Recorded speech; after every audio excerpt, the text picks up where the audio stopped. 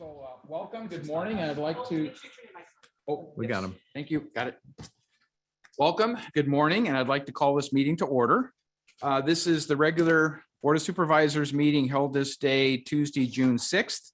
And there's a couple things I would like to announce right up front. Supervisor Thomas will be absent today. She had other commitments, so she will not be participating. It'll be the four of us.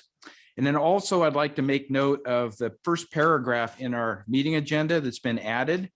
I think it's important for the public to recognize that we're acknowledging the fact that we're continuing to operate under a Zoom format, but that we can't guarantee Zoom connectivity. And this has been worked through county council and stuff, that we're going to do our absolute best to control the technology gremlins. But if for some reason the Zoom drops out, we will try to restore it, but we're going to continue to conduct business.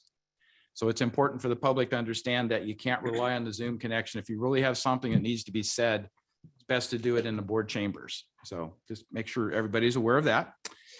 And so with that preamble, I'd like to ask Pastor Craig Klatt of the Camino Adventist Church to offer us our invocation this morning.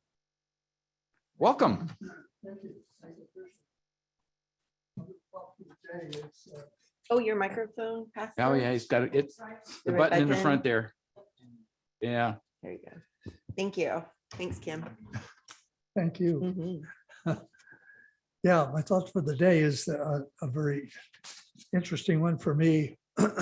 Worry is a conversation we have in our head about things we can't fix. Prayer is a conversation we have with God about things that He can fix. We've been all deeply touched by the incident that happened up in Pollock Pines.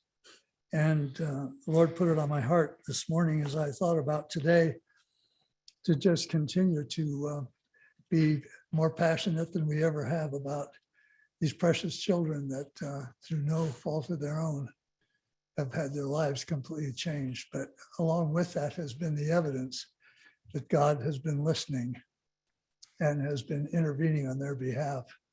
And we know that He will continue to. So with that, let's bow our heads as we just say thank you this morning, Lord, for the gift of your presence in our lives, in our special place of life and living. You've been with us all the time. You've revealed your heart toward us. And as we've offered up prayers this week for these children that have been so severely damaged by this accident, we've also been gratified to see that you have lent your touch of health and healing to them in ways that have given us encouragement with regard to their future. We continue to make that a special focus of our lives. Today, the gift of this meeting of leadership in our county is convening, and Lord, we're thankful that your presence here will give us things that we need, will give us wisdom and health and strength to meet the challenges of our county. And may we continue to move forward in ways that will clearly give evidence that you love and care for us in this very special place that we live. We pray in Jesus' name. Amen. Amen. Thank you, Pastor Klatt. Well done. And the recognition of what happened up in Pollock Pines is very, very important. It's dear to the heart of all of us. And so we're already starting to look at what are some of the things the county may have to address. So thank you for bringing that into the invocation. So with that, Supervisor Parlin, would you lead us in the pledge, please? Yeah, everybody please stand and join me in the pledge. Begin. I pledge allegiance to the flag of the United States of America and to the republic for which it stands, one nation, under God, Indivisible, with liberty and justice for all. Thank you. And with that, we'll move on to adoption of the agenda and approval of the consent calendar. So we'll go down the row here. District 4, do you have any comments? I do, and I would like to make those comments after public comment, if that's okay. Okay, all right. We'll go back to you after public comment. District 2. Yeah, I'm going to vote no on item number 10. I just feel that it's not a good place to put this facility because we've had a lot of issues with the navigation center we have. And there's been a lot of calls and stuff. I think it would, the appropriate place would have been up there by the jail. So I am going to vote no on that. Okay. Also, I want to talk about 24 and 25. You And want to pull those or just want to make a comment? just make a comment. Okay. I think it's a Right. good thing. Yep. Especially when they have the celebration for the 4th of July, which will be down in Cameron Park. And then also at the racetrack here at the fairgrounds. It's been going on for quite a long time. So it's a great thing that we do for our community and the residents. Very good. District 5. I have no items to pull at this time. Thank you. All right. And I do have some comments that Supervisor Thomas provided relative to the consent agenda. So I will give you these, Kim, but I'm just going to read them into the public record.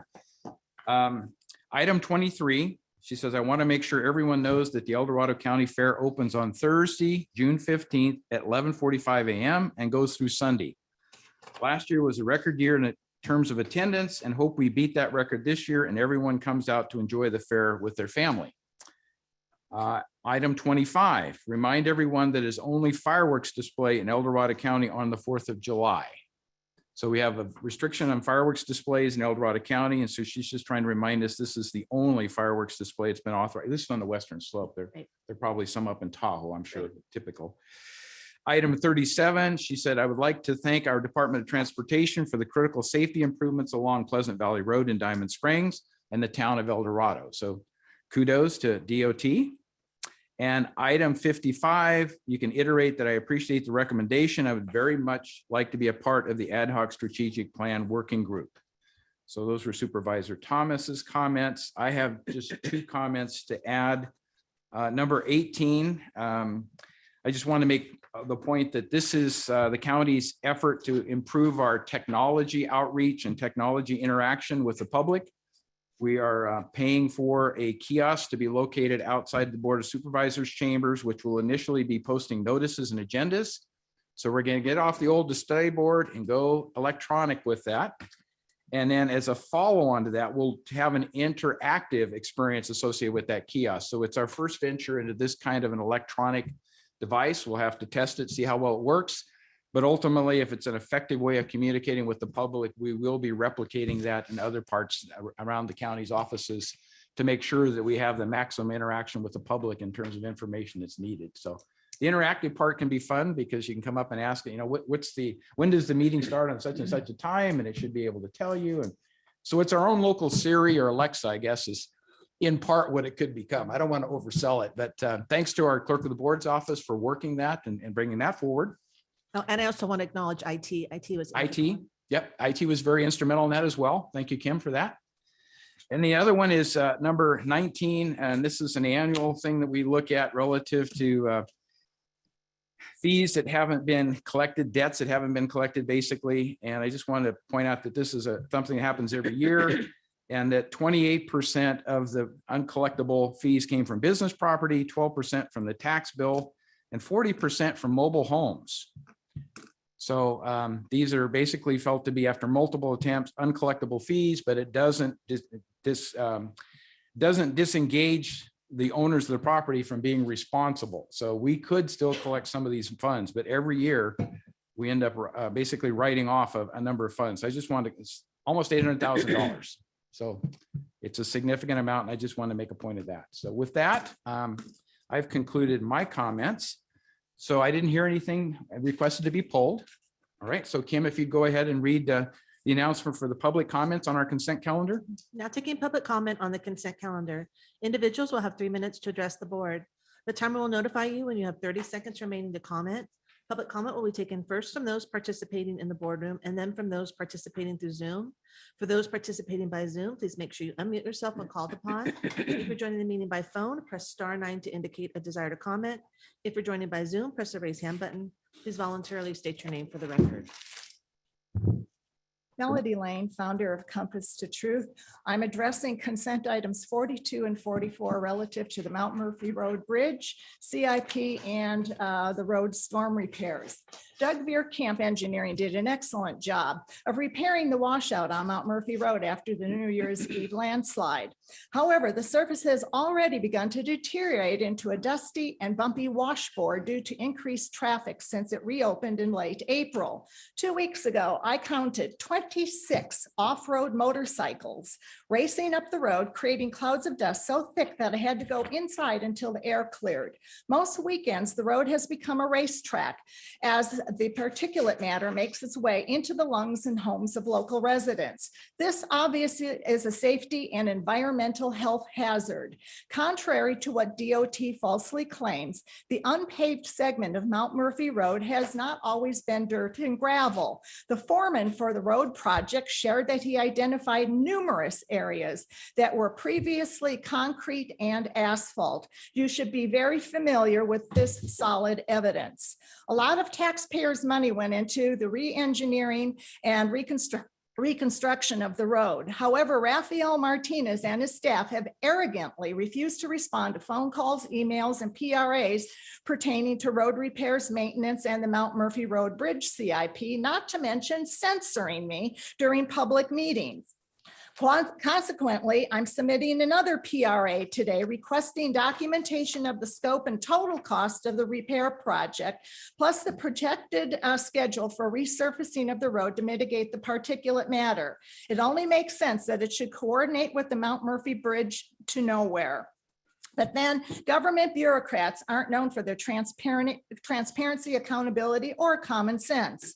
In April, I also received this notice of decision from the planning department pertaining to the revision of the Coloma Resort SUP to, quote, reconfigure the location of camp school platforms and replace the entryway kiosk at the Coloma Resort site to reduce flooding impacts to on-site developments, end quote. The BOS needs to know the Coloma Resort platforms and entry were already removed last fall, more than 6 months before this notice of decision was ever issued. Item 42 makes it evident that moving the structures is to make way for the Mount Murphy Bridge CIP, which involves eminent domain. When I was on the stakeholders committee for this bridge, we were assured by the county that the historic one-lane bridge would remain as a footbridge, and the new common sense bridge would be reconstructed parallel to the Grange where Sutter's Mill once stood. Coloma residents have no voice or representation. In other words, we were again bamboozled by government bureaucrats. Madam Clerk, please enter this into the public record and make sure that Rafael Martinez gets this. Melody. Morning, Lars.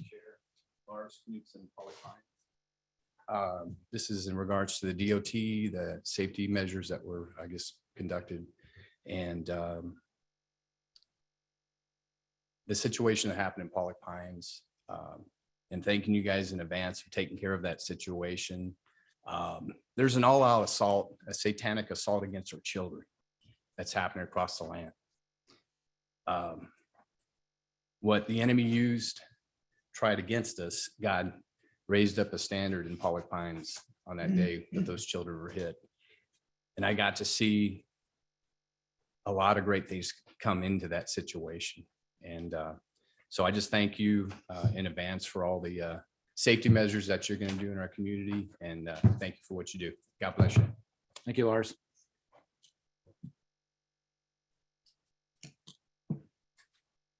Morning, Chief. Well, good morning, Mr. Chair. How are you today?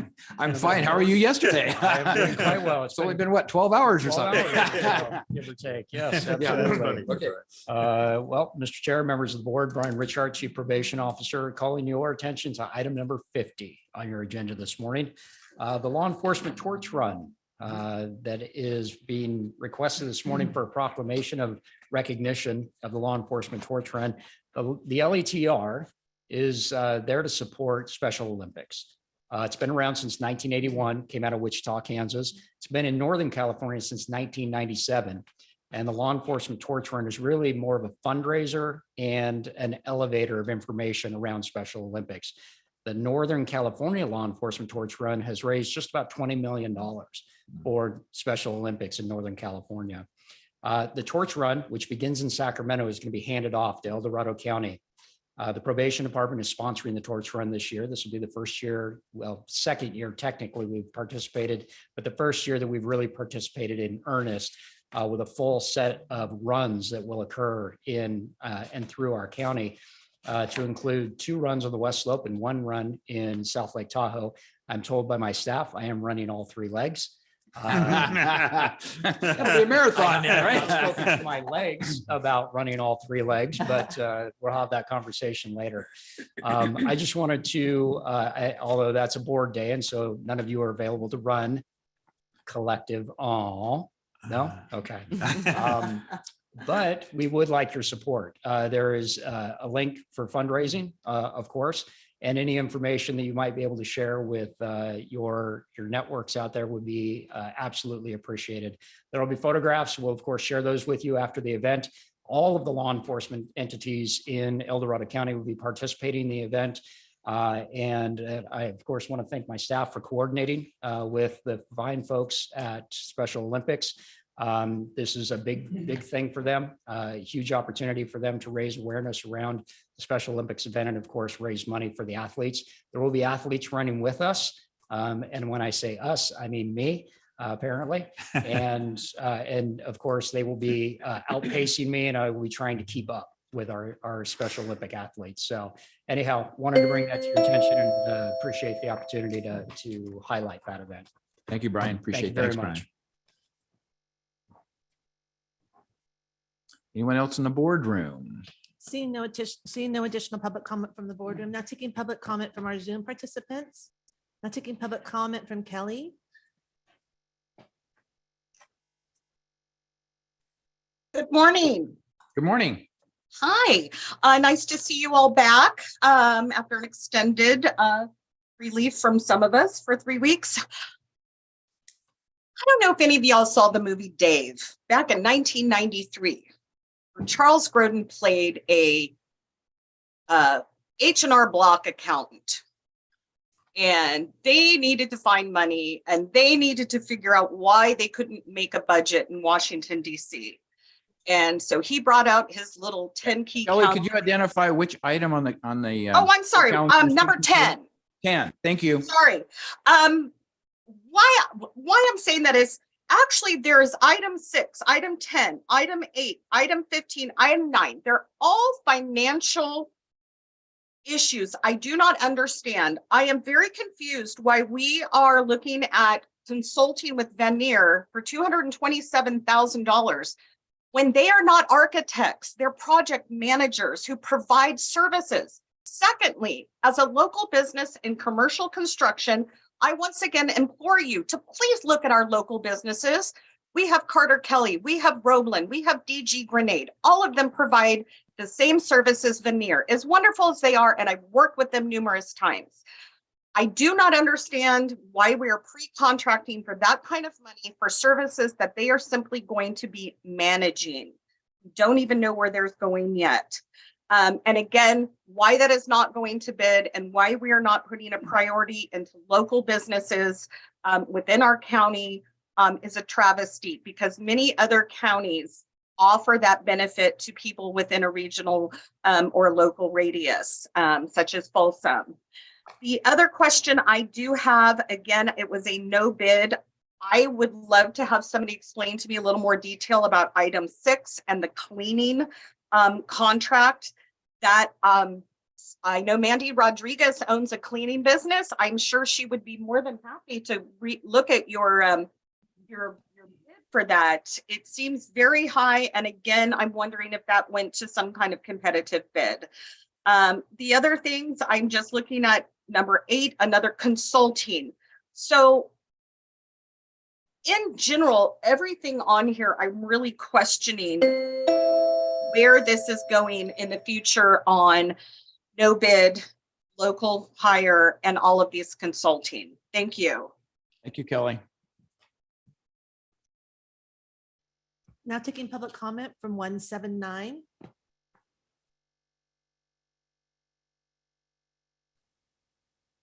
Good morning, my friends. God bless you. This is Jonathan Gainsborough. I was so blessed to see that Bible study has started at the Navigation Center, and even more blessed that we have a Navigation Center.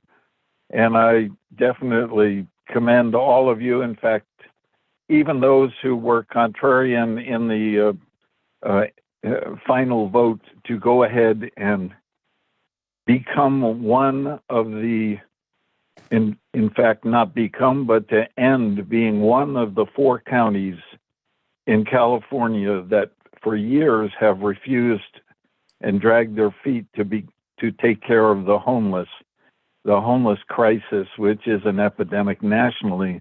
So But they Jonathan, say for the record, could you specifically- identify which item you're speaking to on the consent calendar, just so we have it aligned?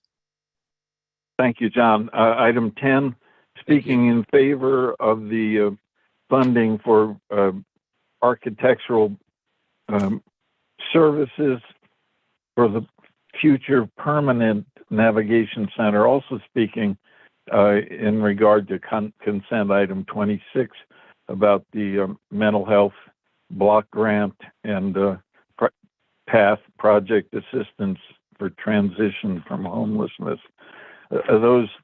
These 2 consent items are interlocked and very interconnected. For years, I've spoken every meeting, missing perhaps maybe 5% of the meetings over the last 3 years, saying we have a disgrace that we need to deal with, and that we cannot, with $1 billion budget, being one of the wealthiest counties in California, to continue to neglect our 600 homeless, give or take a few. But each one of the few that we give or take is infinitely valuable to the God that gives us our breath and our blessings every day.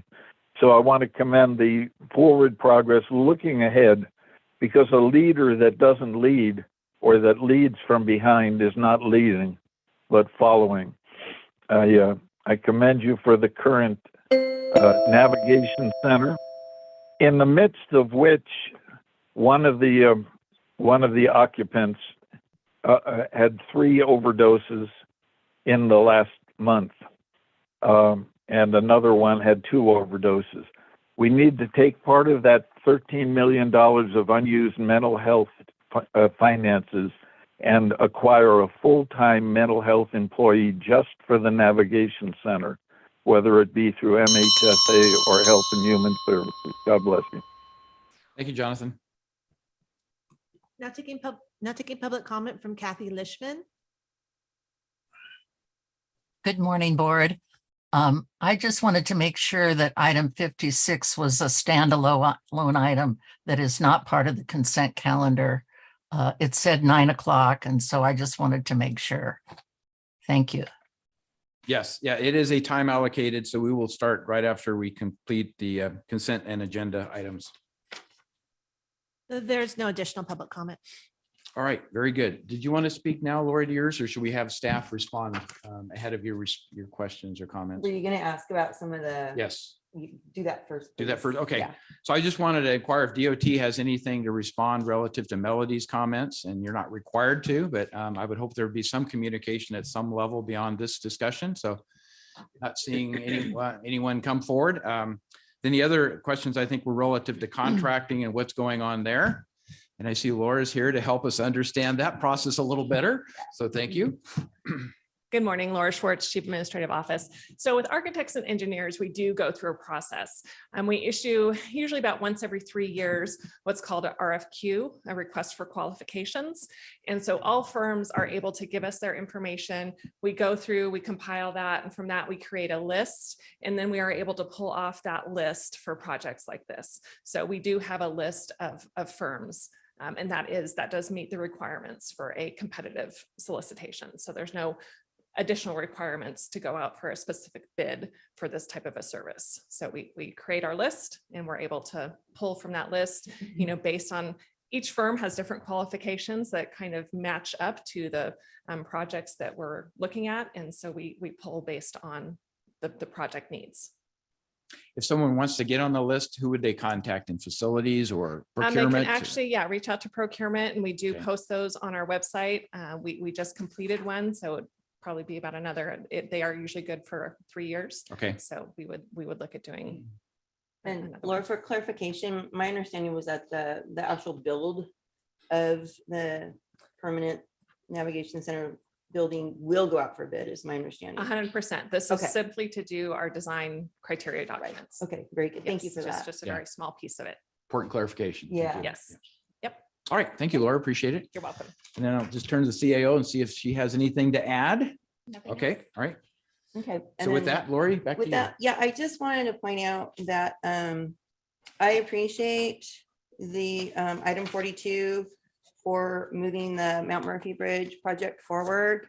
At the last public meeting I was at in Coloma, the residents really wanted this bridge built yesterday because of the concerns about ingress, egress during flooding and wildfires, which we've been having a lot of lately. So thank you for keeping that project moving forward, and anything you can do to make it go forward faster would be really appreciated. All right. Very good. With that, I'll move to approve the agenda and the consent calendar. I'll just make Oh, adoption agenda and approve the consent calendar with the following changes. Supervisor Turnbull has voted no on item number 10 and Supervisor Thomas is absent. Very good. Do we have a second? Second. All right. We have motion second.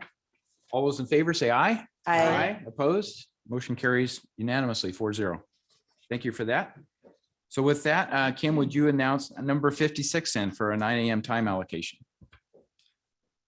Item number 56 comes from the Department of Transportation, recommending the board, 1, authorize the chair to sign a resolution and adopt the 2023 capital improvement program, and 2, return the project Latrobe Road widening Investment Boulevard to Golden Foothill Parkway South Clubview Drive to the unfunded list and not add it to the 2023 CIP. Welcome, John.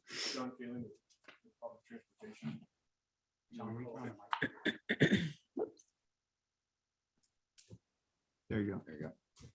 Thank you.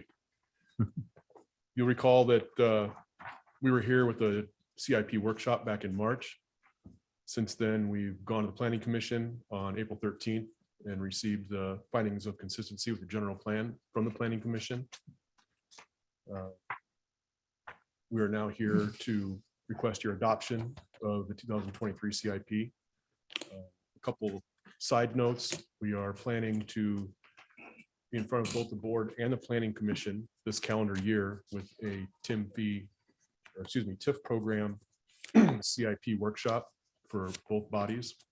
Talk about the entire process for how projects work together in the TIF program and in the CIP and outside the TIF program in the CIP. And then we are planning to have the major 5-year CIP completed by the end of calendar year 2024. So with that framework and context, we are happy to discuss any element of the CIP that you wish to discuss this morning. Very good. Any board questions on the CIP? I have several, but I want you to go first. Who wants to Go take the ahead. lead? You take the lead, John. This, Lori, you want to go? I'll take a stab at it. Okay. And I did talk to Raphael last Friday about some of my concerns. And I was trying to figure out, when I was looking at this on the project change table, one of the colors said that items were added back in after our meeting here at the board. So then I was like, oh, now I got to try and figure out what was added and not and all that. But I've been asking, I think, for years about those projects that were removed from the CIP in 2016. And I don't think those have been added back in yet. And in my mind, we've already approved projects, and I think some of them have been built on Bass Lake Road, and therefore we didn't collect TIF, we're calling them TIF fees now. TIF, well, fees is in the F. Gosh, we didn't collect TIF from those developments because they were approved after those projects were removed. So we lost quite a bit of funding, and yet that is where development is happening, is going to continue happening in the county. And the folks down there are feeling the impact. So I feel it was a lost opportunity. And I don't think those projects have been added back in yet, even though I think we've been bringing it up every year or two. Why not? Can we put them back? Do you know, John, by any chance, were those put back in yet? Or are they still out and we're still talking about it? Do you know? They have not been added back in if you're talking about Bass Lake Road and Mhm. projects like that. Okay, all right. And so, given your opening statement, we're gonna have a workshop. And the 5-year review will be done, or 5-year update, the major update will be done at the end of next year. So again, anything that's being approved, since those were removed, we're losing out on collecting fees. And the whole point of the way that our general plan, and I do think our general plan is unique, is that we're supposed to be collecting those fees from developers as we go to pay for our future road needs. So without those in there, I feel like we're not doing our job.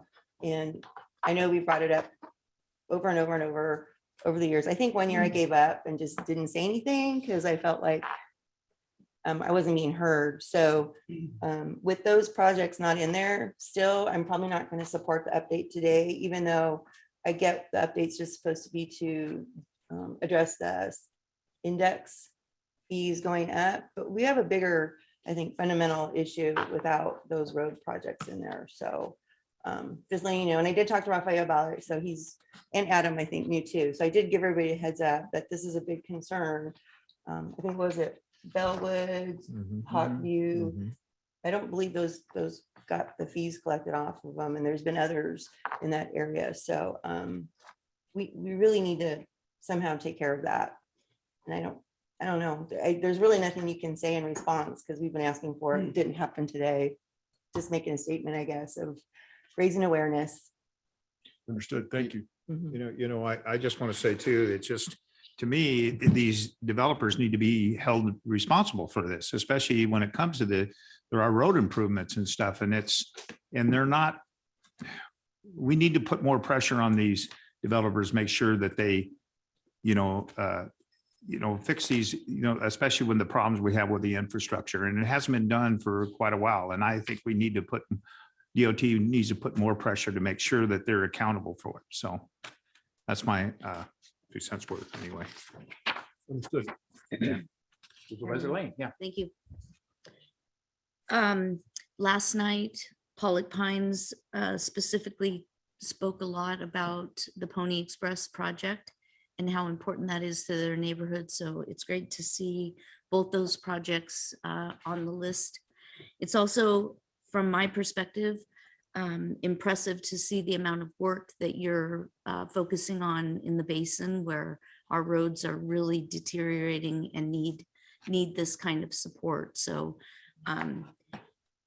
we have we don't have share the same problem that you do down here on the West Slope with developers, not fulfilling their parts of the deal. I understand it. I'm sympathetic to it. But I want to say to the Department of Transportation that we appreciate the amount of attention that you're giving to District 5 in a variety of different ways. And so I thank you. You're welcome. Very good. So I too wanted to start out by thanking DOT for all of their recent efforts. I think you guys are really stepping up and addressing a lot of things. But with that said, I'm very disappointed with the CIP. I'll be perfectly frank about it. What my biggest issue is the delay in getting projects constructed on a number of these things. So I'm not going to support this either today until we have the workshop and we better understand why things got pushed out. So I'm going to give you a couple examples. Bass Lake Road and the Bridlewood Roundabout. We have funds that have been collected from a developer. We're talking to the HOA to try to get them to co-sponsor some level of activity there. When I look at the CIP, it says all of the design work and everything is done in 25, 26, which seems to be a lot further out than what I was expecting, given grant monies from the state coming in to supplement roundabouts. I mean, there's grants that are available for some of these things, as I understand, but the construction is not scheduled until 33, 34 to 42, 43. So we're talking 10 years before we construct a roundabout that should be able to acquire state grant funds. So I've got to understand that better. It just doesn't seem consistent. Do all the upfront work and then wait 10 years when you know the costs in 10 years are going to be tenfold, maybe more. How do we ever catch up with this need to collect enough TIF monies to be able to fund these projects. Because what I'm reading into it, and maybe I'm wrong, is that we took the approach that we don't think we're going to collect enough money, so we have to push off the construction. And that's not what the public wants. The public wants us to collect the adequate TIF fees to be able to fund the projects as the designs are completed in a reasonable period of time and get right into construction, get them done.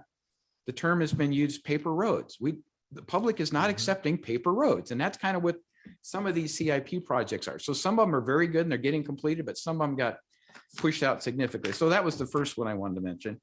The other one is the US 50, one of the other, US 50 Bass Lake Road interchange improvements. And again, we're saying two-phase construction, but all the design work gets finished up in 25, 26, and then some of the construction gets pushed out to 28, 29, and 32, 33. I need to understand why we're doing that. There's usually economies of scale when you get a project done at one period of time as opposed to gapping it and then trying to come back. So I need to understand some of those details a little bit more. I'll give you another one. Let's see here. Green Valley Road widening east of Francisco to east of Silva Valley Parkway. Both myself and my planning commissioner have been talking to Raphael about needing to get that done short term. There is a significant impact in terms of transportation in the morning hours and in the afternoon hours associated with our schools. Unfortunately, we don't have control over where schools get located, but having 4 schools on Silva Valley Parkway and 1 school that's not too far from that intersection on up on Green Valley Road creates a lot of traffic congestion. And to have a 2-lane road segment in there really is restricting things. So when I look at the schedule, it says nothing is planned at all in terms of design, right-of-way, or construction until 33, 34 to 42, 43. Like it's been pushed out a decade. So I'm getting a common theme here that apparently we don't have the funds anticipated to do this, and we're not addressing that part of it. And TIF has got to be part of it, but grant monies have got to be. So again, I just need to understand a little bit more of it. And then let me go to another one here. This is El Dorado Hills Boulevard overlay, Saratoga to Harvard. I thought that was going to be constructed reasonably near term to finish that off.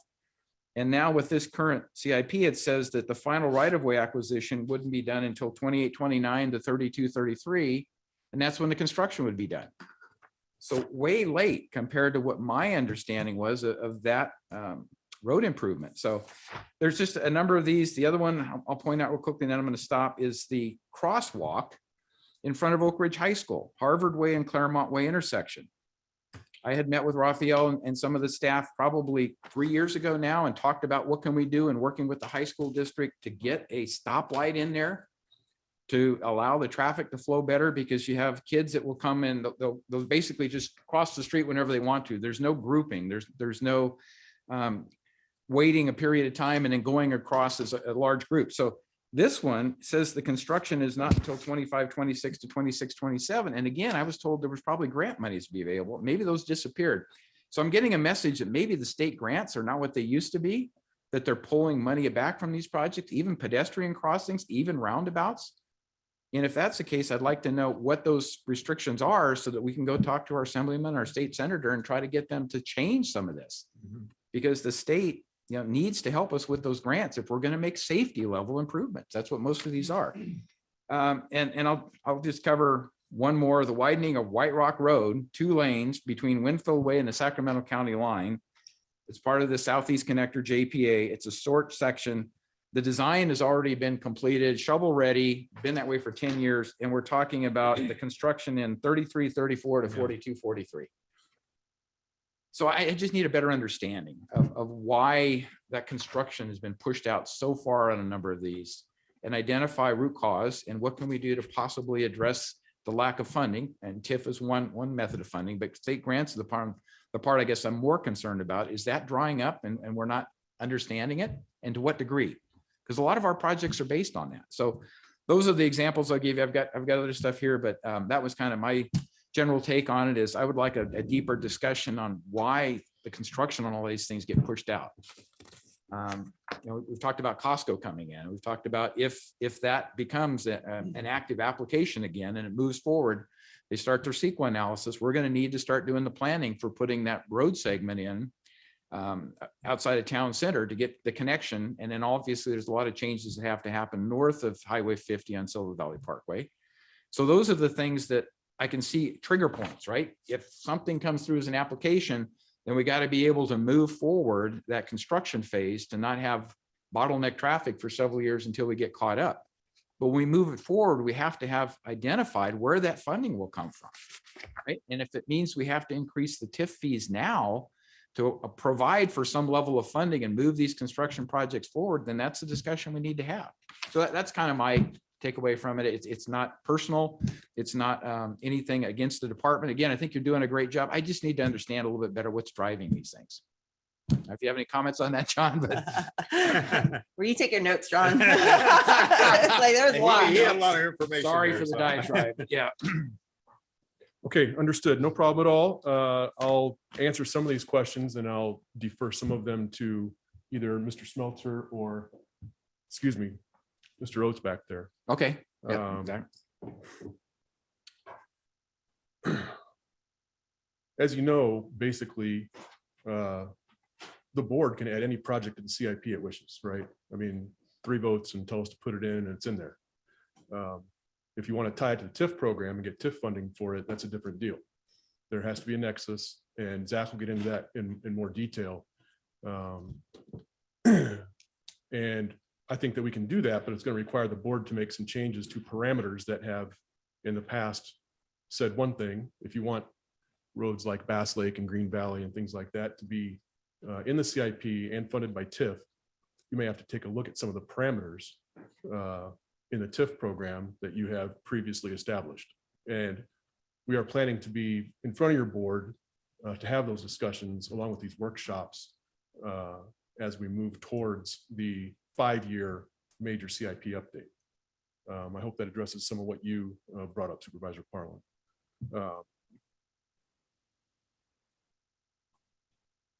I can speak to Bridlewood, the roundabout. That's in my group for design. Okay. We are fully funded through design. Okay. In my group, I have exactly 1 senior civil and 1 office engineer that do design work. I have several other people on my staff that are out working full-time on the Mosquito Bridge replacement project. So with those 2 people, we are trying to deliver 7 projects this summer to advertise them for bid and to get built.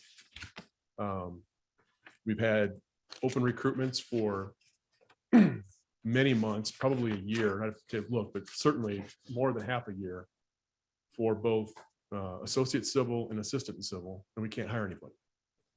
Okay. So for Bridlewood specifically, that is what's holding that project up from proceeding forward on design. And as a general statement, when we don't have money for construction identified, or even possibly looking at construction money for grant opportunities, generally those get put out in the 10-year or 20-year bucket because we don't have any, we don't want to say that we don't want our CIP to say that we're going to build something when we have no idea where the construction funding is going to come from. We don't think that's a prudent way to do it. If the board has different direction, we're here to listen. So Bridlewood at least is fully funded through design. But it's a staffing issue for the design part of it. Yes. That could be accelerated with a staffing solution or contracting out for services. Is that something that's viable for that roundabout? Because there's a lot of people that I think have done just focused work on roundabout designs. So there are several that have, and we've worked with some of them. GHD is a real good firm we work with up in on the Pioneer roundabout 150 in the basin. Right. So yeah, we could. It's gonna be a little more expensive to contract it out. We'd have to take a look at our budget that we have and make sure that we can still do it. But that would be the most immediate way for us to move that project forward, if that's the board's direction. okay. Because time is money, and the longer these things take, the more it ends up costing us in materials and labor and everything else. And so if you have the funding authorized, it seems like we need to emphasize, let's get the work done and then get into construction as soon as we can identify the funding needed there. So, yeah. Gildard Hills Boulevard Overlay Project has been designed for years. Yeah. And we've taken bites away from the scope of that project with SB1 money. So you'll recall that Right. Eldorado Hills Boulevard was resurfaced, I believe, from Green Valley to Yep, the north Harbor. end, yes. Yeah, Yep. okay, and also the piece from between Serrano and Saratoga. Mhm. But yeah, we don't have the money for that capital project for the remainder. And regarding like Oak Ridge High School and other safety improvements. Back in the aughts, there was quite a bit of money out for improving, adding lanes, let's say. Mhm. There were bond measures statewide that provided a lot of revenue that was used statewide to build roads and bridges. That's all gone. The big thing, as you all know in California now, is not adding lanes. Don't add lanes. Right, capacity, that's the issue, yeah. Everything is, almost all of the grant money nowadays is focused on active transportation for pedestrians and for bicyclists and associated facilities. And so everybody in the state's going after that money, right? Because there's no other money. And so it is very competitive and very tough to get funding for these projects because the funding is scarce and everybody's after it. We apply all the time for grants. And we get funded, I don't know, 15, 25% of the applications we turn in. So that it's a small opportunity is pot and everybody diminished. wants a piece of it. Yeah, I understand. But maybe with some legislative help, they can keep us aware of where we might find that niche of funding that's coming forward by a new legislative act or something rather than get lined up early. I mean, it's just communication, in my opinion, in terms of how to anticipate what's happening at the state legislature, because they're always changing things. There's new bills that are being approved now to go to the governor, et cetera. So I think having that connectivity with our legislative representatives can help us at some point in time. So if we know and can identify the projects that we would put high priority on that are safety oriented, maybe we can work with them to try to break something loose and get an earlier funding stream than what it might be if it's just, applications to grant. Sometimes you have to work that part of it with a little bit of advocacy and lobbying or whatever you want to call it. So Yeah, we have been pretty successful with the federal and the state highway safety improvement program. We generally do get funding every time we apply for that one. Not always what we want. Well, never everything that we want or that for which we apply, but we do almost always get funded out of that grant cycle every couple of years. I don't have an answer for you on Green Valley between Francisco and Silver Valley as I stand here, so I'll have to get back on that one. The White Rock Road widening, that's a JPA project. Yep. And they're committed to obtaining funding and constructing it. not constructing it. I'm on the Okay. JPA, Not so gonna argue with you. I know you're on the board. it's shovel ready to go. They've asked for the funding to be authorized to get that constructed because they can lead the construction. I don't think we want them to lead it.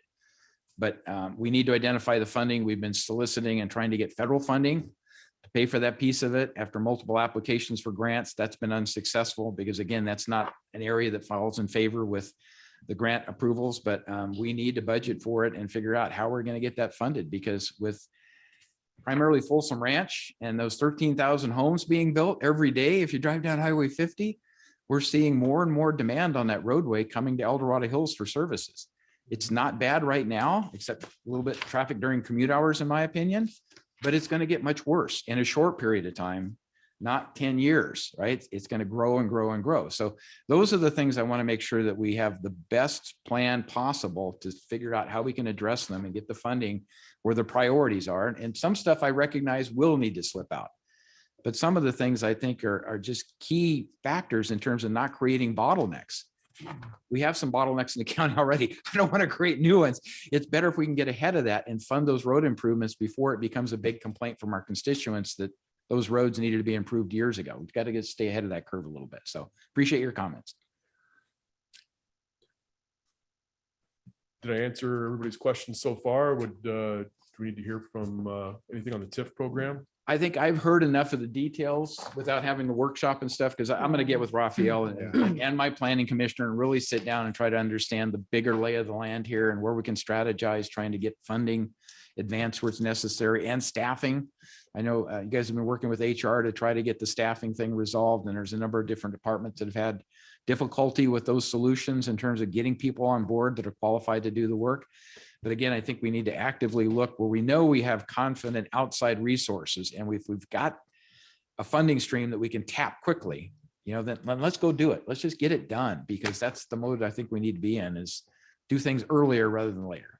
That would help everybody, I think, recognize that the county is trying to make substantial improvements in capital improvements as well as in our road maintenance. And people have recognized our road maintenance efforts. Yeah. They're starting to step up and say, thank you. This is really needed, but there's a long list, right? So it's a never ending list. It's kind of like the Golden Gate Bridge. You finish painting on one end and you start back on the other end, right? It's a typical type of thing with DOT, but I appreciate your comments. And I do know that our auditor controller, is he still in? He's right there. Wanted to make a He's right comment, so there. I would invite your comment at this point, and then maybe a staff may have to address or respond to those in addition. So thank you, Joe.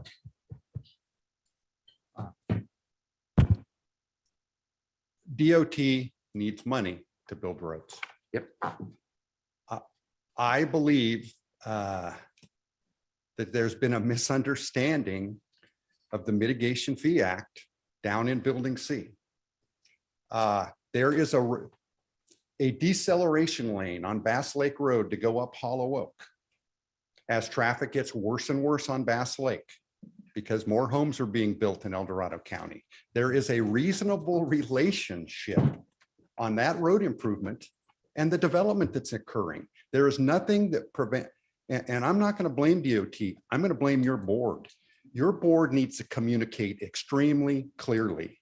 I recommend you approve the CIP today, and you order DOT to put a deceleration lane near Hollow Oak on Bass Lake Road in the TIF program.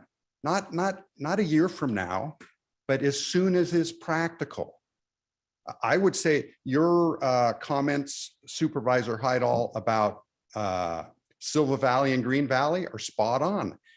Your board needs to communicate that there's a reasonable relationship, and that's what's required under the Mitigation Fee Act. And I thought all this had been cleared up the last time the subject came up when Dave Livingston explained it to your board and to Raphael. There's a reasonable relationship as homes continue to be built in El Dorado County on the west end, and the traffic problem at Silva Valley Road and Green Valley Road. So I think your board should order DOT to put these improvements in the TIF program and have them come back in 3 weeks, or I realize in the summer with the 4th of July, and either put it into the TIM fee program. I realize there's certain notice requirements, which I don't have at the tip of my tongue, related to raising fees under the Mitigation Fee Act, but have them report back to you when these projects are going to be added to the TIF fee program, or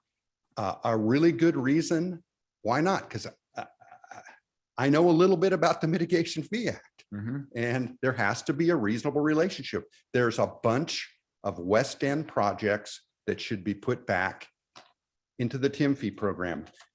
Our general plan, I supported our general plan in 2005, I believe.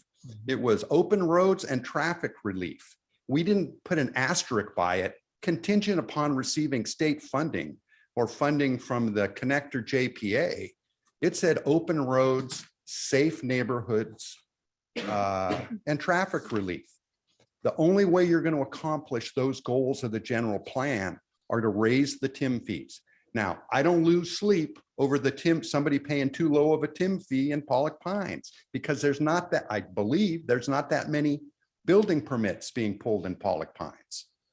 So there's not going to be enough to make a significant capital improvement, capacity improvement up there. But on the West End, we're under collecting millions of dollars that the public expects us to be spending on road improvements. And I'm sorry, Supervisor Heidel, you brought up the roundabout near Bridlewood Canyon. There was a developer advance related to my appeal of that map. But that developer advance is refundable. if enough progress isn't made on the roundabout. Mhm. I believe certain expense, a portion of that roundabout should be in the TIF fee program. The residents of Bridlewood Canyon are not going to pass a tax by a 2/3 vote to pay for their share of the roundabout. That's not happening. That's Right. We unrealistic. weren't asking for fair share, but go ahead. Oh, not fair share. They're not, Participation. I don't think they're okay. Many of them bought their home in Bridlewood when Bass Lake Road was 4 lanes in the TIM fee program. Right. So they didn't We- expect, this is a bill they're being surprised with.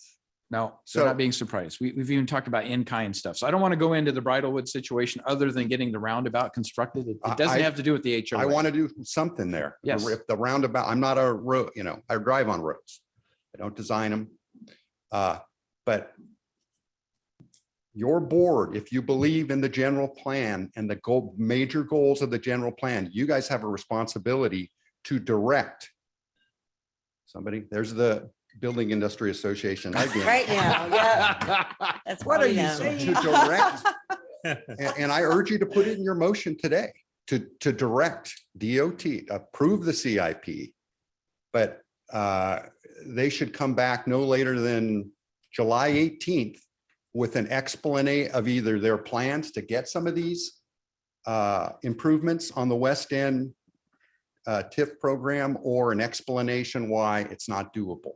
Because as Kaling explained, he is a crummy road guy if you don't give him any money.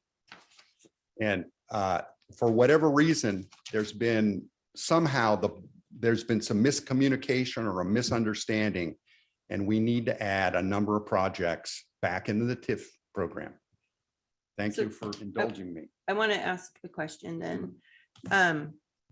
My concern about approving it today with direction, I'm not sure if we would have a good idea what that direction should be. Mhm. And if I we wouldn't. approve it today, Yeah, and it's just for those increases, I get that. But then I'm concerned that we don't have the, for lack of a better word, incentive for DOT to get our concerns addressed quickly.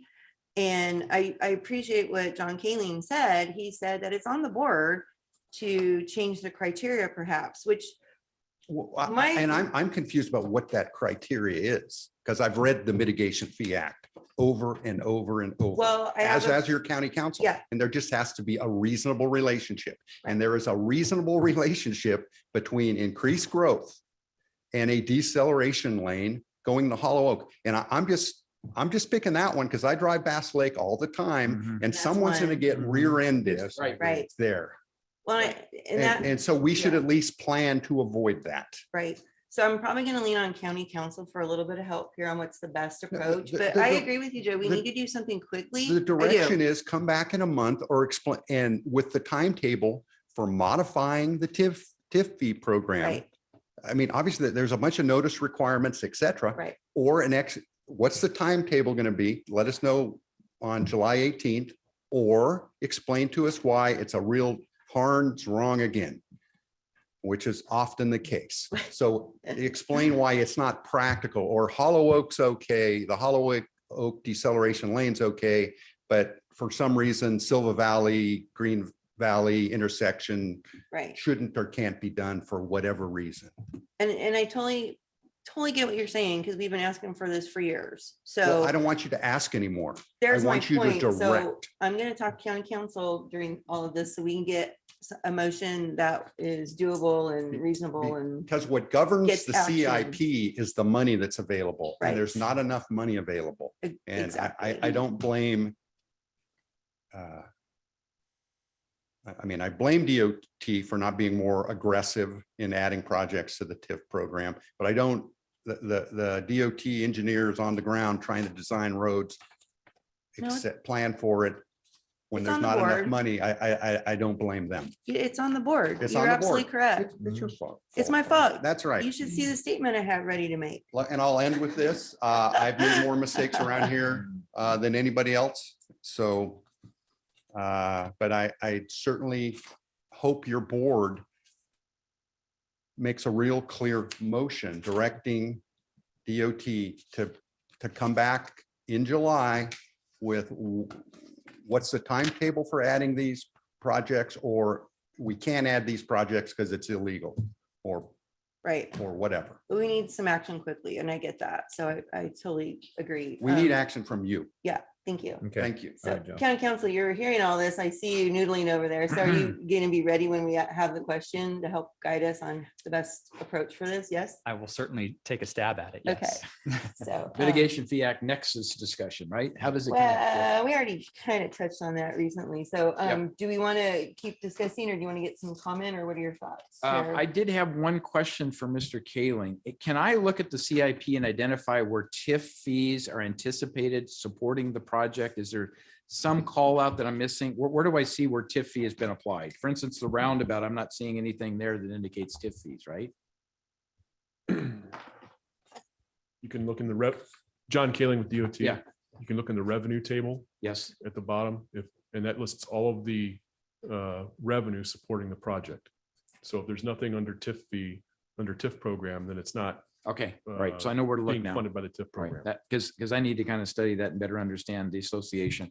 I was hoping to be something on the summary sheet that would just quickly tell me as I go through these, whether there's TIF fees applicable or not, and so In we'll the have to- beginning of the book, we list the cash pro formas, we call it, right? Mhm. and that's broken up per funding program.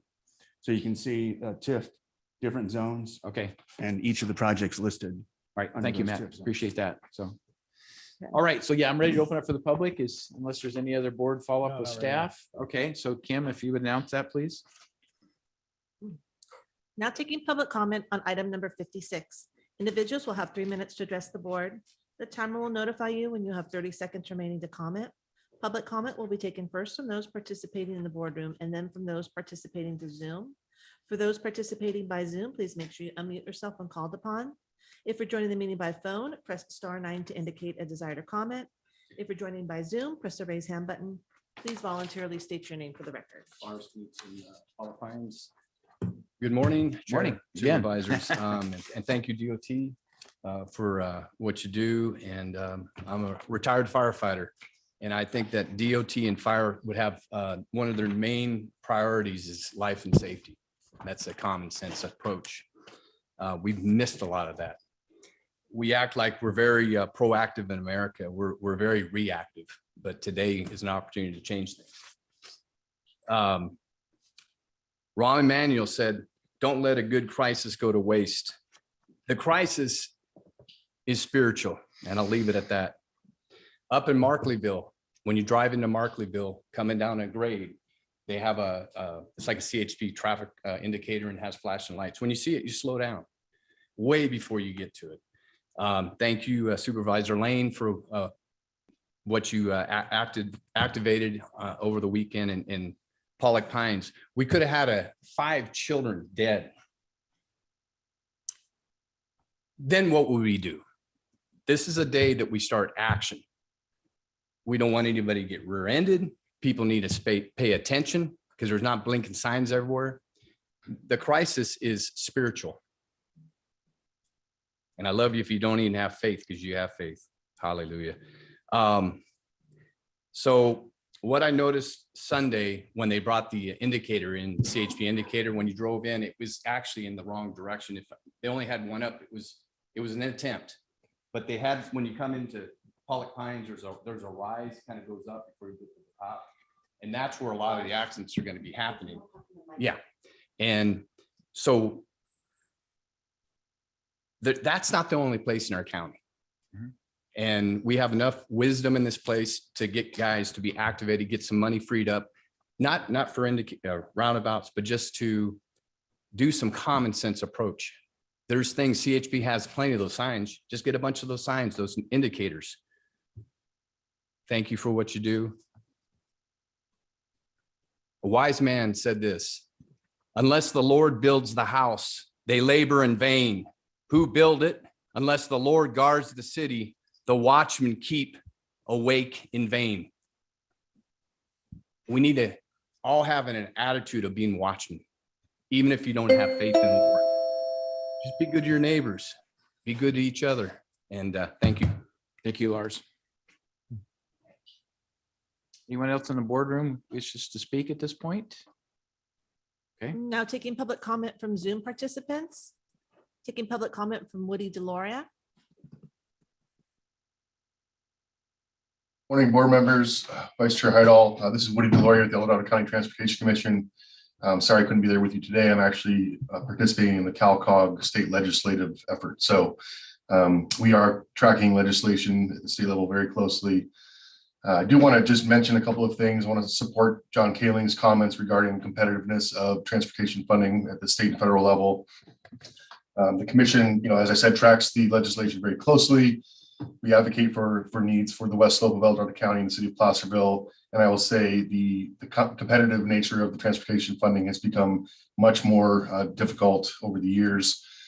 And we are, the state and the feds are both focused on combating climate change. So no new capacity, no increase in DMT or vehicle miles traveled. All projects must reduce GHG or greenhouse gas emissions to some extent. The days of expanding highways and adding roads and adding lanes is long gone. Just want to make sure that we're clear on that. I also want to make one more other point, and that is the very limited formula transportation dollars that we receive through the commission that go to the city and the county from our fuel sales tax or gas tax are based on our resident population and lane miles. So as you all know very well, we have a very high population or high concentration of tourism and recreation travelers on our highways and local roads. The funding that we receive does not reflect that user population of the system. So I want to commend DOT staff. I think they do an amazing job with the very limited resources that we have, given that we are not a self-help county and we are limited to the state and federal formulaic dollars that we receive. Supervisor Heidel, you mentioned, tracking the legislation. There are actually two bills right now, AB 6 and AB 7, which if passed would impose the state directions of combating climate change to even local sales tax dollars and local TIM fee programs. So the legislation and the policy is going more in that direction, not less. And we will continue to track that and advocate.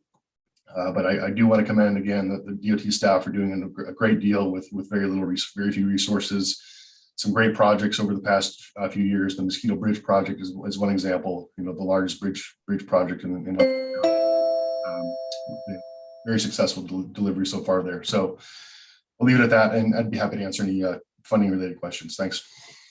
So Woody, I have a clarifying question relative to the self-funded aspect of this. Would you anticipate that if we were a self-funded county by a sales tax measure, would we be eligible for some significant percentage more grants from the standpoint of getting them from state and federal government? Well, is it a big thing or is it a little thing? Is what I'm trying to figure out. Sure. I'm in no way advocating for either or. No, I understand. Just an open-ended question. Just to be clear, any additional matching funds that we can secure to throw at state and federal grants, the more successful we'll be. The only known source that is set in the legislature under Senate Bill 1 is the local partnership program. There are formula dollars that are allocated to any jurisdiction that has a transportation only sales tax measure. So it cannot be tied with other linear public utilities like sewer, water, or power. It has to be transportation only, but there are formula dollars that could be allocated to the county if there was a measure passed. That would be a given known source each year. Again, that's based on population and lane miles.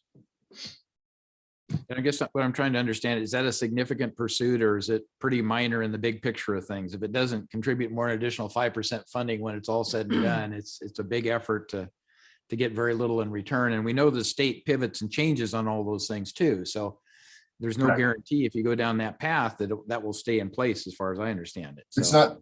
It's not a significant amount of funding. However, it is almost a dollar for dollar match as far as the sales tax generated. That said, the more counties and cities that become self-help, the smaller that pool of funding gets. So as more self-help counties and cities come on board, the pieces of the pie get smaller. Thank you, Woody. Anybody else? Okay. Let's, do we have Anyone somebody else else? can? Yep. Now taking public comment from Kathy Lishman. Good morning. I think it still is. Kathy Lishman, former member of the Measure Y and the No Gridlock committees. This seems like a disaster, especially with all the push on housing these days. The funding seems like a disaster, and it seems like gridlock is in the future. I appreciated the comments from Supervisors Parlin, Turnbull, and Hydall, and the letter from Joe Harn and Joe Harn's comments today, because there is a problem. The general plan that was adopted, or the 2004 general plan, it promised the people in the ballot question a plan for managed growth and open roads, a plan for quality neighborhoods and traffic relief. And I need to know, and the board needs to know, how you're going to keep that promise to the public. Is it in the strategic plan? I mean, how are you going to do this? This is not what the public wanted, and it's not what the public was promised. And you either need to be able to fix traffic or limit growth. Thank you. Thank you, Kathy. There's no additional public comment. Back to the board for further comments or a motion or something. Yeah, Oh, man. I just want to say something. There's so many problems in our county, and we needed to get ahead of a lot of these projects. I mean, look what's going on. Look at Cameron Park Interchange. I mean, it's a mess. It really is a mess. And all the traffic that backs up, especially coming off the freeway. There's a big issue there. And you're talking about, how about Ponderosa Road? People getting to school. There's another big issue. And then you have Motherlode School where the traffic's backed up and the people are right in the middle of the lane and people are trying to pull out and then they get hit with the oncoming traffic. These things have been a big issue for a long time. And I don't understand why we haven't addressed these problems and fixed these problems. So it's all about money. I know it's all about money, but it's frustrating. It really is. It's more than that, though. It's political will. Yeah. Like a lot of things. Frustrating to me. And we inherit prior board's decisions. Right. And therefore, and I will say, you know, I'm just throwing stuff out there. The fact that we pay money into the state, are we getting our fair share back with this competitive stuff? There's a county, I cannot remember which one, that is actually looking at that. And then they talked about, and again, this is a different board in a different county, but they're like, if we're not getting our fair share, let's look at secession. I think that counties are getting fed up with not getting our money back from the state. That's a whole nother ball of wax, but it is a bit of our reality. Why are we competing for dollars that we've paid into a program that's just mind boggling? Yes. So separate issue from today though, but it's part of our problem. And I do want to reiterate, we appreciate DOT for, you know, the bridge projects, the maintenance, the vegetation. You guys have so much that you do. We do appreciate it. This is the road improvement projects. It's another ball, another thing. And the board influences that one heavily with our policies. That's what we're talking about today. So I am going to look over at county council now. I gave you enough time to maybe come up with what might be a good idea. CAO, if you want to chime in, but is it a good idea to approve this and get this going? Or is it a good idea to hold off on approving this today and saying we need some concrete answers? We need to figure out how the board can support raising money to get some of these long overdue projects done. Because I know I've been talking about it since I've been on the board. Before I was on the board, I've been talking about it. You too, Supervisor Heidel. I know Yes, you were. right, Kathy long time. Lishman brought up such a great point about the promise of the general plan, and it's our job to fulfill that. So what are you thinking over there? Well, I'm thinking I'm probably not going to answer your question about whether or not it's a good idea to do the things, but I will leave that to your judgment. Okay. I will, if I could, try to, you know, clarify a few things and provide some information and perhaps some options that may help you move forward with. Okay. So I did want to start with the comments about the what is required under the Mitigation Fee Act. I, in hindsight now, am fearful that some of my comments previously may have perhaps understated some of the rigor that the Mitigation Fee Act nevertheless requires. I do not disagree. The standard, according to the Mitigation Fee Act, is that there is a reasonable relationship to be established. That is certainly something more than your board just declaring a reasonable relationship to exist. So I do appreciate the auditor controller noting that if your board desired to add projects into the TIM fee program, that ordering DOT to add it in there would not be wise, but rather directing them to come back with evidence that would either support or not support that action, I think would be the more prudent course of action. So I do want to start there. I also want to acknowledge, I think that, as you clearly know, there is a distinct connection between the county CIP and the TIM fee. It is not 100% overlap, as I think Matt noted earlier. There are many projects in your CIP that are funded from sources outside of the TIF program. But I think the source of your consternation are those projects that are otherwise TIF funded projects, those for which we are collecting the fees charged against new development to mitigate the impacts of those new development. So I do like the idea of the workshop that's contemplated so that you can have that comprehensive conversation, because I think as it stands right now, there are aspects of the discussion that you need to have, but they're really not teed up directly for you today in that, as far as those adjustments to the TIF program. So I think that is probably a separate action, a separate discussion because of the interrelated nature. And on that point, I'll just remind the board, this wouldn't be the first time that DOT staff has come to you with workshops on the interrelationship between the CIP and the TIM fee. Thank you to Danny in the audience who directed me to a discussion item that you guys had in December of 2021, a second of two presentations talking about the interrelationship between the TIF program and the CIP. So I think it's certainly a worthwhile discussion to have, because there's so much that goes into it. It brings in questions about the county's growth factor. It brings in questions about what are the facilities needed for new development versus those that are simply existing deficiencies. That is something that we generally don't charge TIM fees to address the existing deficiencies. So there's some ability to charge new development for their cost to kind of rehabilitate, but that's a little bit of a touchy area. So ultimately, what I want to be able to convey for today is the great non-answer of it is complicated. It is extraordinarily complicated. And I think as far as your action today, you are required by both the general plan and the Mitigation Fee Act to adopt your CIP annually. Does that mean you have to do it today? I don't think so. If your plan is to come back in a few months or whatever the time frame is to have a discussion so that you can then consider whether projects needed to be added in, I don't think that would in and of itself violate your obligations. If you were to delay that for an extended period of time into next year, I think we're going to start having issues both from a legal compliance, general plan compliance, but also just the practical reality for DOT and how they administer their work plan. Because as I think has been made clear, this forms the basis for their work plan for the coming year. So I think there's probably some level of delay that DOT can accommodate. I would imagine that isn't unlimited.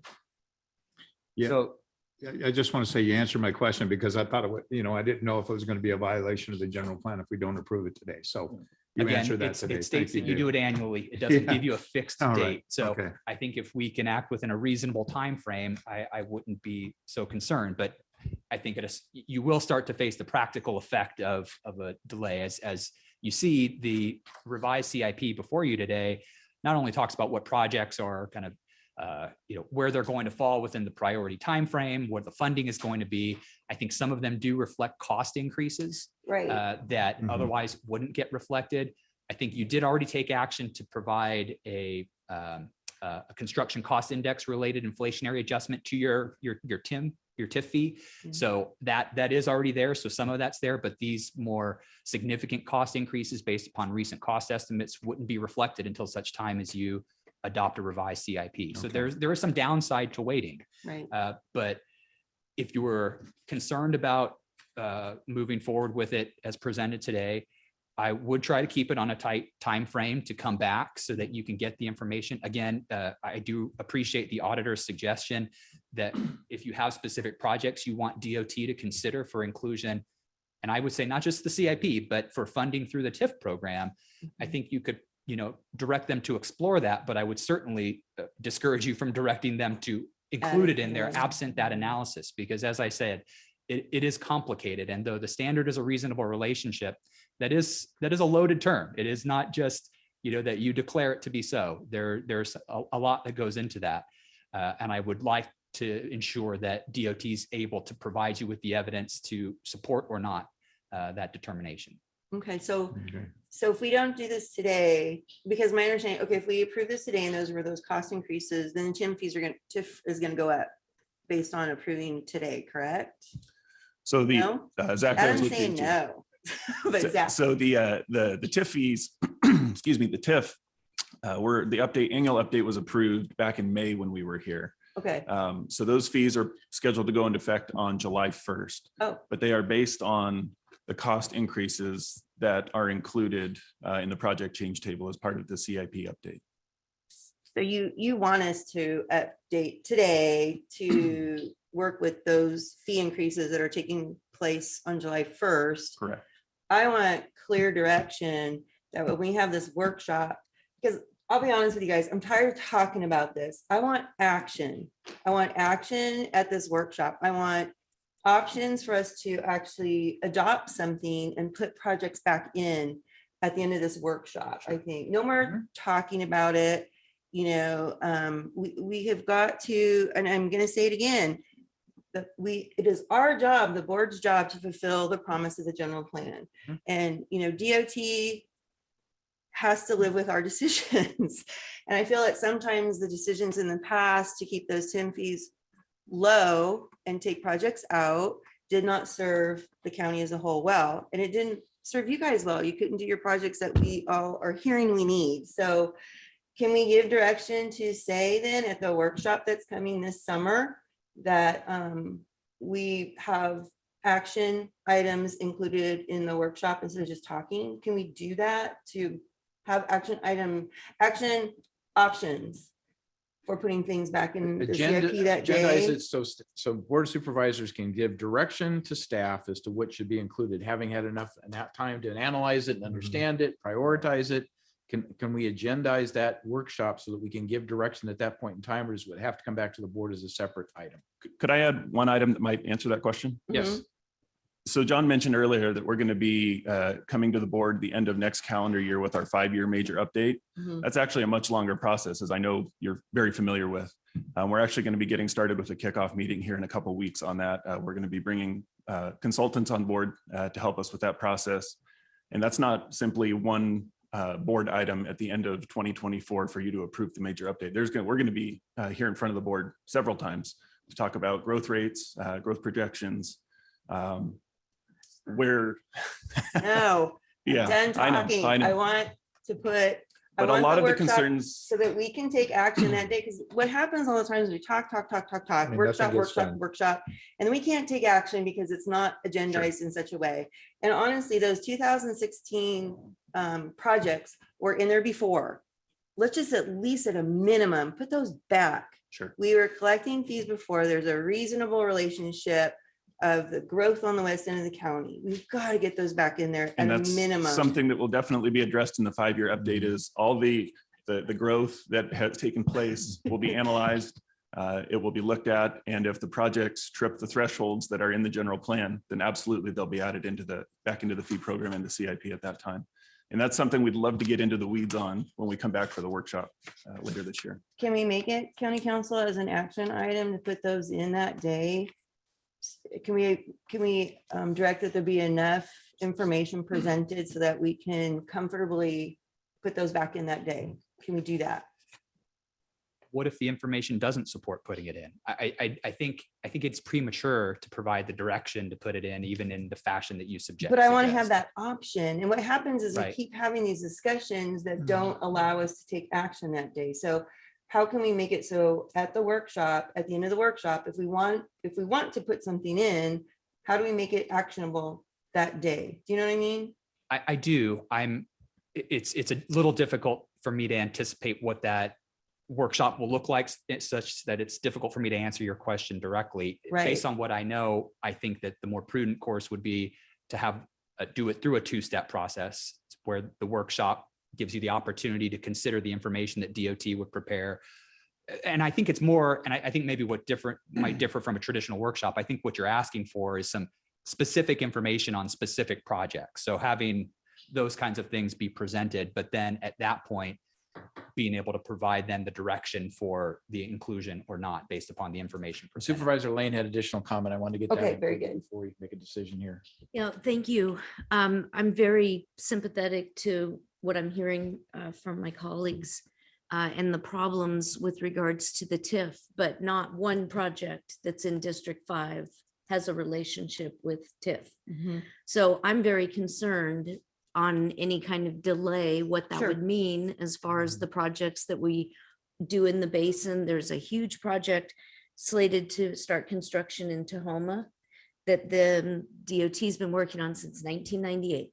So although I'm sympathetic to this problem and I want to support the fact that the general plan feels as though it's falling a little bit short and we have a problem, I'll be all in on trying to help on that.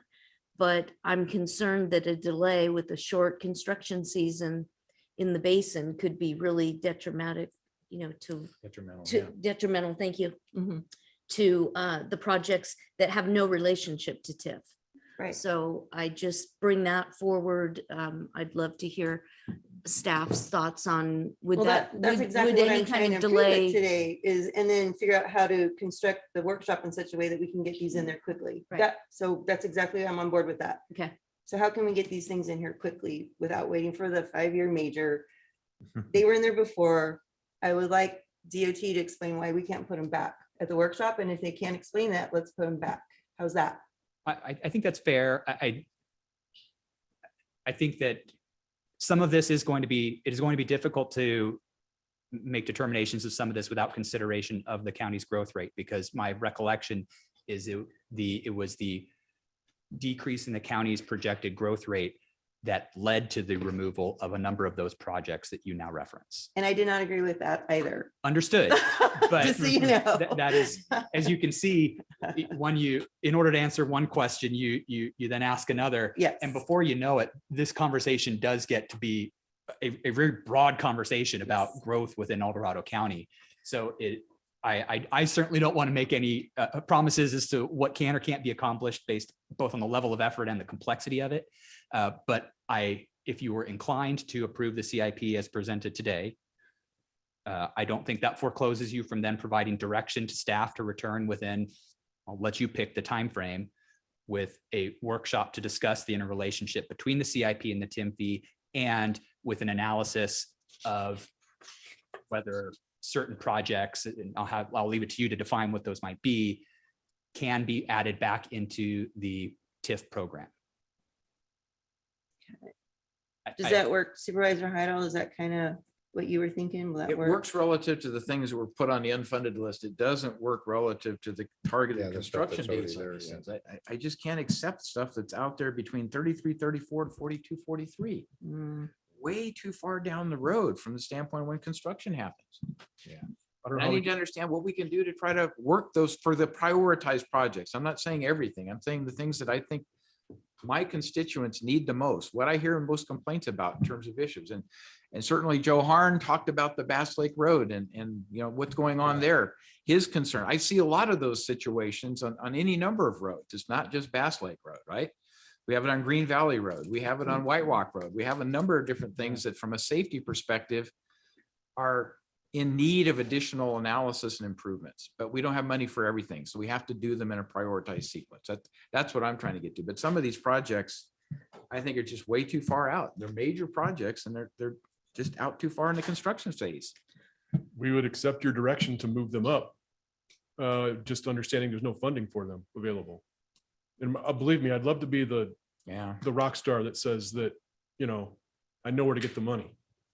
When you're talking about widening White Rock, I don't know where that money's, I have no idea where that money's going to come from.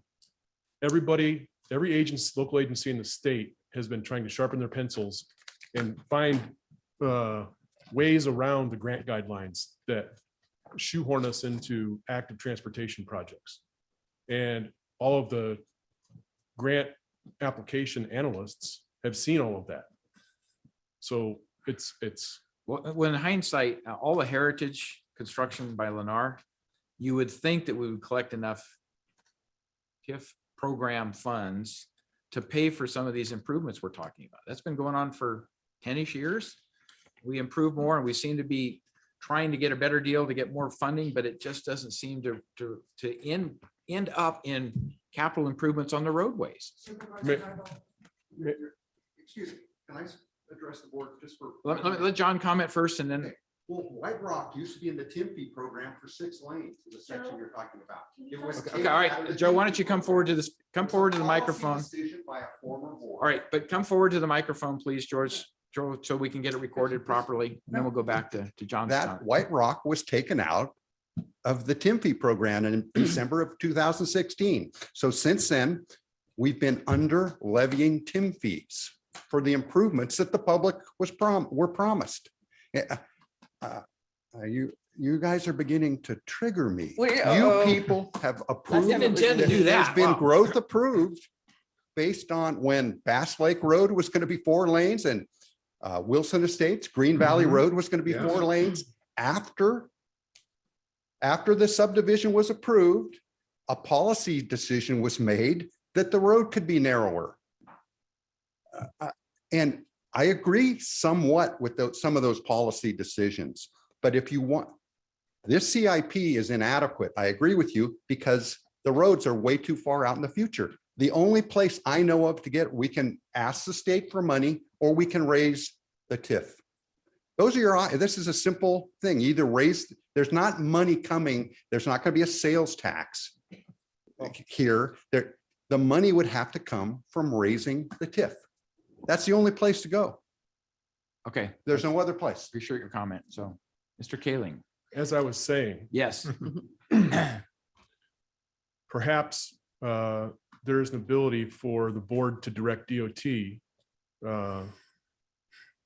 to come back at the end of August with a workshop that analyzes projects that you tell us to analyze. And some of those projects may include the ones that you have specifically addressed, getting back into the TIF, which may make it possible for us to move up the construction dates, depending how much money is available in the TIFs, in whichever zone your project is in. Am I making sense? Yeah, but we just approved the TIF. So are we going to wait till the next cycle? And that's based upon the discussion that Zach was referring to that happens when we start the 5-year analysis. Is that what the timing would be after August? I don't know what the. So there will be a chance for another annual update next spring when we go through the CIP process again. But that will be going kind of in parallel with the 5-year major update that will be going along also. It's a long ways down the road. Yeah, it's really fun. So, okay, so I get it. So I'm thinking of a motion, just trying to Okay, help yeah. here. So of course we want to approve item number 1, authorize chair to sign resolution to and adopt 23 CIP is presented, attachment E. Yep. And then the return the Latrobe vote. So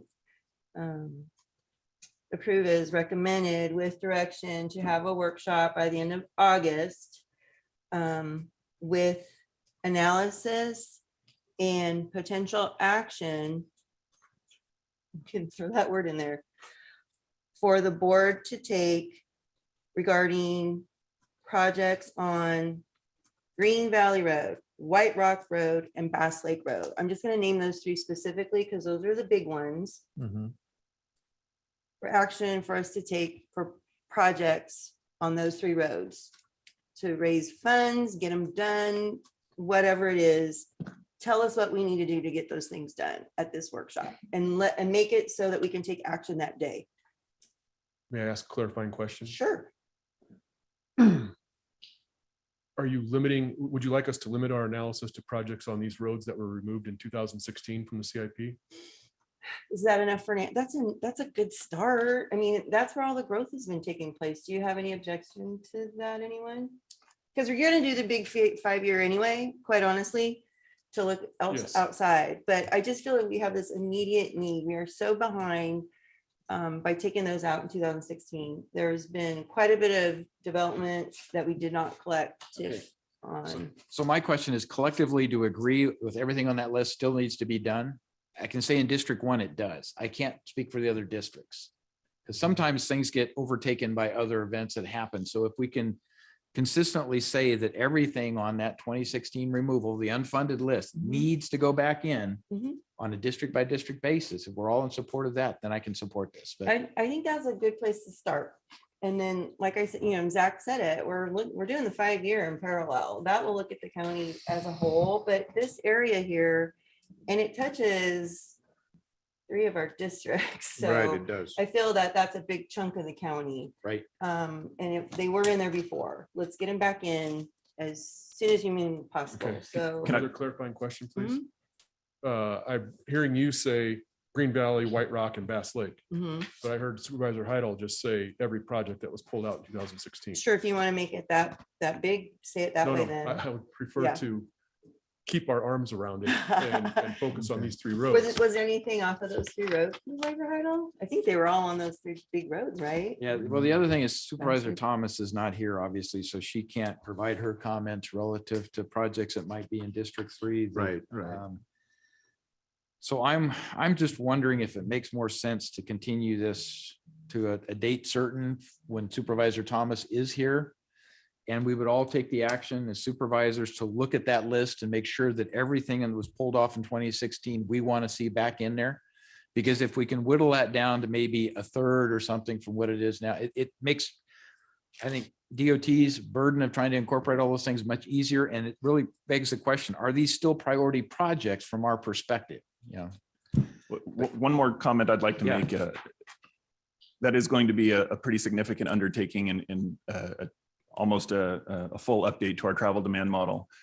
So I think what we could commit to is providing some sort of preliminary analysis to share with the board to indicate whether or not those projects would actually trip general plan thresholds and further justify the additional analysis and updates to the travel demand model that we're going to be doing as part of the 5-year update over the next year. So I think that might, just to set the expectation, I don't believe we'd be able to have that full analysis done by the end of August, but we would be able to provide some sort of preliminary analysis with traffic counts, level of service, those types of parameters to show whether or not we're currently consistent with what the general plan allows, or whether or not we need to do that additional analysis to satisfy Mitigation Fee Act requirements to provide that nexus for the fees. I'd like to just echo Zach's comment from a related but maybe distinct standpoint, in that as I heard the motion, I'm getting a little concerned that it is essentially making the determination already as to what's going to be added, but you haven't yet been presented with the evidence to support that determination. So I will continue to maintain that I think that your next meeting, perhaps you can have that's prepared for action if possible, but if your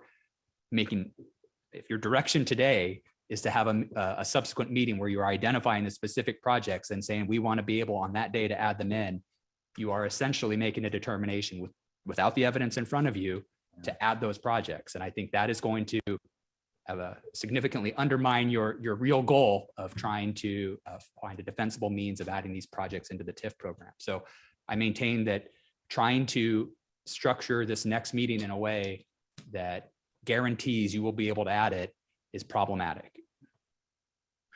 Supervisor Parlin, would you consider amending your motion to say something like we would have this workshop the end of August and it be brought back on an agenda no later than 30 days following the workshop?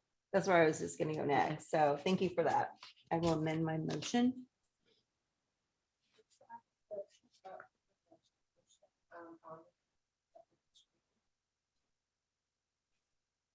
So yeah, you would move the action part. So would take off the and potential action.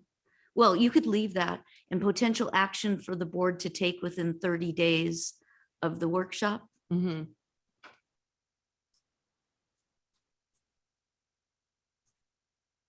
And just to be complicated, maybe that action part should be last and we should list those 3 projects as being the specific projects that the board would like to have analysis and data from staff.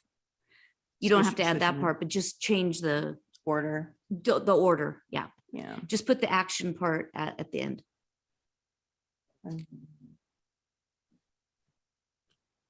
And then, but Supervisor Huddle, you were saying just everything that was removed from 2016, not just those roads. is Well, no, what you no, were saying. we can focus on this. This is a Okay. shorter list. I think this makes more sense. Okay, good. But I'm saying that doesn't address the delays in getting construction done on the projects that are on those roads in the current CIP.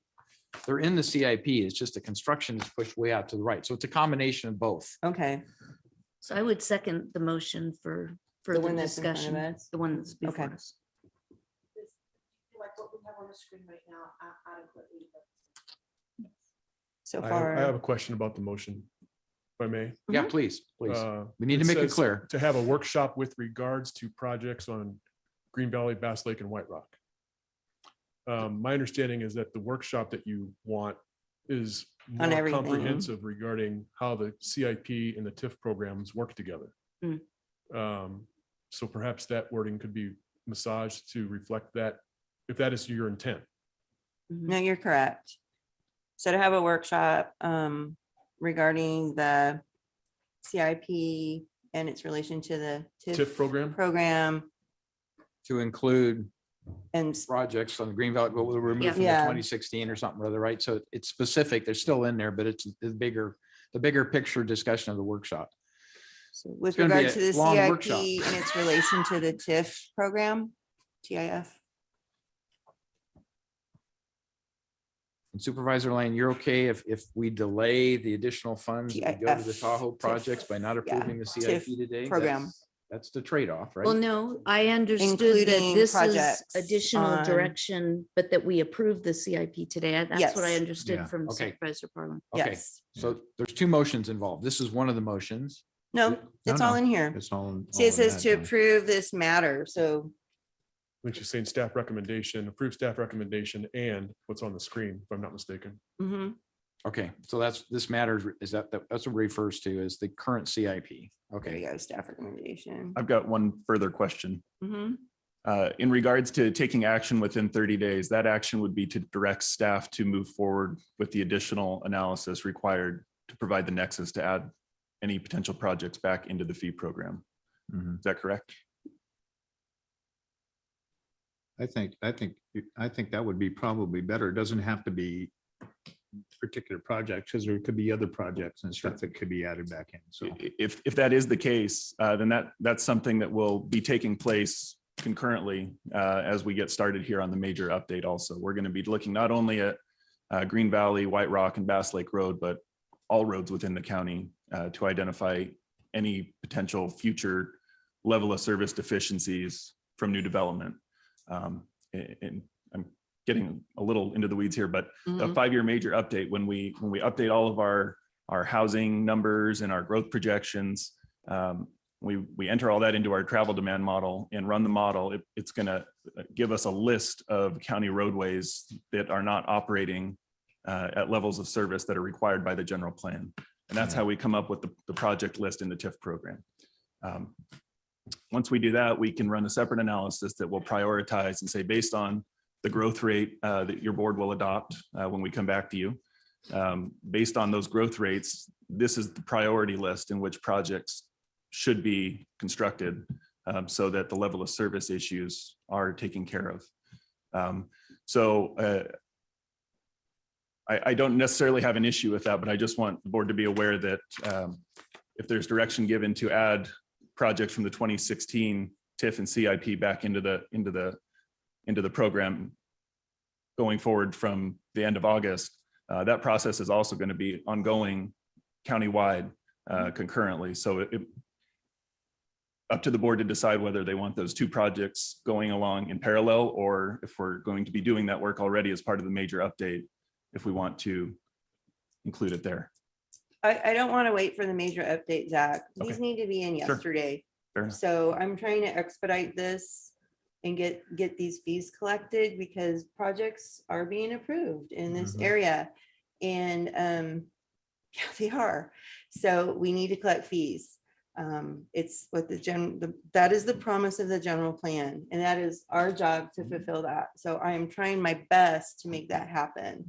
And so if this does that, will that do that? Get that? Because you said we're going to do a spring update again We'll do our annual update again based on inflationary cost index adjustments. and getting these in there. These can be in the spring update then if we have that. That would be a direction. great time to do it. That should give us enough But we'll time. have the 30-day thing to give you that direction to put them in the spring one. That sounds good. And that's as fast as anybody thinks we can go, correct? I want it faster, but I don't see it happening any faster. That's what staff is offering, and I'm assuming that's, you know, And packed county everything council in, had right? some good points. Thank you for not making me be illegal. And defensible, we need to do this in a defensible manner, and I do get that. So I think this is the best it went away. What we had drafted was the best that we can do at this time. The big updates coming, and we need to dig in deep with that. The workshop hopefully will give us an understanding of what it is we need to change to collect enough money to build those roads. So does that work for everyone? Supervisor Parlin, Woody Deloria would like to weigh in for a moment, if that's okay. No, of course. Woody, you want to go ahead? My apologies. I hit the raise hand button on accident. Hi, Woody. Okay, Nothing else to add. Sorry. I used to say no to you for no reason. That was that was fun. Okay, we have a motion. Could you put it back up, Kim? Just And so then everybody's clear. I'm just making sure our CO doesn't have a squishy face. No, so we're limiting it to those 3 areas, right? This interim For this evaluation. first go round, because just to get this done, because these Mhm. are our impacted down and dirty areas that, yeah. I wouldn't say it that way. I would say we're approving the CIP as presented. Yep. And we're also focusing on the additional needs to look at those 3 roads from respect to what was pulled out in the 2016 CIP. So it's both. But we're approving the CIP as presented by staff. The That's the update, first the part of it. update, yeah. So 2 things. Right? Mhm. Okay. We are approving ready? today. I just have one question with regards to Bass Lake Road. TIF funds are not even identified as a revenue source. Is there? But there are TIF funds being collected for Bass Lake? Not at this point in time. That's the Oh, argument. that okay. It should be part of the Fee Mitigation Act, right? The other So- 2 projects identify TIF funding. New kid on Yes. the block, Yes, just they trying do. to make That- sure. That I was the part I was understand. trying to get to, is understand this piece of it. But that's what Okay. that's indicating, yes. Okay, I'm good. I'm ready. Okay. Awesome. Thank you. That's what we're gonna work That's with, what we're gonna- and and we'll staff, go from there. staff County gets where council's we're okay trying to with the wording? go, and It's county council's clear good, enough? and, Okay. okay. So we have a motion and a second. All those in favor say aye. Aye. Opposed? Motion carries unanimously 4-0. Thank you for answering the questions. I know this is like county council said, this is a very complex issue that's been carried over year.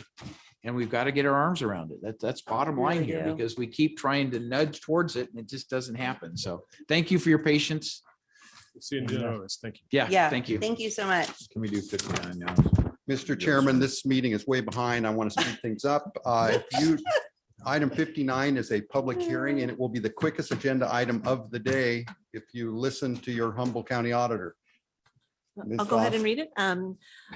Item number 59 is a hearing from the auditor controller recommending the board authorize the disbursement of the excess proceeds from the sale of tax defaulted property as provided in attachment B, and authorize the auditor to notify all valid claimants of the board's actions.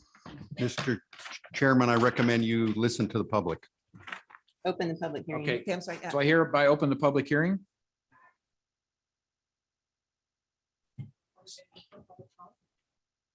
Yeah. Now taking public comment on item number 59, individuals will have 3 minutes to address the board.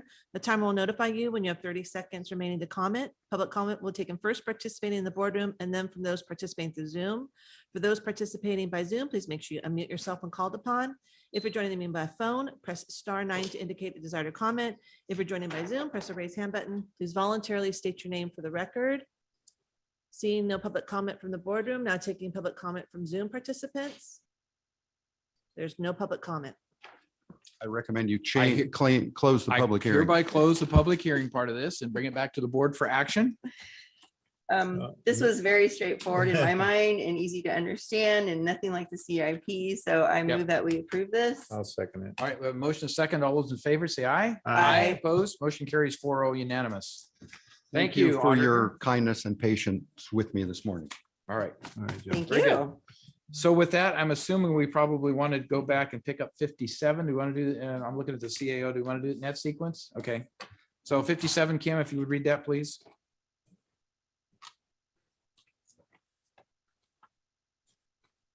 Item number 57 comes from Air Quality Management District recommending the board acting as the AQMD Board of Directors hold a hearing on the fiscal year 23-24 proposed budget for the El Dorado County AQMD and consider final adoption on June 20th, 2023. Good morning, directors. Dave Johnston, Air Pollution Control Officer. Just a point of matter, do we have to adjourn as the Board of Supervisors and come back as the AQMD? We have included language on the agenda noting that the board may, depending upon the nature of the item, meet from time to time as the Board of Directors of the Air Quality Management District and others. So no, we don't need Okay. to separately adjourn. Perfect. Thank you. Sorry. You're already there. Yeah, good. Scott. Yeah, thanks. Scott Wilson and I will be presenting the proposed 23-24 Air District budget to you today. Scott is the program manager responsible for the Air District's fiscal work, budget, contracts, procurement, and payroll. Any changes to the proposed budget that you direct today will be incorporated into a final budget that will be presented to you on June 20 to consider for adoption. Let's see. Here, Kim. There we go. The budget's being presented in accordance with the California Health and Safety Code requirements for adoption of air district budgets. Those requirements include adopting the budget in an open process separate from other county budget processes to ensure the public can provide input prior to adoption, making the proposed budget and fee structure available to the public 1 month prior to this hearing, notifying all current permit holders of this hearing, the proposed budget and fee structure, and holding this hearing 2 weeks prior to the anticipated adoption date. So the Air District works to maintain and improve air quality in 2 primary ways, by implementing emission control requirements on sources of air pollution and by incentivizing emission reduction projects with grant funding. These are the regulatory emission control programs that we implement. There are currently 852 stationary sources under permit, including gas stations, auto body shops, wastewater plants, boilers, generators, quarries, and others. Just recently, we issued an authority to construct permit to Gold Seal Industries for the operation of a biomass project that will operate in the Caldor Fire area. Gold Seal expects to construct the equipment next summer and begin operation in August of 2024. Stationary sources are inspected annually to help operators comply with emission control requirements. There are currently 228 portable equipment sources based in El Dorado County. Portable sources are registered with the state so they can operate in multiple air districts without having to get a permit in each one of them. Those include chippers, generators, compressors, concrete pumpers, and drilling rigs. A portion of the state fee is passed through to the air districts to cover the cost of conducting inspections. We're required to inspect those based in El Dorado a minimum of once every 3 years, and we get to them about once every 18 months.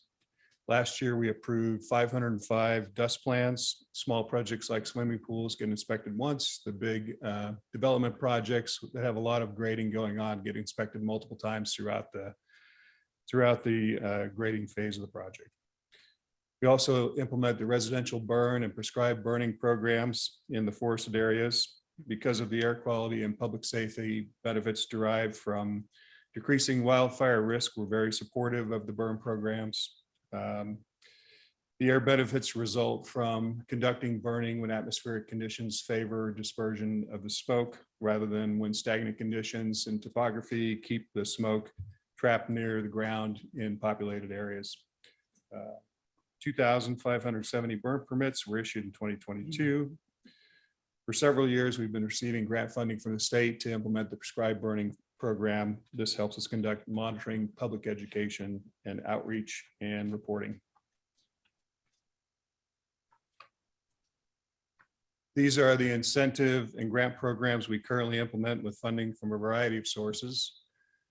We incentivize the replacement of old wood stoves manufactured prior to 1988, when the first EPA emission requirements went into effect. Old stoves are replaced with new wood stoves, pellet stoves, gas and electric heaters. The electric vehicle incentive, our drive clean program, helps residents obtain clean, quiet, electric fuel cell and plug-in hybrid vehicles. The electric vehicle charging infrastructure program funds the purchases and installations of charging stations at public facilities and private businesses. The Clean Lawnmower Incentive Program incentivizes the replacement of gasoline lawnmowers with clean battery electric mowers. The state's recently brought in the list of eligible equipment that can be funded with the Carl Moyer program funding to include leaf blowers, chainsaws, riding mowers, and trimmers. So we'll be expanding that program soon. We've provided funding to replace many old diesel fuel buses, trucks, and off-road equipment with newer, cleaner models. The motor vehicle emission reduction projects are those that are solicited and presented to your board every 2 years for consideration. Awarded projects have included shuttles, bike trails, bike lanes, light-duty vehicles, video conferencing equipment, transit fare fee waivers, park and rides, electric motorcycles, and electric vehicles for law enforcement, and several other projects. One of the key things that makes these grant and incentive programs so effective is the extensive amount of outreach and education that we do. We publicize in every publication in the county. We've displayed roadside banners. We conduct outreach at events like the fair and car shows.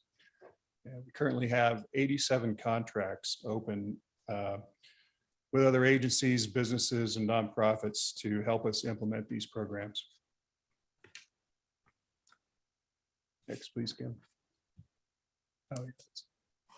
Some of the accomplishments achieved in the current fiscal year are: we have awarded grants to replace 11 more school buses, 9 tractors, a UTV. We have contracts to install another 4 EV chargers at private businesses. We've replaced 113 gas lawnmowers. We replaced 65 old wood stoves, and we've incentivized the purchase of 54 EVs and plug-in hybrid vehicles. David, I did have a question on the 11 school buses. In the past, Supervisor Veerkamp and I were involved in a committee talking to Office of Education and trying to figure out what we could do to encourage more ridership in the school buses. Do you have any information that says that's gotten better, or is it still typically 30% ridership or something or other in terms of the bus capacity? Yeah, I haven't received any feedback from the superintendent or any of the school superintendents on that issue. They were supposed to look into ways to increase ridership, but I haven't heard of any progress. Okay, I haven't either, so I can follow up on that. Thank you. Let's see, here we go. Here are some of the air pollution challenges we face, our actions to address those challenges, and the emission reduction progress achieved so far. The acreage that's been prescribed burned over the last few years is shown in the actions column. In the progress column, you can see that the particulate matter emissions from an acre burned by prescribed fire are about half the amount from an acre burned by wildfire. So as a comparison, if the 3,176 acres prescribed burn last year had instead been burned by a wildfire, the additional amount of particulate matter emitted would have been about 5 million tons. That's pretty significant. And Dave, I just want to say thank you for your support of prescribed burns. I know it's been a little bit controversial over the years, and there was some statements made that AQMD didn't support prescribed burns, and so I kind of pulled you into a meeting, and the data shows that we're doing it, and it is an important tool in our toolbox. So thank you for that support. Yeah, thank you, Supervisor Parlin. And along those lines, I should point out that the difference between the acres requested and the acres burned are not due to air district denials. In most cases, that's due to the inability of the forest management agencies to complete those burns for one reason or another, either manpower or lack of funding or something. Or sometimes the weather doesn't Mhm. cooperate too, which is a Mhm. difficult factor to deal with. Right, So, yeah, thank you. Okay, let's see.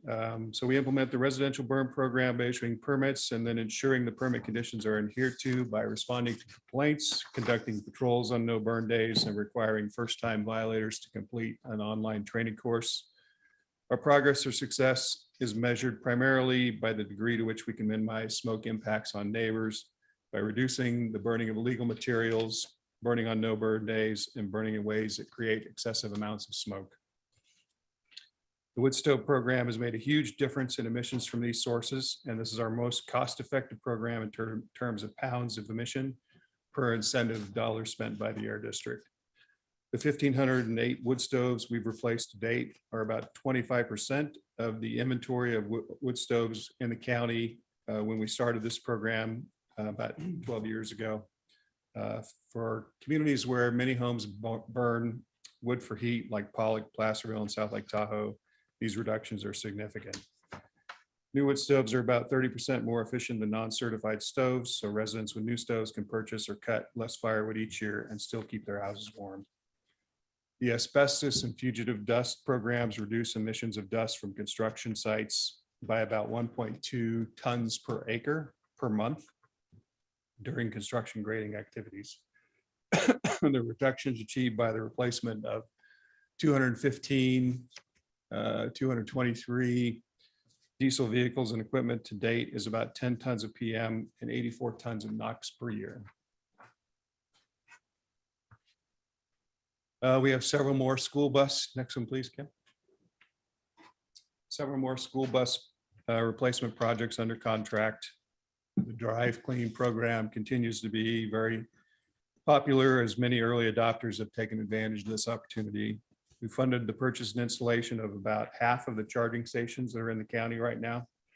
Of those, 50 we've placed at private businesses and 55 at county buildings.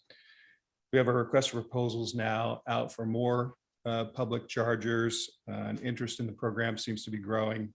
That RFP will close on July 28th.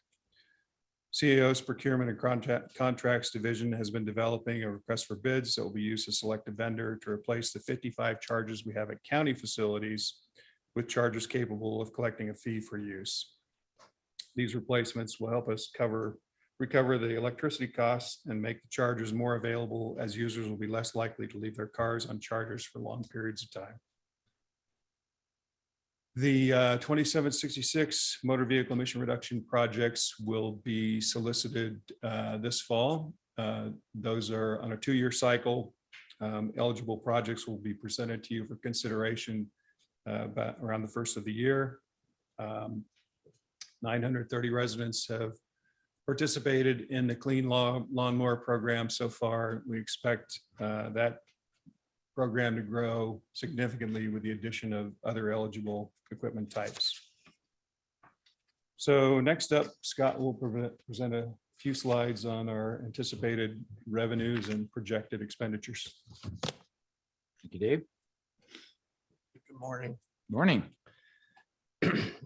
So this slide shows most of our grants, the types of projects that are being funded, the proposed 23-24 grant expenditure appropriations, which totals approximately 8.2 million, and the amount of the appropriation that's already been awarded and is under contract or in the contracting process. And that's approximately 3.75 million of that total. The targeted airshed grant from the US EPA, it's a regional grant received by 4 air districts in the Sacramento area that are in non-attainment for federal particulate matter standards. The portion of El Dorado County in this area is most of the western portion of the county, up to and including the majority of Pollock Pines. The portion of the grant will be used to pave some of the current county's currently unpaved roads, to fund wood stove replacements in the western portion of the county, and to provide funding to the El Dorado Fire Safe Council's residential chipping program. AB 923, it's a DMV vehicle registration revenue that's used primarily for truck and bus projects.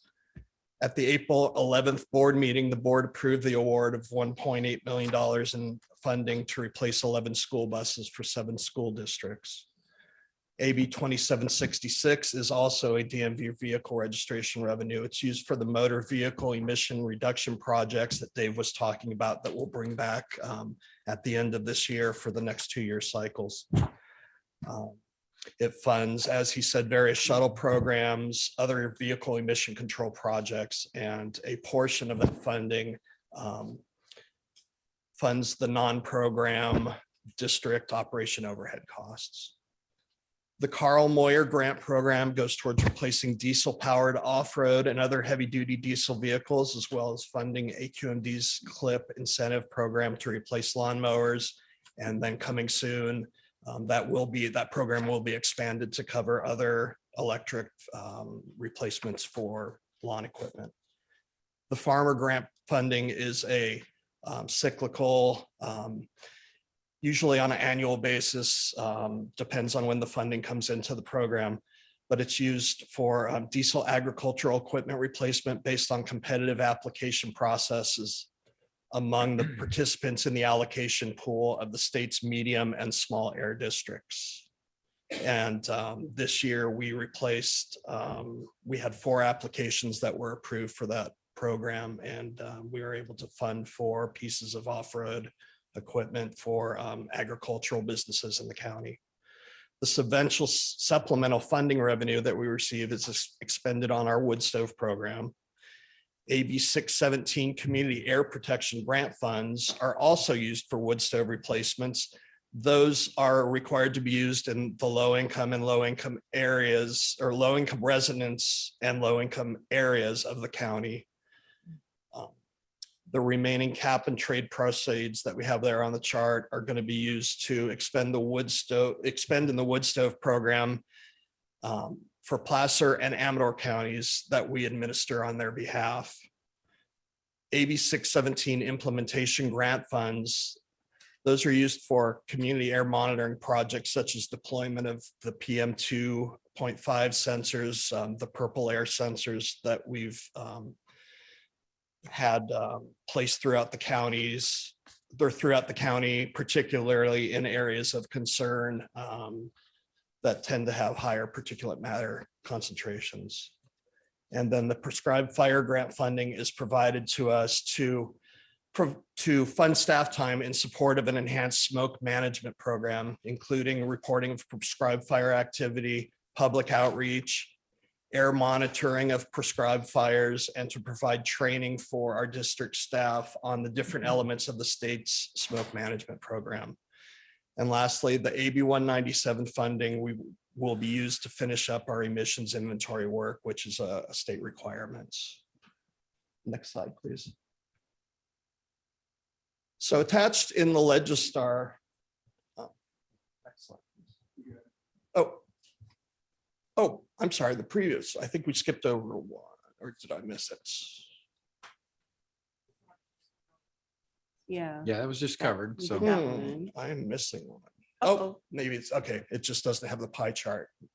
There you go. There it Ah, is. okay. Now we're back. I found it. All right. Just appeared. huh? Yeah.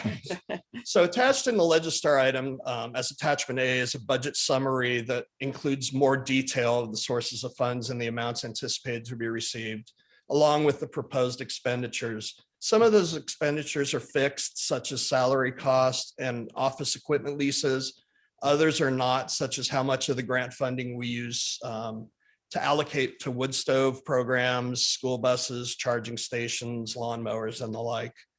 For about half of the grants, like for example, AB 617, AB 923, AB 2766, Carl Moyer and Subvention, we have a little bit of discretion on how we can allocate those funds. Others are more specific and conditional, such as the prescribed fire grants. And just an example, we can't use AB 2766 motor vehicle emission reduction funding for wood stove replacements. But with Carl Moyer, we have a little more flexibility. We can use that for off-road diesel vehicle replacements, EV charging stations, lawn equipment, electrification, replacement school buses, and so on. The amounts we're projecting to spend on each project type are based on anticipated demand and cost effectiveness. So we look at basically the demand in our incentive and grant programs and budget accordingly for the following years. Some of the items of note on our budget, the district has 4 cost centers. The first one is operations, which contains the budget for the district's operational cost. It includes the district's wood stove incentive program and other miscellaneous federal and state grant programs such as the TAG, Farmer, AB 617 funds. The second cost center is specific to AB 2766.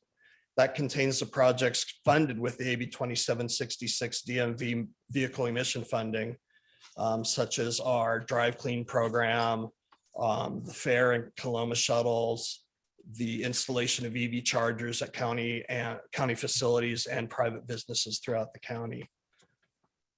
AB 923 cost center basically contains our AB 923 funding, which is used and which has recently been awarded for the replacement of older, higher polluting school buses. The Carl Moyer program contains projects such as the replacement of a repowering of on and off-road ag equipment, heavy duty vehicles, our lawnmower incentive program, and the soon to be announced expanded lawn equipment electrification program, incentive program allowable due to the changes that they've mentioned in the Moyer guidelines. So for 23-24, the district has proposed a budget that includes total revenue of approximately 10.16 million. Of this amount, 4.75 million is use of fund balance, which basically is revenue that we received in prior fiscal years but haven't expended. The carryover is higher than we'd like to have, but because of COVID-19, our grant programs were very slow for several years because of the uncertainty that existed with businesses and public agencies. Due to a heavy push by district staff, particularly our senior engineer, Rania, to promote the grant programs, we've been able to get the grant programs moving forward again and have awarded approximately 3.75 million to various school districts, businesses, and councils. And most of that we do expect to be expended in the upcoming fiscal year. So the future carryover of funds we expect to be quite smaller. A small portion of the use of fund balance, the $4.75 million, is a $290,000 use of designated fund balance. At last year's budget workshop, we were discussing the previously budgeted parking lot project that the district had as part of moving into building A. And the board decided to hold that aside for other eligible projects, that facilities can look into. At that time, a number was thrown out, $850,000, what was the estimated remaining amount of that. Well, it turns out that was a little high. It was determined later through emails and documentation that we located that number should have been 564,000. So basically in the budget, we're asking to pull the difference, which is the 290,000 out of designated fund balance and put it back into the district's fund balance. So the remaining amount is still available for facilities to use on a project that would be eligible, for that funding. Besides the use of fund balance, the district's budgeted revenue includes 5.41 million in new revenue that will be received in the upcoming fiscal year 23-24. And it comes from 6 major sources. State and federal grants are a majority of the revenue, totaling approximately 3.12 million. And that's about 58% of the total new revenue. That includes the federal EPA TAG grant to fund wood stoves, but in larger amounts to fund future road paving projects of unpaved roads by the county DOT, and also the Fire Safe Council's wood chipping program. We're contracted to provide them with funding to fund that program. Also included are state grants from the Air Resources Board to fund on and off-road equipment, wood stove replacements in low-income communities, and also the staff work on emission inventory and implementation of the AB 9 or 617 programs. DMV registration fees are budgeted to be approximately 1.2 million. And that funds the competitively awarded motor vehicle emission reduction grants that we're going to come back later this year with for the 2-year cycle. And examples are the FAIR shuttle, the Coloma shuttle, replacement or repowering of school buses, other heavy duty vehicles, installation of EV chargers, drive clean incentive program, and purchase of green vehicles for county departments through the county fleet department. Permit and dust mitigation fees and penalties total approximately $0.94 million, which is about 17% of our total new revenue. That funds program costs for staff and operational costs related to the program for which they are collected. Just a note, the penalties part of this $940,000 in fee revenue, only $2,000 of that is budgeted as penalties. We do all we can to avoid assessing penalties. But we do collect a few of those each year. So we budget a small amount just to have that in there. It's about 0.04% of our new revenue. Based on the California CPI, fees are proposed to increase by 5.4% for fiscal year 23-24. And proposed fees are also included in the Legistar item attachment A. It's the final page on that attachment. Total subvention fees from the state total approximately $94,000. That's about 2% of our new revenue. And that funds staff time working towards general district operations, basically nothing program specific. And the supplemental portion we received is budgeted to fund wood stove replacements. And then the last new funding is our interest earned on our fund balance, which we're budgeting approximately $52,000. That's about 1% of our new revenue. Okay, perfect. On this slide are our proposed expenditure breakdowns for 23-24. Again, we propose a total 10.16 million. That includes the staffing for 9 full-time employees. As you can see, a majority of our budget is pass-through money, which is received by AQMD from state and federal grant sources and awarded to residents, businesses, nonprofits, and eligible government entities in the county. This fiscal year, we propose a budget of 7.06 million for those incentives and grants, which is about 69.5% of our budgeted expenditures. Staff costs, which comprise of salary and benefit costs for general operations, as well as work on specific programs, totals about 1.46 million. That's about 14.3% of our budget.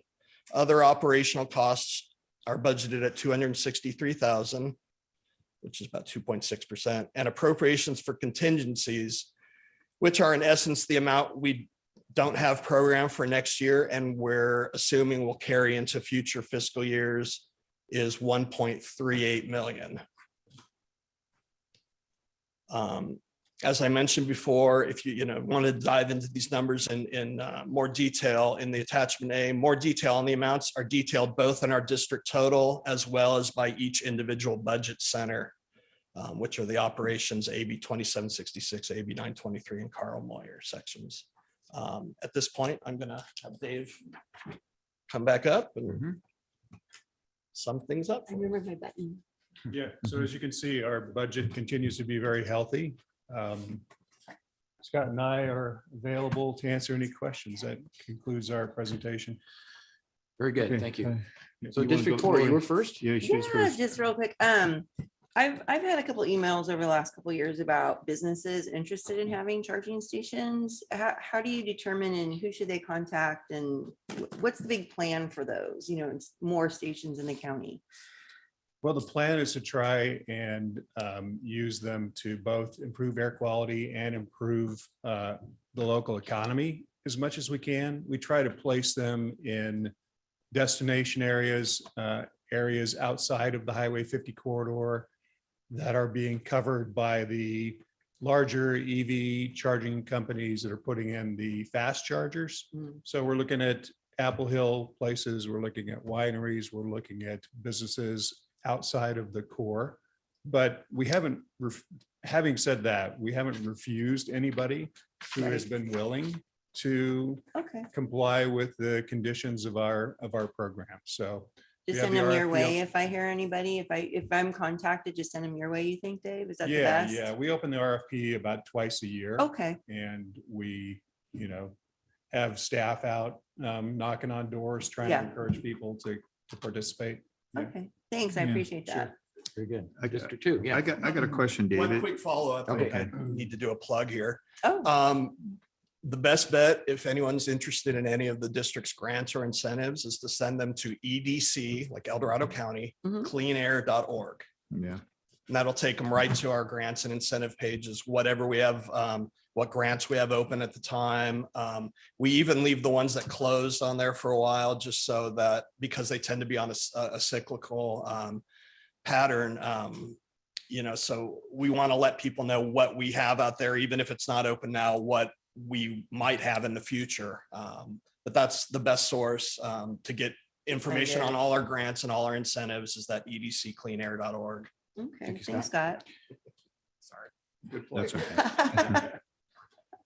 Dave, is there any grants out there also to reduce vehicle emissions? Because vehicle emissions is one of the big things, especially when it comes to our county, but several other counties too. And I talked about it in the traffic commission about Nurum oleanders. They use that in San Diego County, they use it in LA County, and they use it in Riverside County to reduce especially traffic emissions. That plant absorbs them by 80%. It reduces vehicle dust and also particulate matter. Is there any credit that we could get by pushing this forward, maybe in our county? If there's a grant funding stream that we can access and funnel through to El Dorado County, we'll do it. As you can see, we've had so many grants. You mentioned this during the strategic plan workshop, and I apologize, I haven't followed up on it yet, but I will. I'll ask my peers. There's a meeting going on right now, as a matter of fact, with the SAC region APCOs to see if anyone, I don't doubt for a minute that what you're saying is correct about the ability of oleanders to absorb. Yeah, but I've been reading a lot about it. But I'm not sure if there's an air pollution funding connection to. Yeah, it'd be nice if it is. If there's any way we can reduce our carbon footprint and give it carbon credits to our county to help us with other projects in the future, I think that's what we need to look into. So beautify the county. Exactly. Exactly. Yeah. Any other comments or questions from board members? Kim, would you open up for public comment, please? Of course. Now taking public comment on item number 57. Individuals will have 3 minutes to address the board. The timer will notify you when you have 30 seconds remaining to comment. Public comment will be taken first from those participating in the boardroom and then from those participating to Zoom. For those participating by Zoom, please make sure you unmute yourself when called upon.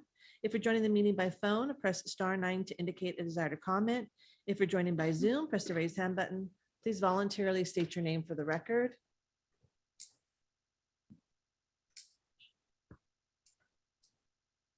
Hi.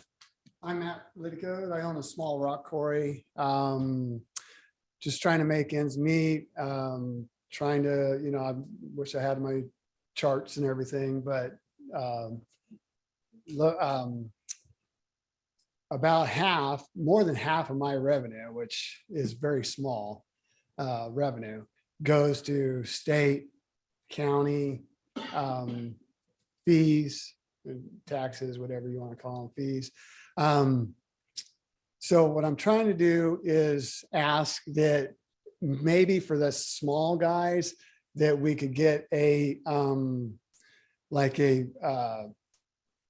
reduction or whatever you want to call it on some of these fees. I have a stationary rock plant. I have a stationary generator.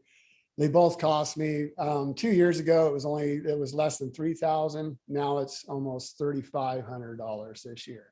So it's been going up $250 a year. Before that, it was only $80. So I didn't come to these to say, anything, but so it's a good thing I have other companies that are making more money. But to tell you guys where the money's going. Why you guys don't have money is because everybody's leaving the state. I see it all day long. I mean, you know, and the city people are moving up, but I don't see many new houses built, but I'm trying to get my costs down. So if there's any way to a low exemption for me, you know, for us small quarries, is I was talking to one lady in the air resource. She says it's basically like a one size fits all, which is like $2,000 for emissions off the belts. It's only like 600 or something. Well, it's more than that now. It's $1,400 a year for emissions out of the generator. So I'm just trying to figure out if I can get my costs down.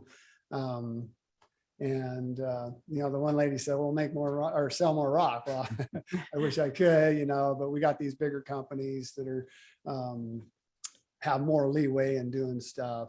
And so I appreciate your consideration. Thank you. Seeing no additional public comment from the boardroom, now taking public comment from Zoom participants. There's no additional public comment. Dave, you want to comment on the public comment there relative to the fees? Nice of Matt to show up today. He is in a very difficult position. He's got a small quarry operation and permit fees for quarries are high. And as he said, part of it's based upon emissions and part of it's based on the equipment. So right now, I don't have a good solution for him. However, what the board could direct the Air District to do is to conduct a fee study with a portion of our unallocated funding for 23-24 or in some subsequent year to determine, you know, it hasn't been done in a while, take a look, you know, hire a consultant, come in, take a look at our operation and figure out if we have a lot of different fees for different types of equipment, and figure out if those fees need to be adjusted. Okay. All right. That's a potential solution. Thank you for that. Thanks, Dave. So back to the board.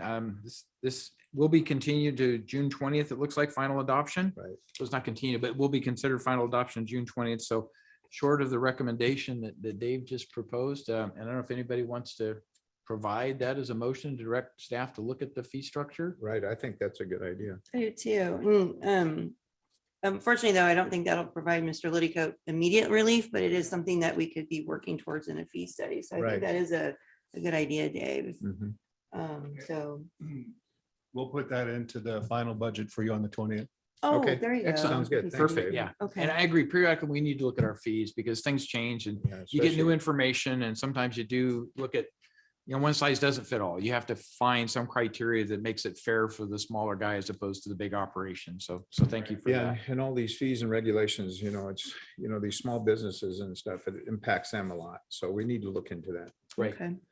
So I think we're just receiving information at this point. There's action. no action required until June 20th. So with that, Kim, I think we can move on to the Do last we want item. to do something though to provide the direction so it's in the record though? It's in the record because it was recorded and It's and in they the- said it will bring it back to the budget. review Okay, but it on the won't be in the 20th. meeting minutes. I'm just saying, if we don't make a motion of some time, or could we just provide direction on a file and receive day? I think you could make a motion to, direct staff to Okay. return with the hearing on June 20th Right, with that's- with that's gonna be specific. good. I just official. like things in the meeting minutes Okay. because I've learned that if you don't, Okay. there's no. So we have a motion, Yeah. right? Yes. Do we have a second? I'll second. All right, all those in favor say aye. Aye. Opposed? Thank Motion you for carries that. unanimously. So Kim, you've got that, right? All right, excellent. Thank you. Perfect. Thank you. Thanks, Dave. Great presentation, by the way. I love the pie charts and all. Yeah, by the way, how you feeling, Dave? How you feeling? A lot better? Okay, good, good. Yeah, it's looking good. Yeah, it is. I was. Jim, shocked. number Forecast. 58, Supervisor Parlin's bringing this presentation to us, right? Item yeah. 58 comes from Supervisor Parlin, based on the recommendation of First Five El Dorado, recommending the board, 1, receive a presentation from First Five El Dorado Commission, 2, appoint Rachel Yakar, Community Representative, 3, appoint Tammy Chacao, Public Health Child Welfare Department, and 4, receive and file the First Five El Dorado Commission fiscal year 2025 21 through 25 strategic plan update, March 20th, 2023. All right. With that, I'll just quickly say that I was appointed to First Five in January, and we've been really busy. And therefore, the executive director, Kathy Guerrero, is here to give our presentation. Great. Thank you for having me today. I don't know why I always get nervous. Why? Actually, I was singing in my head when I was walking down here. I've got sunshine. It's been a heavy morning. So there you go. Luckily, we'll do a little bit of fun stuff. So I think I'll go right to the presentation, Kim, if we can pull that up. As Kim's pulling it up, I want to again introduce myself. I'm Kathleen Guerrero. I'm the director for First Five El Dorado Children and Families Commission. We are funded by Proposition 10, passed in 1998, which is a tobacco tax that comes to each county to help families prepare their children for school. This is important because the first 5 years of life, we see 90% of a child's brain develop. And so today I'm here to talk to you about our major significant investment, which is community hubs, which all of you have supported over the last 6 years, implementing a collaborative way to redesign service delivery in El Dorado County. I'm also joined here. I want to acknowledge Bryce Level, our new library director, part of our leadership team. Also part of our leadership team is Elizabeth Blakemore, who is the Early Learning Family Support Director with the County Office of Education. And also Kelly Jordan, who is part of our leadership team. She is the coordinator for your library hubs. So if we go to the next slide, Kim. What are community hubs? Just a basic review for those of you who have not heard the presentation before and new to this. The community hubs are your local libraries where navigators connect children, individuals, and families with community resources. And the reason this is important is that back in the day, 4 generations ago, everybody had to drive to Brew Road to get services, or in South Lake Tahoe, go to the city center. And the concept behind community hubs are bringing services into the community. And we are leveraging existing public spaces, which are our libraries. And we have one library in each one of your supervisorial districts, which coincidentally align with our educational districts. And the purpose is to get closer to the community and providing services, and also to create relationships with folks so that they're more likely to access services before crisis. To that end, we have navigators assist community members with whatever types of supports and services they may need. And through collaborative funding, including your board and the County Office of Education, we are able to extend these services free of charge to anyone expectant, all the way, what we're calling them, cradle to rocker in our community. Next slide, Kim. What can you find at a hub? And this is just a very broad overview. If you were to come in, a navigator could connect you with community resources. We also kind of have reimagined libraries as community resource centers where you can have access. There's refrigerators that we have in collaboration with the food bank. There are snacks and food available. We have diapers. We have actually, to our friends in air quality, free charging stations and electric vehicles. And we also use this warming centers, cooling centers that the library provides on a regular basis. Next slide. But today we're talking about what is First Five El Dorado's role in hubs. And you may wonder, for someone who is a funder of families with children 0 to 5, what is our role in the work that we do here? When I mentioned Proposition 10, one of the 4 primary goals that we have is to create, and I put the quote in here so that we see it, and implement a comprehensive, collaborative, integrated system of information and services to promote, support, and optimize childhood. And what's interesting about little kids is that we really don't hear about them before the age of 5 unless we already have a problem. And that would be children in our child welfare system, children in our foster care system, children that who are being identified with having special needs. But we don't have a way in which we identify the prevention and early intervention supports that we provide. And First Five's goal is to create a system we're up in front of it, where we're looking at our prevention services. And to that end, we conceptualize with our partners a community hub system, because what we realized is that little kids don't live by themselves. We can measure little kids, but little kids are raised by families, and little kids are raised in the community. And in order for us to ensure that our children are doing well, we have to work with our families and with our community in order to help them.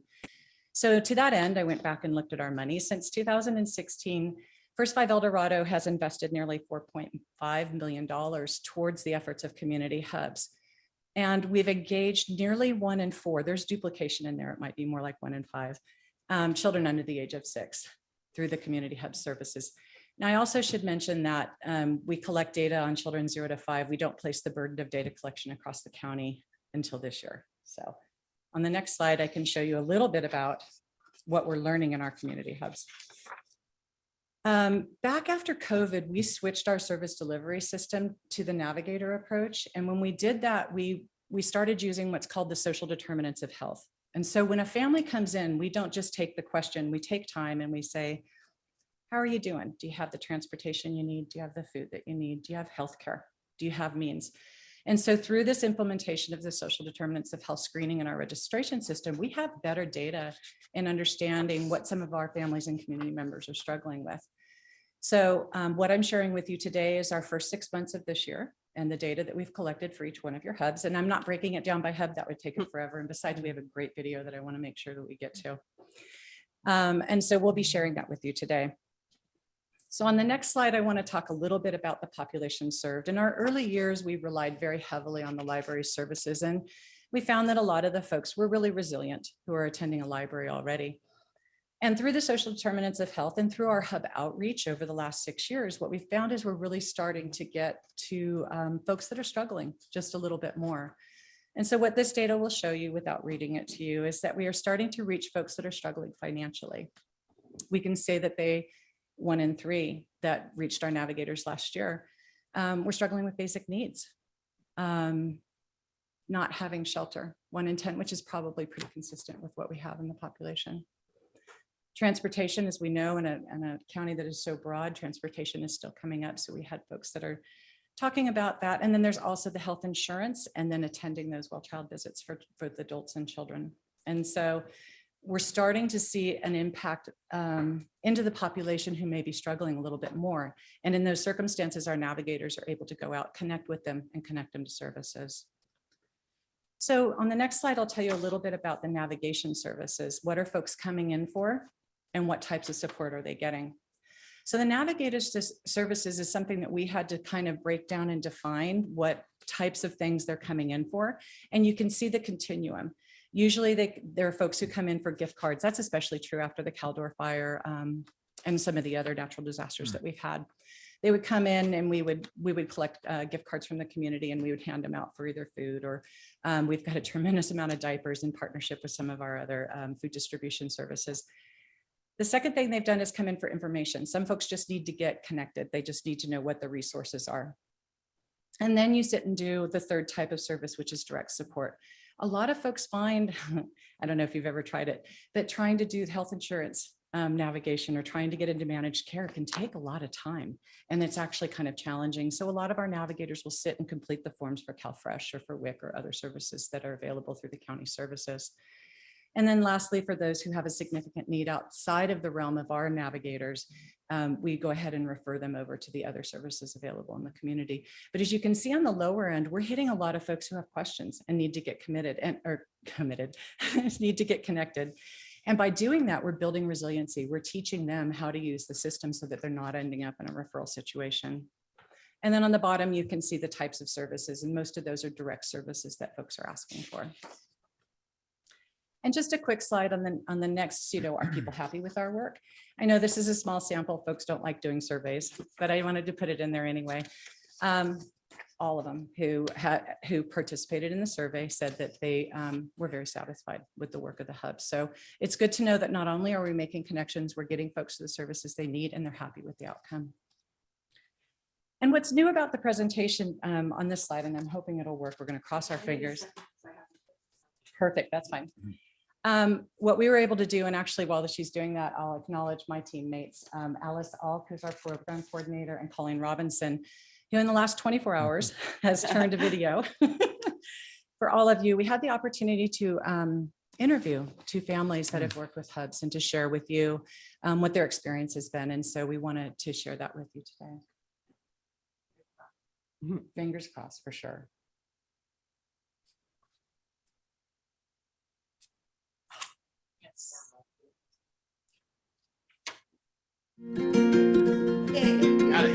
Thank you, Kim.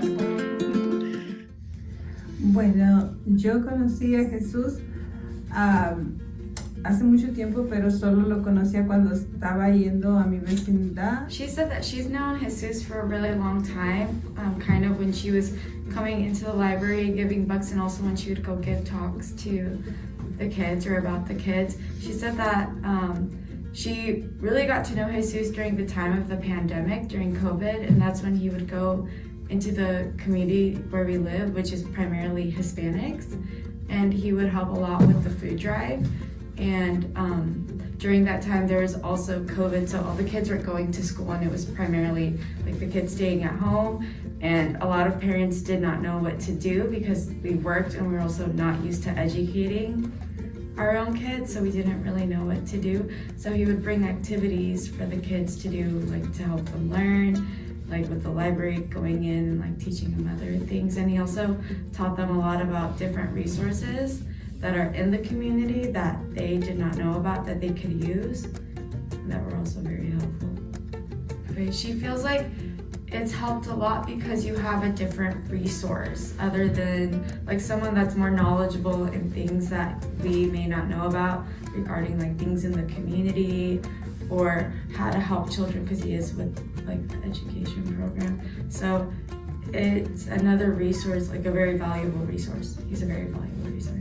So I'm a single parent, and when Jesus would come over, I actually learned a lot about the different things that are available in the community, especially for like single moms and things like that. And also, he helped out a lot of Hispanics in our community, right? And a lot of the Hispanics in there solely speak Spanish.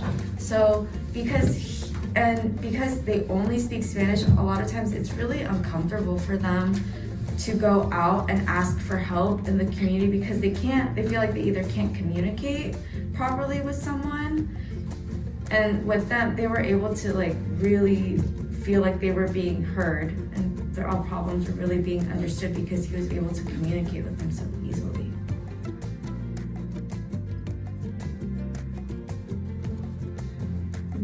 We fled 10 years, almost 10 years of abuse, domestic violence in every way, shape, and form.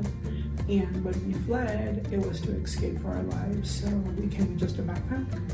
We didn't know anybody up here. I just sent my friend a message and I said, do you have a domestic violence shelter?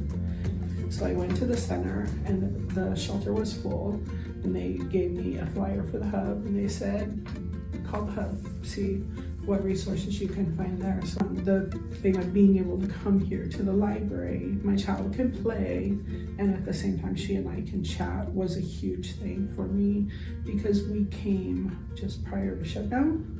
We didn't get that time. So it was about 3 months that we were able to come here to the library and be able to do that. And that was really big because my daughter didn't feel like, oh, we have to go to an office and we have to be there. It was like, okay, it's here, it's at the library, you're playing, we're all good. And that was a huge thing because she put as much importance in my child's life that as she did on mine.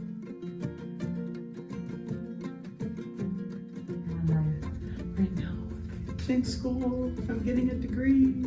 I'm going into social work so that I can help others like me, so that my daughter doesn't walk in the same footsteps I did, my mom did, my grandmother did, so that I can be able to do social work and say to people, you can do this, because it's not always like that. A lot of people have addictions or they have things, and there's plenty of resources, but there's not resources for domestic violence. That without this, we would probably be living on the streets or gone back and got ourselves killed. Like really,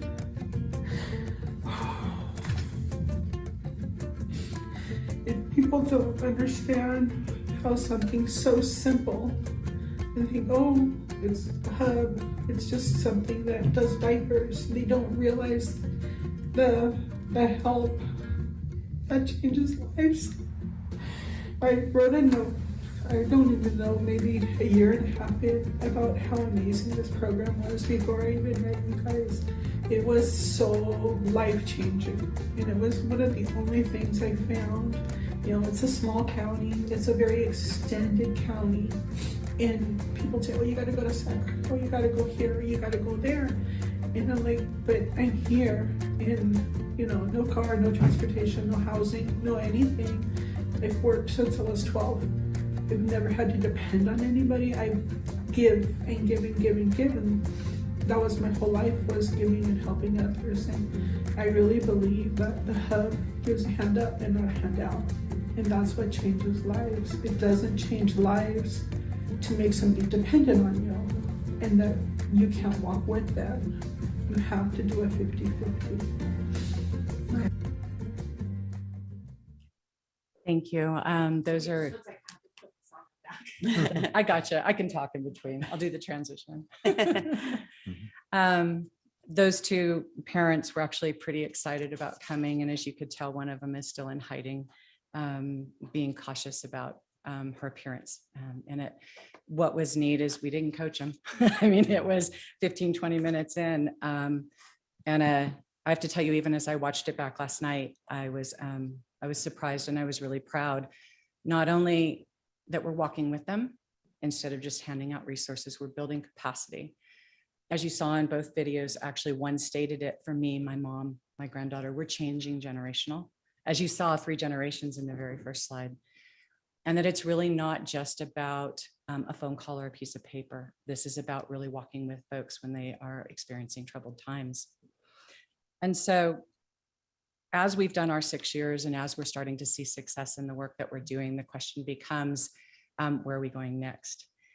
First 5 considers themselves a leader for collective impact. We are a systems change agent. We're looking at the existing system that we have with Health and Human Services, a previous partner, our library system, our education system, and saying, how can we change the way that we do business or rearrange the services that we have so that we can continue to support the model.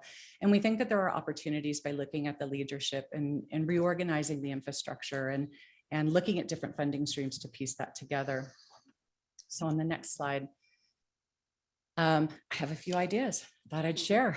So maybe in the next 2 years, as you noticed, our strategic plan goes through June 30th, 2025. First 5 is committed to the support and those strategies through that time period.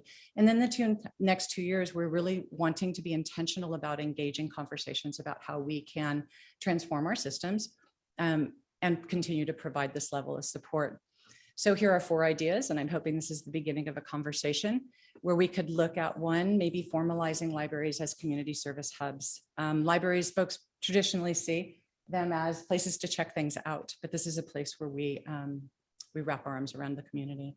And there's an opportunity for us to see it that way as an organizational structure through the organization and county government, and also through strategic plan that you're both doing.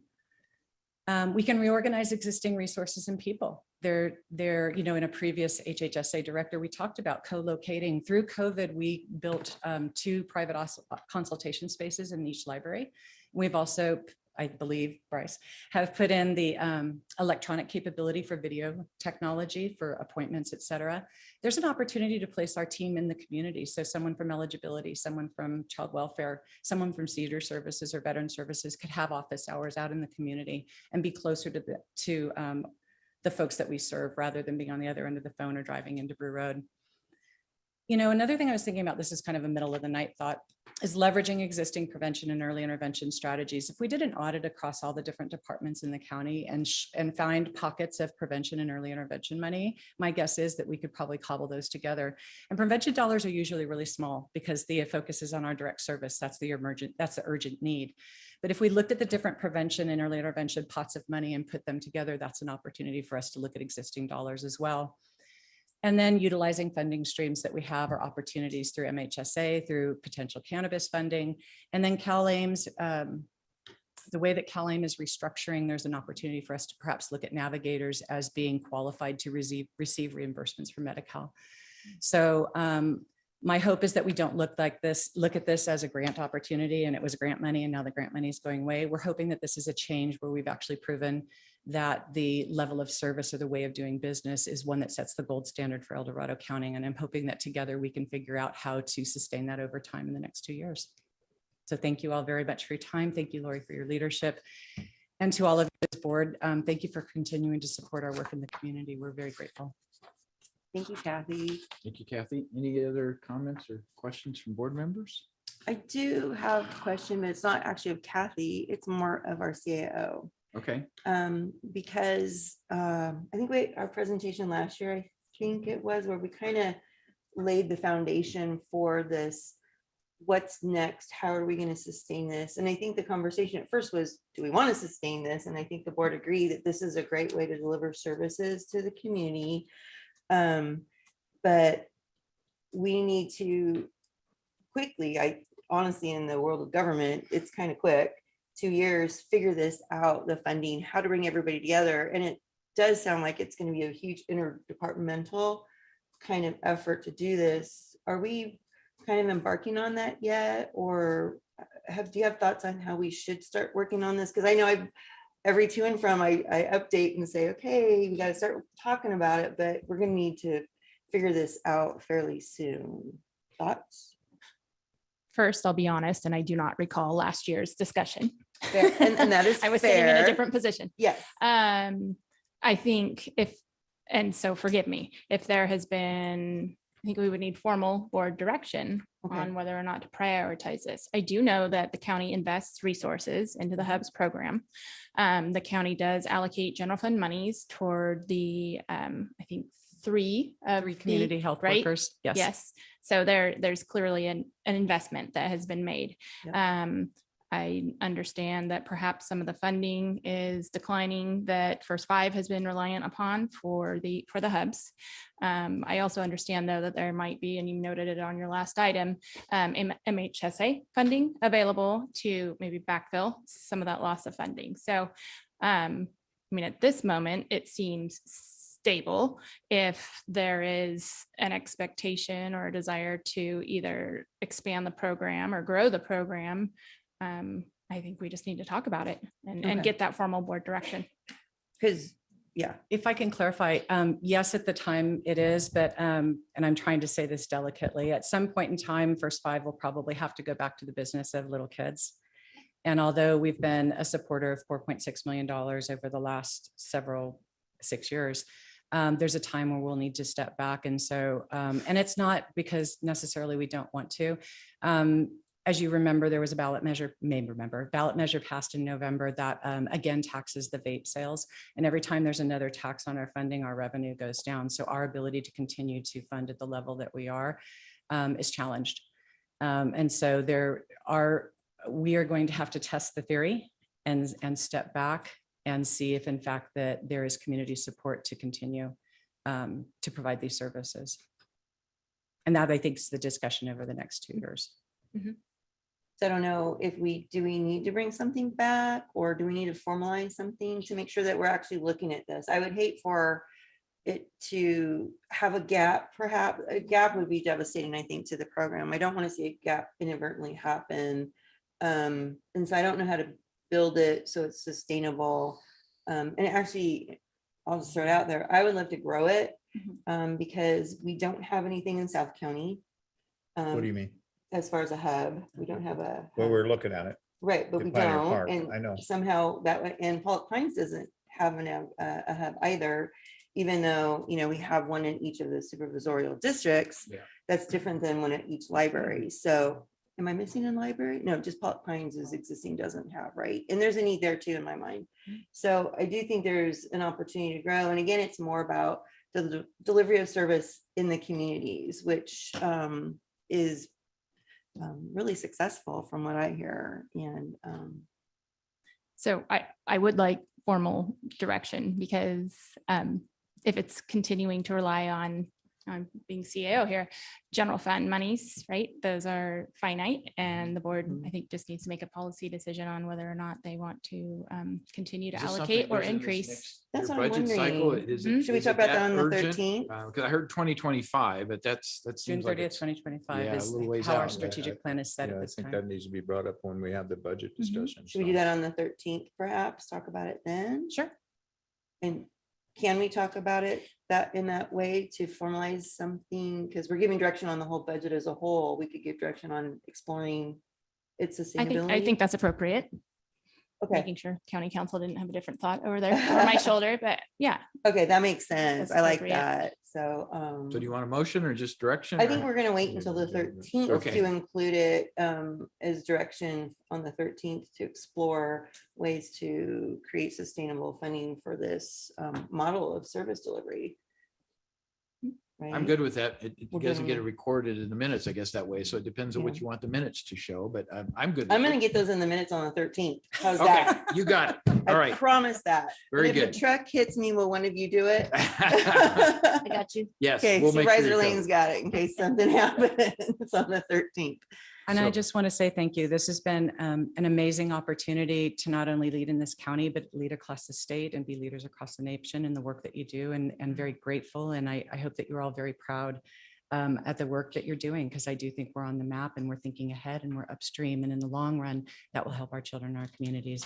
I'm here to help in any way possible, to brainstorm, to test, to think. We want to be partners in a smooth transition. Thank you, Kathy. Thank you all very much. Yeah, I just want to say one thing, Kathy. You know, there's been so much stuff going out there and rumors and this stuff, and I want to just clarify some stuff. The difference between the Placer Food Bank and the El Dorado, Food Bank, the El Dorado County Food Bank. There seems like there's been some kind of friction there, and one food bank is saying that there's only one board support. The rest of the board doesn't like this one particular food bank. So can you give me any kind of clarification on any of this stuff? Are you working together with both, or what's going on there? Can you explain that, or? As far as hub services, we are here to serve those that are struggling with food insecurity. Yeah. And okay. so whatever the source, we're here. I can tell you that it becomes uncomfortable because the two food Well, I banks totally understand. yeah. have their struggles. And sometimes you're like, well, how do I do it? You know what I think would be an amazing opportunity is for, and I'm happy to support this too, we can add it to my task list, to create a mapping of food insecurity and to talk about what does food insecurity look like? What are the services that we have, and create a lane for everyone so that it's super clear and we're not worried about who's doing what or how it's happening. Right. I think there's opportunities for anyone who wants to bring free food into our community. We should welcome them and show them the path. And sometimes some of other folks' experiences from the past get in the way of us doing that. And so I would welcome the opportunity to work with your board in trying to figure out how we map food insecurity and how we put our services together to address that. Yeah, no, one of the things where, I had a constituent, actually a couple of constituents, there's been some friction there. They called me, said there was no food distribution centers in South County. And I said, well, the El Dorado Community Church is one and the Pioneer Baptist Church is one. And they didn't even, and they said, well, we heard it from, there wasn't any from this other particular food bank, not from the El Dorado County Food Bank, but the other particular food bank. So that's why I'm saying that there's been some kind of friction there. And I want to resolve these problems because everybody should benefit from it. Absolutely. No matter what. I absolutely So- agree with you.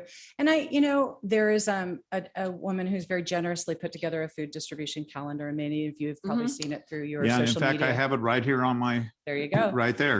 And So what it's I on love my- about that food calendar is it basically says, website. here's everything. Here's everything. And depending on, and I don't want to go too far in the weeds on it, but depending on the food source, whether it's Feeding America or commodities, they're two different types of foods. And so there's a place for both of them in our community, A, and B, Tahoe has a whole day of the Food Bank of Northern Nevada that serve them in addition to Food Bank of El Dorado. So it's kind of complicated in what type of food sources they have and how they're delivered in the community. And that's why I think a mapping would really help. I think it takes everybody's baggage off the table and just says our priority is serving children, or actually the community. Yeah. Food banks do it this way, the drive-through distributions do it here. And here's how we communicate about things, and here's how we problem solve kindly. I think that would be great. Okay. So Kathy, is that something that we should put on one of our first 5 agendas to discuss, to ask you to work on that? Or is that something you'll just kind of do? Or How what are you about we thinking? follow up with, I can follow up with you Okay. and let's strategize about it. Let's do Because, that. and here's my hesitation. First Five's not the biggest game in town, right? You guys have the authority to Right. maybe help remediate some of these historical differences. Yeah. And so I feel like it's probably more of a project to support your board with. Okay. And as First Five and as the community hub leader for impact, I am happy to be part of that conversation and help facilitate it. Because Okay. I think that once that barrier is removed, we're going to do a lot better at serving our community with food. So we'll strategize and then we'll figure out where Yep. to go next. Yeah. How's Yes. that? I think that'd be fabulous. That I'll works follow up out with really you. well. I Thank you had for to bring bringing that that up. I had to bring it Actually, up I'm today, glad you so- did. It's an elephant in the room. Yeah. And It it's been is. going on for decades. I know it It's has. time. It's time to address it and to be more efficient in what we're doing. Yeah. Okay. Okay, thank you. And Very good. this is an action item because we have to make some Right, appointments. but I want to so take is there any public more- comment. Yeah, I was gonna say, Okay. is So there Kim, if anything you would more? open it for public comment, please. Now taking public comment on item number 58. Individuals will have 3 minutes to address the board. The timer will notify you when you have 30 seconds remaining to comment. Public comment will be taken first from those participating in the boardroom and then from those participating through Zoom. For those participating by Zoom, please make sure you unmute yourself when called upon.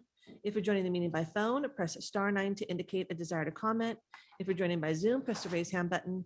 Please voluntarily state your name for the record.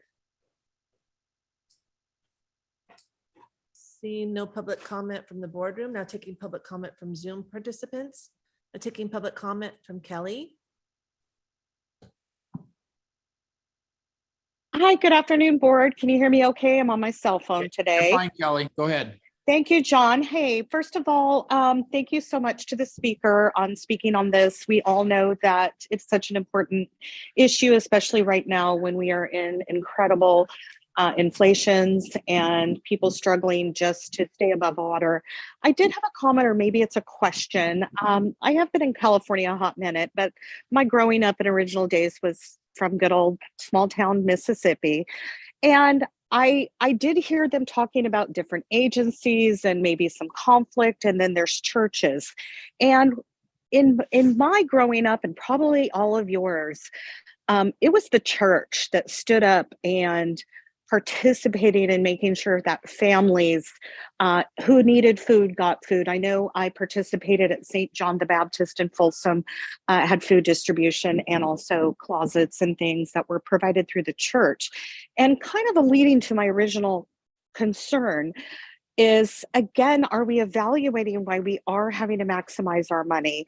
Are we supporting more agency and bureaucracy than we are the actual client and the people in the community who I have no doubt with our faith population in El Dorado County and our amazing communities that we wouldn't be able to provide maybe even a better job, I don't know, the kind of food support that we're talking about, and really making sure that we're not once again funding salaries and bureaucracies and agencies over the actual need. And I know I would be the first to sign up and say, I would love nothing more than to make sure that families, that I share what I have. So thank you. Thank you, Kelly. There's no additional public comment. Yeah, I want to make a comment on Kelly's thing, because El Dorado County Food Bank distributes food to 32 churches out in our community. So they are very much, helping the community, especially getting food out, especially our particular little church, the El Dorado Community Church, started when the food bank first started, El Dorado County Food Bank, and we've been distributing food ever since. So there's a lot of churches out there. There's 32 of them that are getting product delivered from the El Dorado County Food Bank. So anyway, that's all I want to say. And we've got the food in the hubs, Right, the snack. exactly, snack all the snack other program, stuff or too, whatever you wanna yes. Call it. So, yeah. Mhm. Kathy, did you want to respond at all to Kelly's comments? I don't know if you had anything to add before we move on to No, the action. Okay, all right. So back to the board for the appropriate action. We have a couple things we have to approve on this. So, Oh, yeah, I'll move to approve the item. all right. Second. All right, we have a motion second. All those in favor say aye. Aye. Opposed? Motion carries unanimously 4-0. It's a streak. Wow, that's great. Yay. Thank you so much, very much. Kathy. Thank you, Appreciate it. Kathy. Thanks, Kathy. We are an hour behind. And so And I I need think a we're- quick break. Okay. I do, I got We're- We're at decision point. What I would like to propose is we take a break for lunch and come back at 12:30 if a half an hour is enough. Or we can wait, and basically if we need more than that, we're going to be taking the 11 a.m. item at 1 p.m. and the 1 So- p.m. item is going to move to the right. So how about make it The 12:45? county council's got a comment here, right? Yeah. I just want to make sure that there's not going to be any concerns from the treasurer, tax collector, or the party Surveyor. requesting the decision given schedules. Yeah, so let's take that input. Okay. We do have, the participant is coming in through Zoom, the petitioner for Okay. this. So So- we haven't made any contact this morning as to whether postponement would. Okay. Joining us attendee. Jason Munson. Okay, so the option then would be to take a short break, come 5 back and minutes, start and then come this, and then recognize we're going to take a late lunch. and the 1 PM. And 1 PM can always Form can move. wait a few minutes. Okay. It's not unprecedented. All right, so with the board's consent, we'll move forward and do that. So let's take 10 minutes. Well, were you going to ask this gentleman if that fit his schedule? Yeah, Kim's working on getting him to. He's on the line, so. Yeah. I know, but were we waiting for his confirmation? Go ahead, Jason. Yes, I'm here and I'm fine with you. I would fully support you guys taking a break. Yeah, I need 5 minutes. I'm gonna go. All no right, matter 5-minute break, 5-minute break. Yeah. We'll be back at, Regardless. yeah, Yeah. at about And then we'll be 12:10 then. Okay, and then we'll start this item, right? Yeah. Okay, Let them in different ways. 5 minute. You said Wait, 5 I thought minutes. you said we were going left. 12:10, right? All right. I can stretch 5-minute my breaks. legs. God, this cord. I gotta fix these cords underneath there. My feet get tangled up in them. So weird.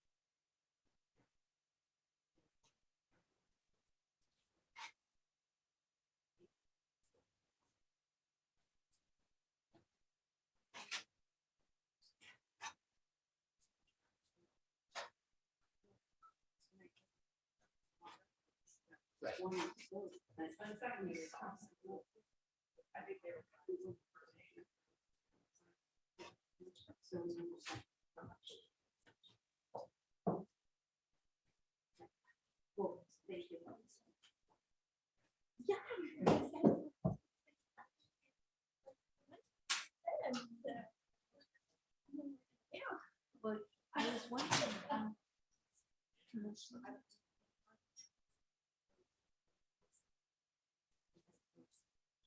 First spot of the city.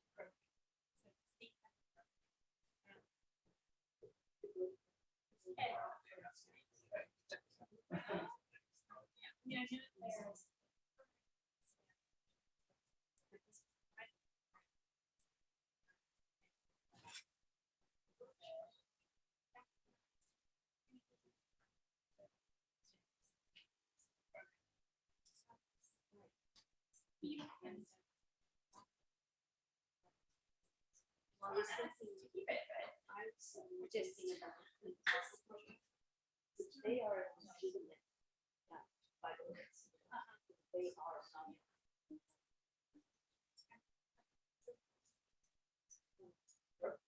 Yeah.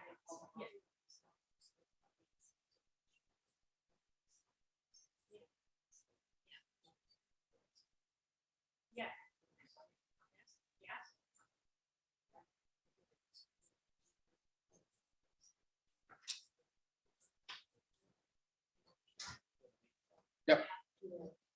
is. It's frustrating. But there's a limit on what any one of us can do. So I know we just have to do everything we can do.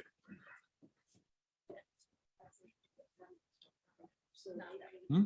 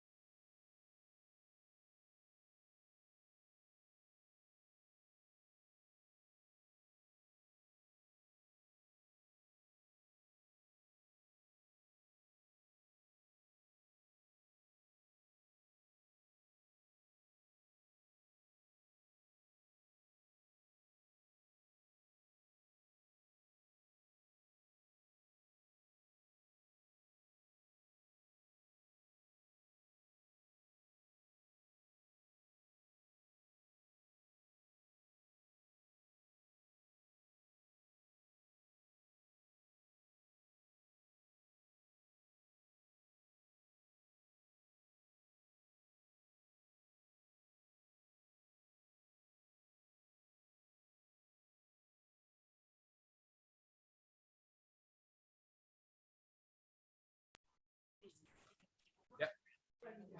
And Kim, if you'd read item number 60, then our 11 a.m. time allocation. Item number 60 is a hearing from the Treasurer Tax Collector Department recommending the board deny the purchaser's request to rescind the tax sale of grazing rights for assessor parcel number 040-100-021-000. Supervisor Heidel, will you please open the public hearing? I hereby open the public hearing, and we do have a process I want to make sure everybody's aware of. We're going to receive a presentation testimony from the interested parties, starting with Purchaser Invest in Family LLC, and then the Treasurer Tax Collector. We're suggesting 15 minutes, no more than that for each presentation. So we're looking at about a half an hour in that particular phase. Then we're going to receive public comment.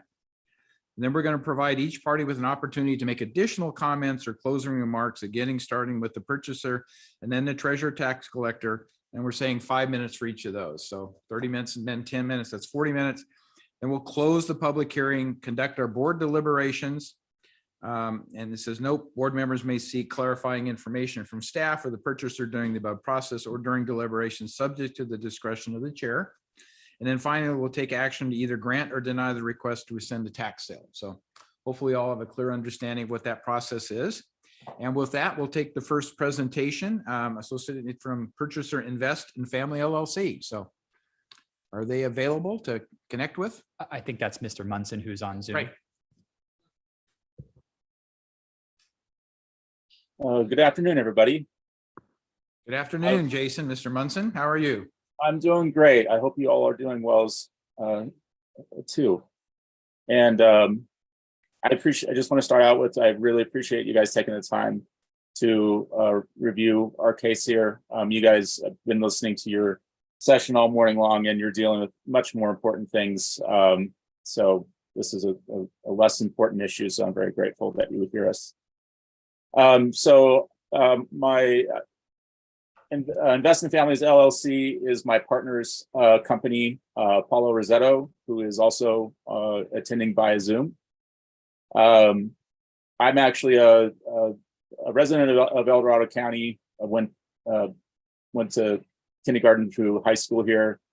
I live in South Lake Tahoe. Mr. Rosetto has immigrated from Brazil and is pursuing the American dream for himself and his family. Mr. Rosetto and I, we're in the business of purchasing properties from tax sales. So when we got the notice that there was going to be an auction in El Dorado County, I was very excited to be able to participate in that auction, as being where I live and where I'm from. We were able to buy 5 properties from the tax auction, 3 of which are closing or in escrow closing this week, that are in the city limits. They're buildable lots on Crawford Drift Court. So it's nice to be able to provide tax revenue to the county. When we bought these properties, we paid around $160,000 for all of them. So it's an honor to be able to support the county in that way. And then it's also, an honor to be able to help develop these properties to bring in additional revenue related to the building of residential houses, as there's a housing shortage, and providing jobs via that way. So regarding this parcel that we purchased, do I have the ability to share my screen?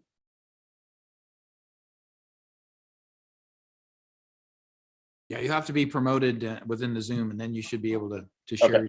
So hold on just a second. There you go. Now you're promoted.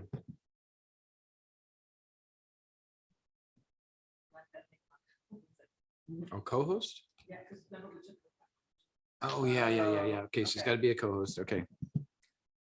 We're seeing Exhibit A.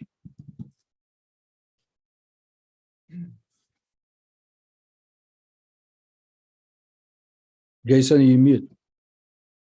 Yeah, Jason, we lost you there. Okay. Can you hear us? I can hear you. Can you hear Okay, me? now we got you back. All right, so we're looking at Exhibit A on the screen. Right, and so this is a description of where this property exists.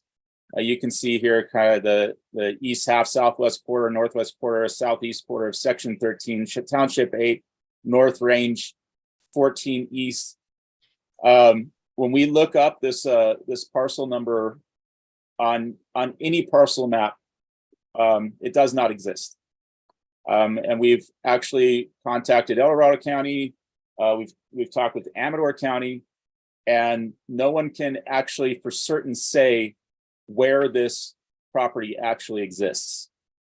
The closest we came was this county map. And the part highlighted in yellow here is, I don't recall who I talked to at the county or where I specifically got this, but somebody at the county reported to us that this was the parcel. However, there is no map that actually verifies this parcel with that parcel number. So from the assessor's website and on the auction website, there was this information here that the lot size was 79 acres. We have not been able to find, and the lot that is shown on the county map here, this is actually 63 acres. It's not a 79 acre parcel. we did find this parcel, which is across the street in Amador County, that is 79 acres. So essentially, we paid for a 79 acre lot that was advertised. The lot that we're supposedly being told is the lot we bought is 63 acres. And no one can confirm through the county that the parcel number is actually assigned to this piece of land, which is not the size that we purchased. So this is problematic for us because if we ever try to sell this property, there's no way that we can actually prove what it is. So you can imagine, our position in this. And so we contacted the treasurer's office, and we just said, hey, can we, since no one can actually confirm that this lot is actually the property that we bought, could we just have our money refunded? So we, corresponded with the treasurer's office, and they recommended that we request the board hearing. So that is why I am here today. And I really don't have anything more to comment on it. It's not that complicated of a situation here. So I'll go ahead and give my time back to the floor. Thank you, Mr. Munson. You'll have another time to comment, obviously, after we've taken public comment as well. So with that, we'll look to the Treasurer Tax Collector's Office for their part of the presentation.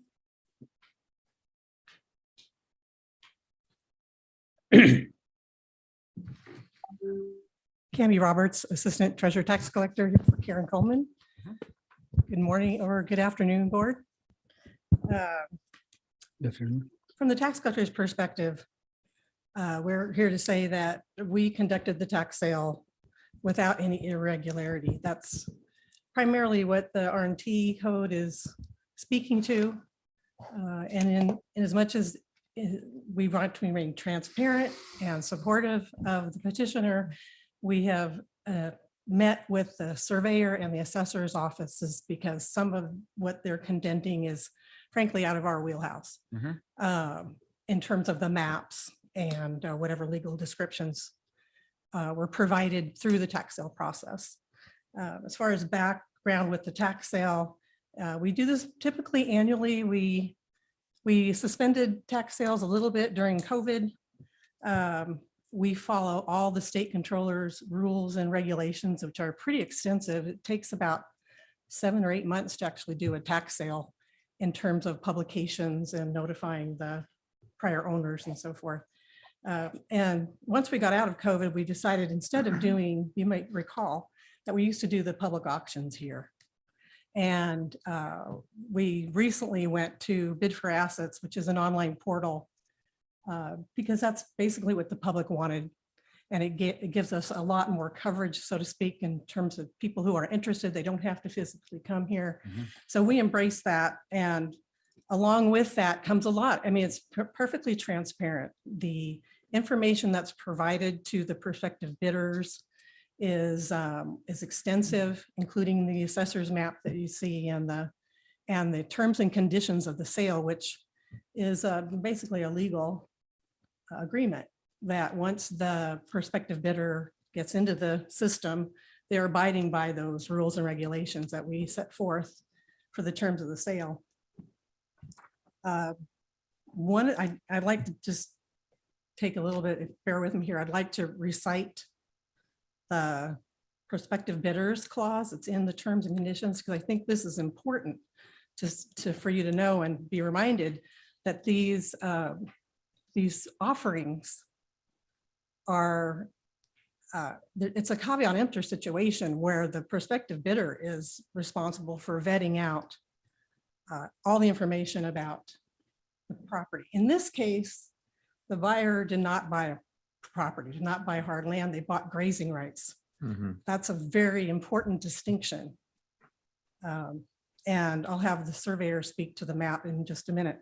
So in terms of the sale, and it's on the website more than once. I want to say that we're very transparent. We want people to know what the rules are so they know what they're getting into. And you can see from that legal description, the very first sentence mentioned that it was grazing rights. Mhm. So in the terms of sale, we state prospective bidders are urged to examine the title, location, and desirability of the properties available to their own satisfaction prior to the sale. All properties are sold as is. The county makes no guarantee, expressed or implied, relative to the title, location, acreage, or condition of the properties for sale. The county assumes no liability for any other possible liens, encumbrances, or easements, recorded or not recorded. So from our perspective, we do not believe there was any irregularity in the tax sale and the way it was conducted. What the prospective buyer believes or attests is a separate matter in terms of the map and the location, which I'd like to have Brian and his team, if the board pleases, to clarify that a little better. Yes, please, if that's the appropriate time here. So, Okay. yeah, Thank Brian, you. would you please come and clarify the? Okay, have Justin do it, please. Thank you. There you go. Good afternoon. Good I'm afternoon. Justin Cisneros. I'm the deputy surveyor for El Dorado County and here to answer any questions. I kind of wrote notes based on the meetings and the findings that we found in our office. Three main points. First being legal description. The tax collector's office just noted in the legal description, the very first line is that it is for grazing rights. I have gone through all the way back to the original grant of the grazing rights, and it is consistent all the way back to the original grant. The second part that is important in the exhibit that was shown on the screen, they had mentioned that there was a 79-acre parcel in in Amador County. Again, in the legal description of the parcel, it says there's a clause in there that says, bear with me, sorry, lying on the north side of the Alpine State Highway. That is Highway 88. And so it's north of that. Highway 88 has been in this area of the county, been the southerly county line since 1863.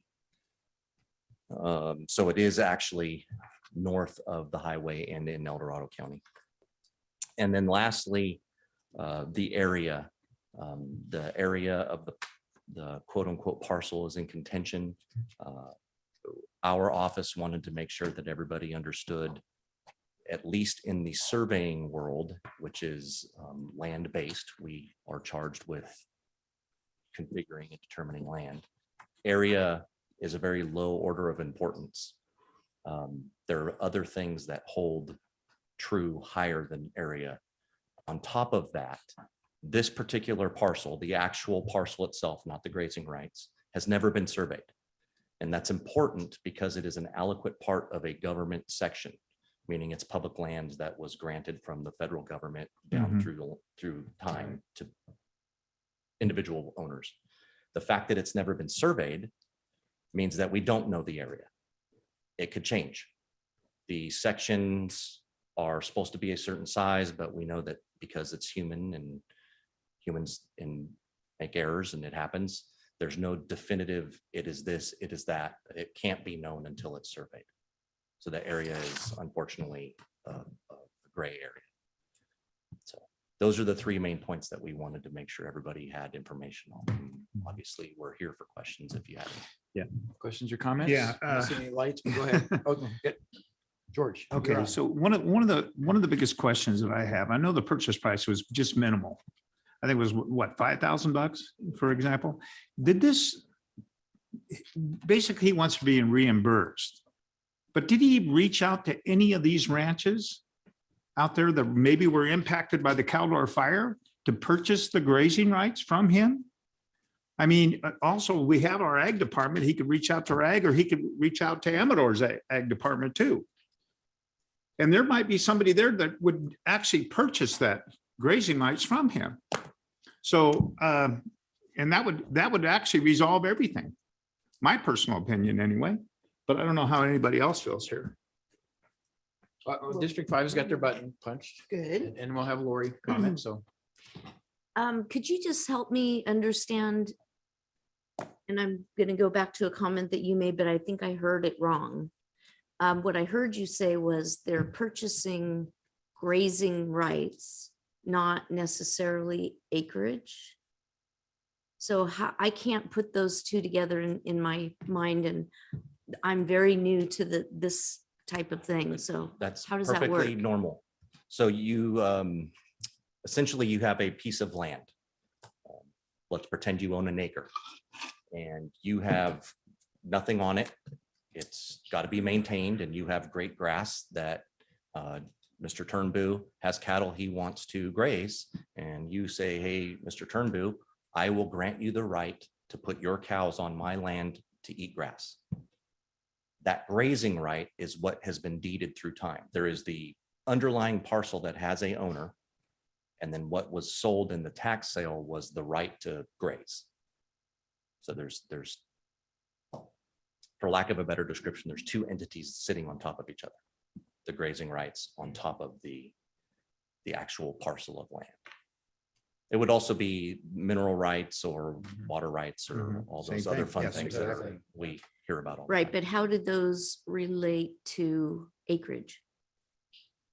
Either way, the parcel itself will have an acreage that is undetermined.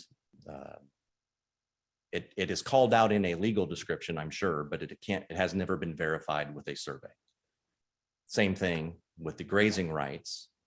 It has in the legal description that has granted the grazing rights through time. It calls out an acreage, again, never verified. Okay, thank you. Lori, do you have anything to add?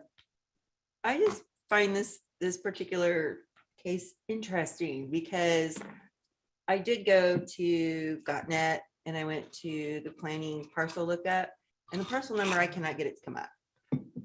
So I get that, but at the same time, I get what you're saying is that it was very clear through this process with the bidding that it was just grazing rights. And if he didn't want grazing rights, why did he even continue looking at it further? That doesn't make any sense to me. And if it didn't come up as a parcel number search, why? I just don't understand. So it's like, I feel that Mr. Munson did purchase what he purchased.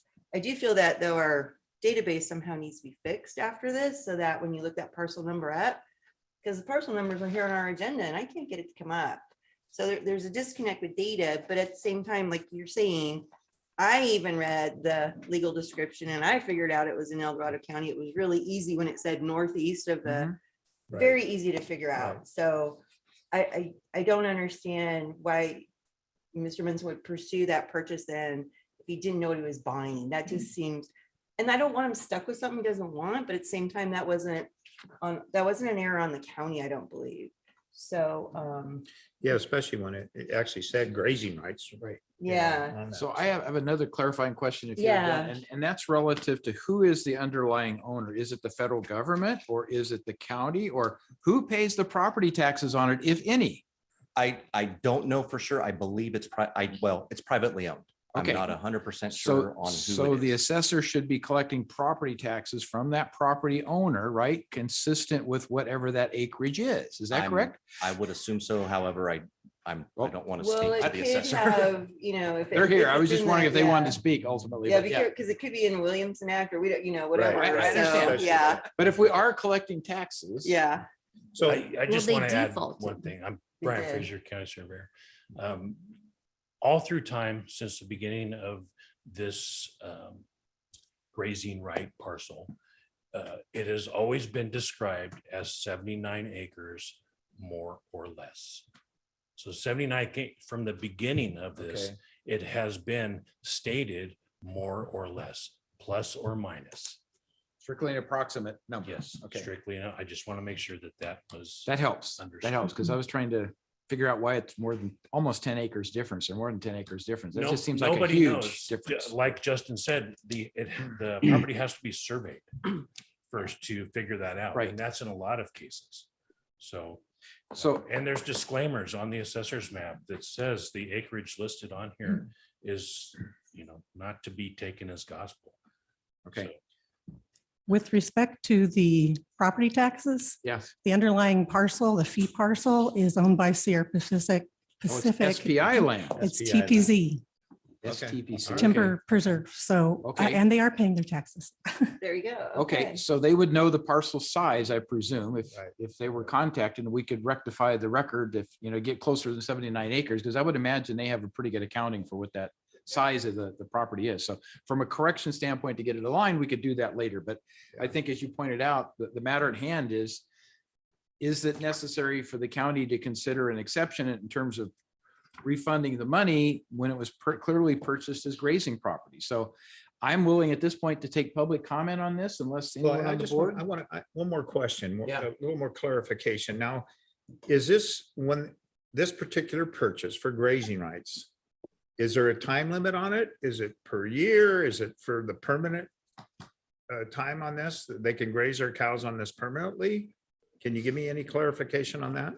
That's a good question. I'm not an expert on grazing rights, but I Okay, believe all as right. long as they have the tax deed, they have the So it's a right. one-time fee and that's it until that contract runs out or whatever, correct? He has somebody in mind. I know, already. I already do have somebody in We mind, did, but anyway. yeah. I'm not So, sure. Solution, yeah, exactly. Fire the grazing rights. Okay. I'm not So sure I can answer just that want some question, clarification on but it. they have So- the right as long as, and for another 5 years, if no one pays the taxes, it's up for tax sale again. And Right. Or they can Yeah. probably transfer the rights via formal Exactly, transaction or exactly. something. So, Yeah. okay, all right. Yeah. With that, are we ready for public comment? All right. Kim, if you'd announce it. Now taking public comment on item number 60. Individuals will have 3 minutes to address the board. The timer will notify you when you'll have 30 seconds remaining to comment. Public comment will be taken first from those participating in the boardroom and then from those participating through Zoom. For those participating by Zoom, please make sure you unmute yourself when called upon. If you're joining the meeting by phone, press *9 to indicate a desire to comment. If you're joining by Zoom, press the raise hand button. Please voluntarily state your name for the record. Seeing no public comment from the boardroom, now taking public comment from Zoom participants. There's no public comment. All right, very good. So we'll move on to the next step of the process, which is to provide Mr. Munson an opportunity to respond to the information that was provided. If he has any clarifying comments to make or anything of that type, he's welcome to do so at this point with an approximate 5-minute allocation. Thank you very much. This has been very enlightening. I'm very grateful for everybody who participated, especially the more or less on the acreage and that it hasn't been surveyed. I did want to clarify. Ms. Parlin said that I didn't know what I was buying. I did know what I was buying. I did know that these were grazing rights. Okay. And that this was for use of an agricultural permission use. I wasn't buying the actual land. And Mr. Turnbow's suggestion of selling the grazing rights to local farmer, that's precisely what we would like to do. Either lease the property out to a farmer to use it and pay us rent for the use of the property, or sell the property at a profit. That's the whole point of our business. And if Mr. Turnbow has can be supportive in that process, then perhaps we could connect at another time. I just want to clarify, you'd be selling the grazing rights or Yeah. transferring the grazing rights, Not the not the property. property. So Not the we have to be careful with the terminology there. Yeah. Yes. Okay. Anything else you want to add at this point? I don't have anything else to add. Thank you very much. Any clarifying questions from board members? All right. I do. Okay, please. Mr. Munson, why are you wanting to rescind the sale if your ultimate goal is to either rent the grazing rights to somebody else or sell the grazing rights for a profit? Because in our research, it was unclear where the property actually existed.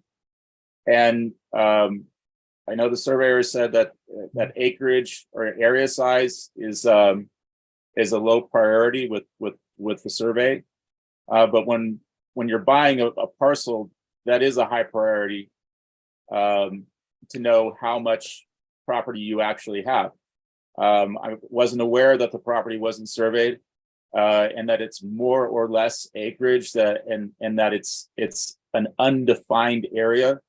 That wasn't, I didn't know that until the comments of others today. Thank you. All right, thank you. All right, with that, we'll turn it back over to the Treasurer Tax Collector's Office if they have any additional comments to make.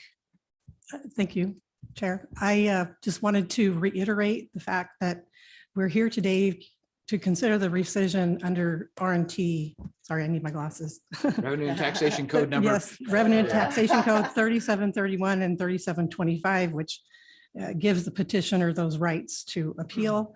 And it is, the board's decision is based on the fact or absence of an irregularity. That would be your determining factor if there was an irregularity to rescind, to be able to rescind. And that, again, I know I'm repeating myself, but the part of that process with the tax sale is to make sure that the buyers know, and the disclaimers are everywhere on the website, in our tax sale website, bid for assets website. They seek to educate, and we have terms, conditions, and that caveat emptor is in more than one place, that buyer beware, know what you're buying, and what you're buying is as is. And everything else, if there's any other encumbrances, it's theirs to find out, or the suitability of the property is theirs to discover. Very good. Yep. Any other questions? or One comments? more Yeah, quick go ahead. Yeah, question. go ahead. What could you explain what a typical example of an irregularity would be with regards to the section you cite? Sure. I've been with the tax collector's office for 17 years, and this maybe came up one other time, and there might have been a notice that didn't take place. We follow, it's a strict timeline with the state controller's office. And usually these kind of requests come from the property owner that the prior property owner, maybe something they didn't get proper notice or something of that nature where they wanted to try and reclaim their property once it's been sold. There's probably a lot more examples, but since we haven't had one, it's hard, but it would be something like that, notification, something of that, where we failed to do a step and to retain the prior owner's information, or at least knowledge of what we were doing. And it's a 5-year defaulted process. So we are sending all kinds of notices and reminder notices. So we don't take this lightly. We take this very, very seriously. We're not in the business of taking people's property, but we also have the due diligence on our part to get these properties back in tax paying status. So that's how we view this. And we do comply with everything that the state controller's office requires us to do. So legally, irregularity would not be with regards to acreage and whether or not it was officially surveyed. That is not an irregularity that you would consider. Good afternoon, board members. Janet San Pedro, County Counsel's Office.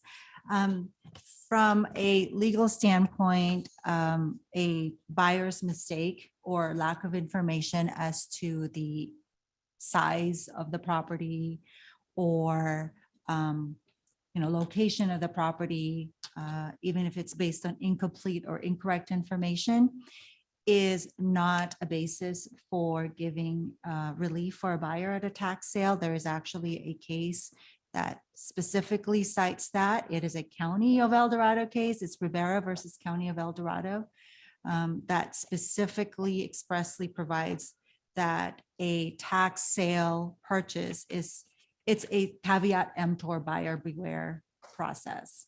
And as far as your question on irregularity or of the proceedings, what the Treasurer Tax Collector's Office does is follow a very prescribed set of statutory requirements when they put a tax sale, a property for a tax sale. And so any misstep in that process would be potentially considered as an irregularity of the proceedings. And what Cami had mentioned, most of the time it deals with lack of notice or lack of proper notices. Thank you. So I have one final clarifying question. Go ahead.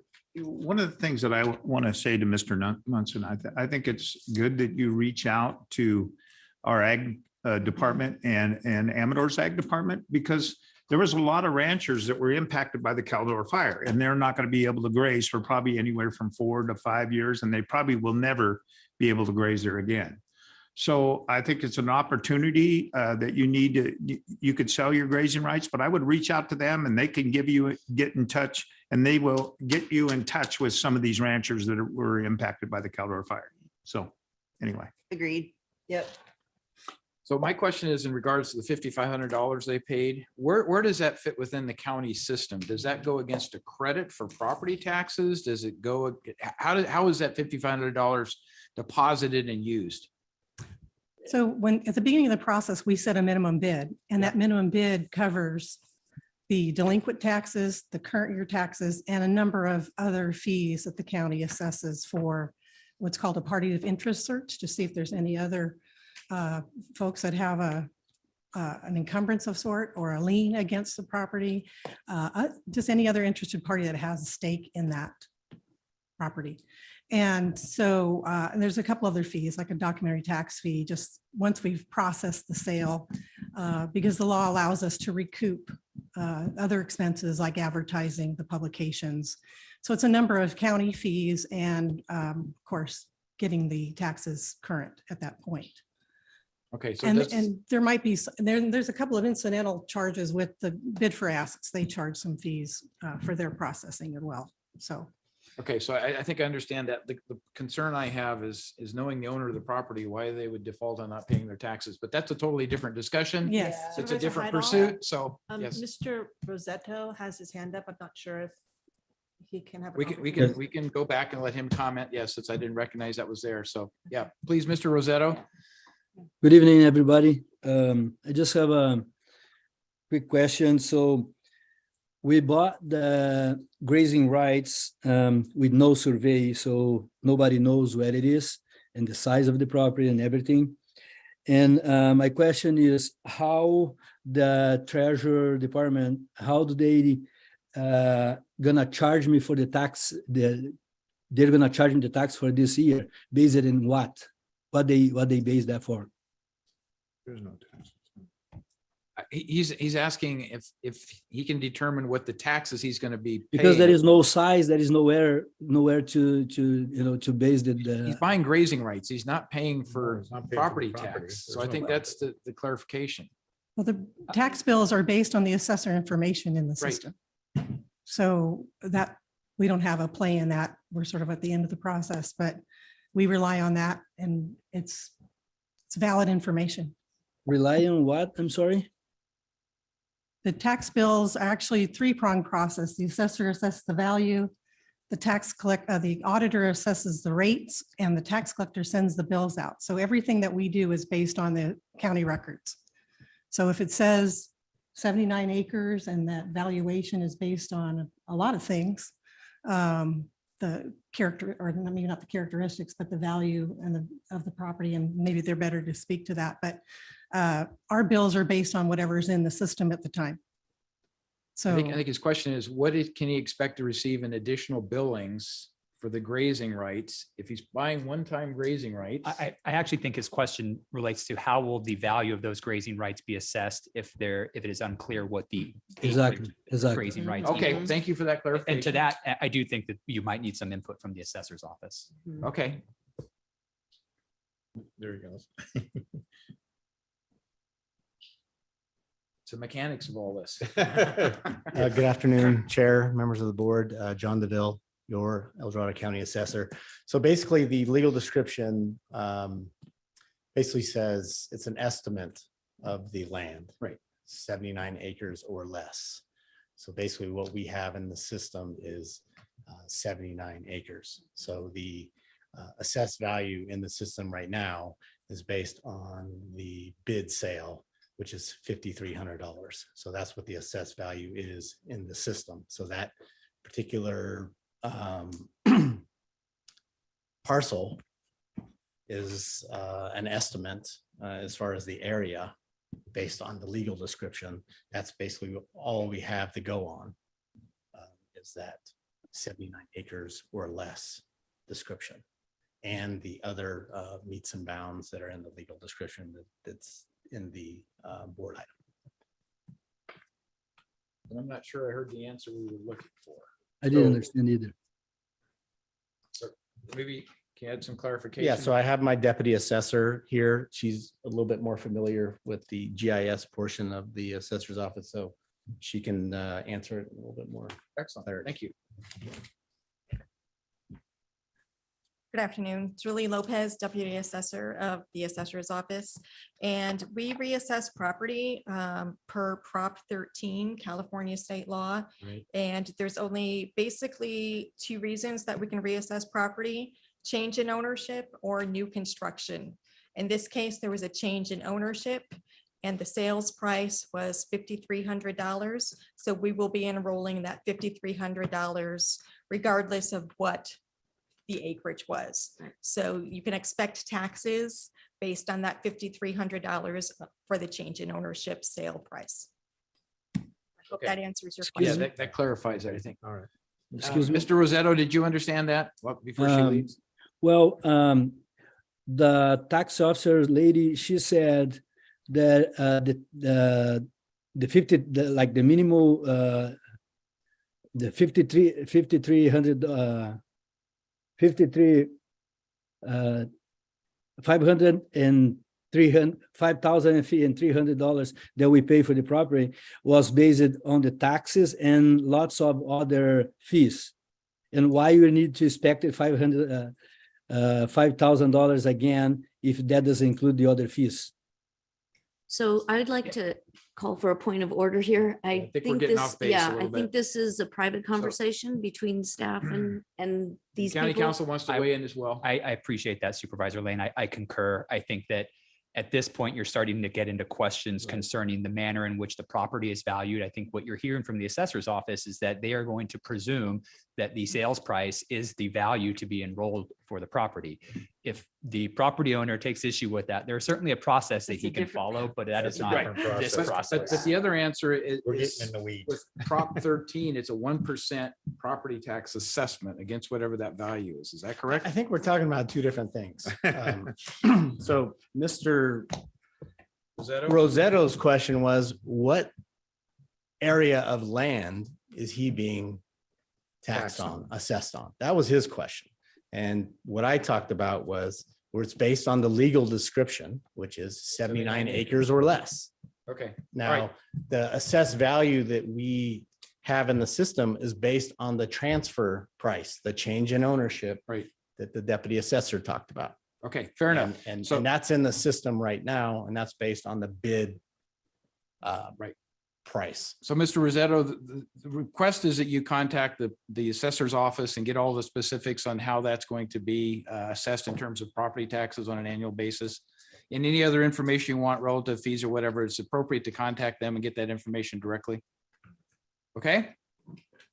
Well, it's very disconnected data. That's why I'm trying to understand the things here for us to get. Very good. Thank you. Any other comments, questions from the board? We're done. Okay, so at this point, I want to close the public hearing. Thank you. So we're through with taking public comment and we're bringing it back to the board for deliberation. And I'm ready to move that we approve this denial as recommended by staff. And I'll second that. All right. All those in favor say aye. Aye. Opposed? Motion carries unanimously 4-0. So it was denied in terms of the request to rescind the tax sale, just for clarity. Excellent. So with that, we need to, I think, plan on lunch period. We want Mr. Chair, would you like to finish did we do item 55? It seems like it would be rather simple. Item 55 was department matters, and we have not done We that. didn't do it yet. Can we do that really quick? Or is that going to be a long Let's, discussion? let's do It 55. should That's go fine. fast. Should go fast. yeah. Okay, so we'll do 55. If you read that in, Kim, please. Item 55 comes from the Chief Administrative Office recommending the board appoint 2 members to an ad hoc strategic plan working group to finalize a draft strategic plan. Okay, you have the recommendation. Right. You want to give us any background on this? Just a quick background that this is a result of the 3 workshops that the board just concluded last month for the county's kind of overhaul of its strategic plan. This came at a recommendation from the consultant that's helping us go through that process, but certainly open for the board's discussion. Well, the recommendation is to just continue on with the chair and the vice chair. Exactly. That's correct. That wasn't there in the. And I was agenda, going to say so- that. So. She took it out of my- Apologize. There you go. Any other discussion? No. All right, I'll take a motion. I would move approval. Wait, do we need public comment? We do need public comment. I know we're I hungry. was trying to get the lunch. I know, I'm like, I want food. Somebody's starting to growl. Okay, public comment, please, Kim, if you'd open it up for item 55. Now taking public comment on item 55, individuals will have 3 minutes to address the board. The timer will notify you when you have 30 seconds remaining to comment. Public comment will be taken first from those participating in the boardroom and then from those participating through Zoom. For those participating by Zoom, please make sure you unmute yourself when called upon. If you're joining the meeting by phone, press *9 to indicate a desire to comment. If you're joining by Zoom, press the raise hand button. Please voluntarily state your name for the record. Seeing no public comment from the board, this is regarding item 55. Seeing no public comment from the boardroom, now taking public comment from Zoom participants. There is no public comment. There we go. Okay, so now back to the board and we have a motion. And, I've heard, yes, but I've heard members of the public state that sometimes they would prefer if we had a motion on the floor before we took public comments so that they knew what we were voting on. I don't think it's right or wrong to take a motion before public comment if we choose to. So, I mean, we don't always have to public comment and then motion. We have the ability to make a motion before We public just comment. typically, that's the way this board is operated typically. And I think based on, we actually do appreciate the public comment sometimes before we make a motion, because then we Sure. bring it back for more discussion. Right. So just, But on something like this, we could Right. move forward with the Sure. motion, Yeah. take public comment. County council's We can always change agreement, it. I think we have the ability to do that. A lot of boards operate Yeah. that way. It just depends on what the subject matter is and what you want to hear from the public. I mean, like before if you somebody put the walked up though and said something like, please make it so and so and so and so, then we would be changing our motion perhaps. So Right. we typically just like to hear from the public. It's that's simple all. and straightforward, just think Yeah. it makes sense. If it's controversial, it's probably better to get public comment in first before you form the motion. Yeah, Okay, That's all. so we have a motion and a second? I thought it was George, but Yeah, I'll second it. okay. It is now. A motion and a second. All in favor, say aye. Aye. Motion carries. All right. Now I think we can talk about lunch. because we're gonna Yeah. have people for 1 o'clock that we're not going to be able to support. So how long do you want for your lunch period? Half hour, 45 minutes, hour? I could do as little as 20 minutes if we want to be respectful to the public. Half an hour. Half an hour. I can do a half an hour. Yeah, I let's think do a half an hour is reasonable. Yeah. Okay, so, Okay. so Kim, we will be back at roughly 1:30 to Yeah. take on the open forum, given the fact that we were delayed in some of the other Yeah, okay. proceedings this morning. So if you just put that out for notification, and we will be back at 1:30-ish.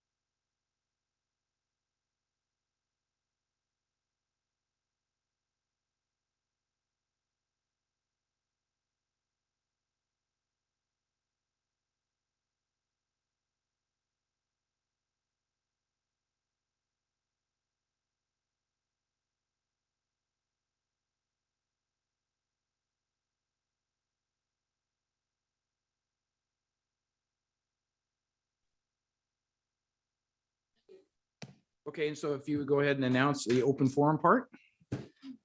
Now taking public comment on open forum. Individuals will have 3 minutes to address the board. The timer will notify you when you have 30 seconds remaining to comment. Public comment will be taken first from those participating in the boardroom and then from those participating through Zoom. Excuse me. For those participating by Zoom, please make sure you unmute yourself when called upon. If you're joining the meeting by phone, press *9 to indicate a desire to comment. If you're joining by Zoom, press the raise hand button. Please voluntarily state your name for the record. Come on up. Good afternoon, board members. I'm Roger Lozada. I'm the volunteer chair and state senator for El Dorado County, New California. On May 24th, 2023, I had emailed this board and the clerk of the board this specific letter about the read from the state of New California.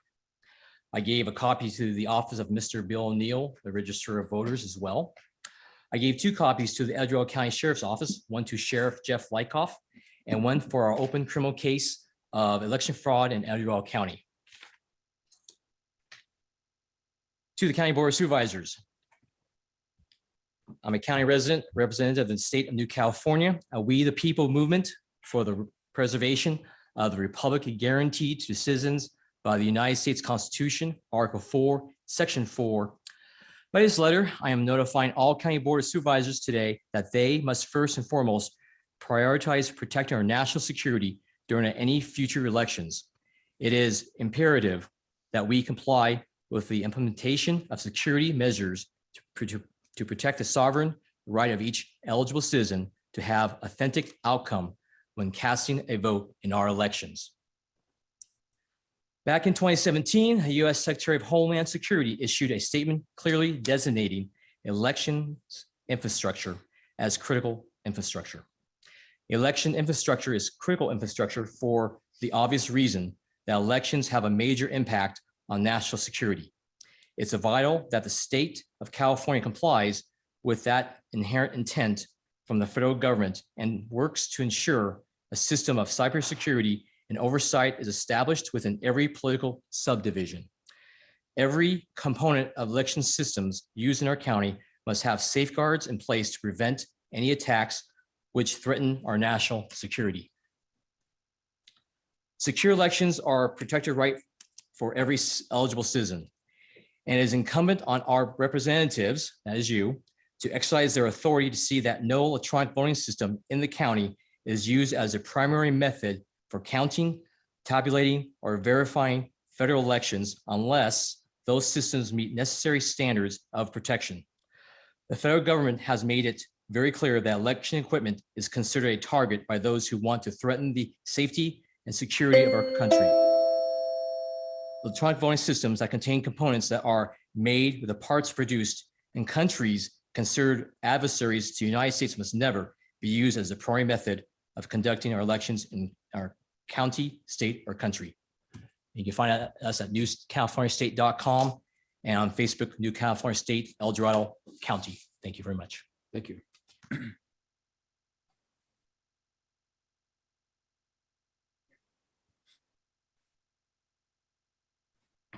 Name's Paul Sands. I'm also with New California State. So to finish off that letter there, CEO John Polis is predicting that Domain will not survive the use of the 2024 election due to the scrutiny of their equipment's vulnerability to hacking. More alarming is the components of the system include embedded modems and circuitry on the motherboard the size of a pencil point. This is made in China, a nation adversarial to the United States, an obvious breach of security to elections. On March 29th, 2023, President Joseph Biden Jr. declared a national emergency pursuant to the International Emergency Economics Act, Title 50 U.S.C. 1701 et sequitur, to deal with the unusual and extraordinary threat to the national security, foreign policy, and economy of the United States, constituted by the increasing prevalence and severity of malicious cyber-enabled activities originating from the or directed by persons located in whole or substantial part outside the United States. These significant malicious cyber-enabled activities continue to pose an unusual and extraordinary threat to the national security, end of quote. Therefore, in accordance with the section 202D of the National Emergency Act, 50 USC 1622D, President Biden continued the national emergency for 1 year beyond the April 23rd, 2023 with Executive Order 13694. I call upon each board member to act on behalf of the safety and welfare of the citizenry as the representatives who are by oath of office committed to protect and defend the Constitution of the United States of America and the state of California against all enemies, foreign and domestic, and stated you made the obligation freely. Your position requires that you heed the concerns of malicious cyber-enabled activities and recognize the immediate need for security by eliminating the use of voting machines from our elections, starting with the upcoming federal election in 2024. And we're looking forward to getting rid of all machine counting and having in-person voting only at stations, and limiting the amount of absentee ballots. So, thank you. You're welcome. Thank you. Good afternoon, board members. I'm Ginger Luzada, a resident of El Dorado County, a member of New California State. I have 5 copies of the letter that was just read to you for each district supervisor right here. We, the citizens of the state of New California, also want to ensure that you hear from we, the people of El Dorado County, that demand in-person one-day ballot elections, one-day paper ballot elections, and the elimination of electronic voting machines, voting devices. We will be having citizens signing a petition declaring, this is the petition right here.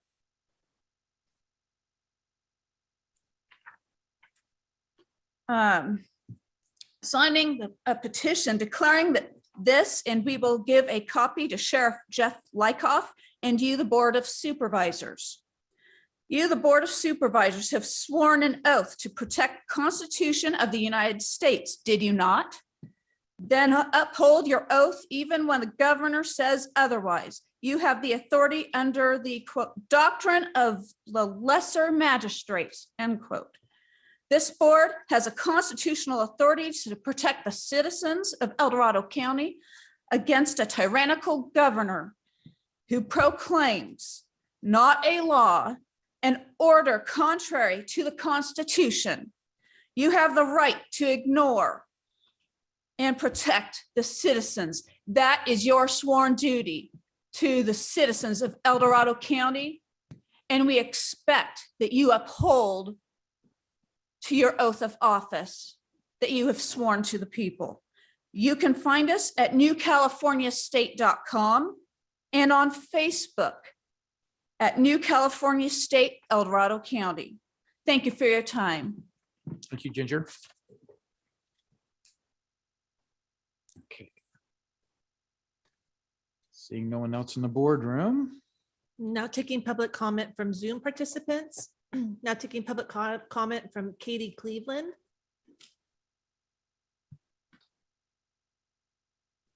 Katie, can you unmute yourself, please? Hello, can you hear me? Yes, you're fine, Katie. Go ahead. Okay, hi. My name is Katie Cleveland. I live in Blackstone on Avanti Drive. I'm calling about the power plant that's across Latrobe from me. I have had this house since 2018, and I guess from my understanding is the plant's been there the entire time. I don't know what's changed with the acoustics, and I'm sorry, I'm at work, so I'm winging this. I didn't have anything written up for it, but the noise pollution that's coming from the power plant since it powered up this year on May is making my house absolutely unlivable. My house shakes, it vibrates. This morning I bought a decimal meter This morning, it was ranging at 60 decibels. And it's not only that it's the 60 decibels, it's that low frequency vibration that is it's the hardest to live with because I have constant pressure in my house, constant pressure in my ears. It actually hurts my ears. It hurts my head. It makes me nauseous. I can tell I'm already getting the neurosensory disorder from it because I feel like I vibrate. My stomach feels like it vibrates. Last night, it was worse than it's been ever. I'm trying to sleep with earbuds or ear plugs in my ears. And one of the earplugs was actually vibrating in my ear. I've had to sleep in my car. I have to leave my house. I work from home a few days a week. I'm spending time working in the clubhouse because I can't get my work done because it's never quiet. Most of the time, it's the decibels are between 43 and 53. But again, it's not the decibels. It's that it's that sound wave. It's that woom, woom, woom that's constant in my house 24 hours a day.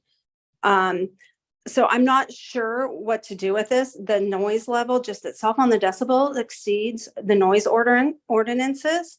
I did speak with somebody from Broadridge last week, and they seemed to want to be a good neighbor and said they were taking seriously looking at doing something with the berm.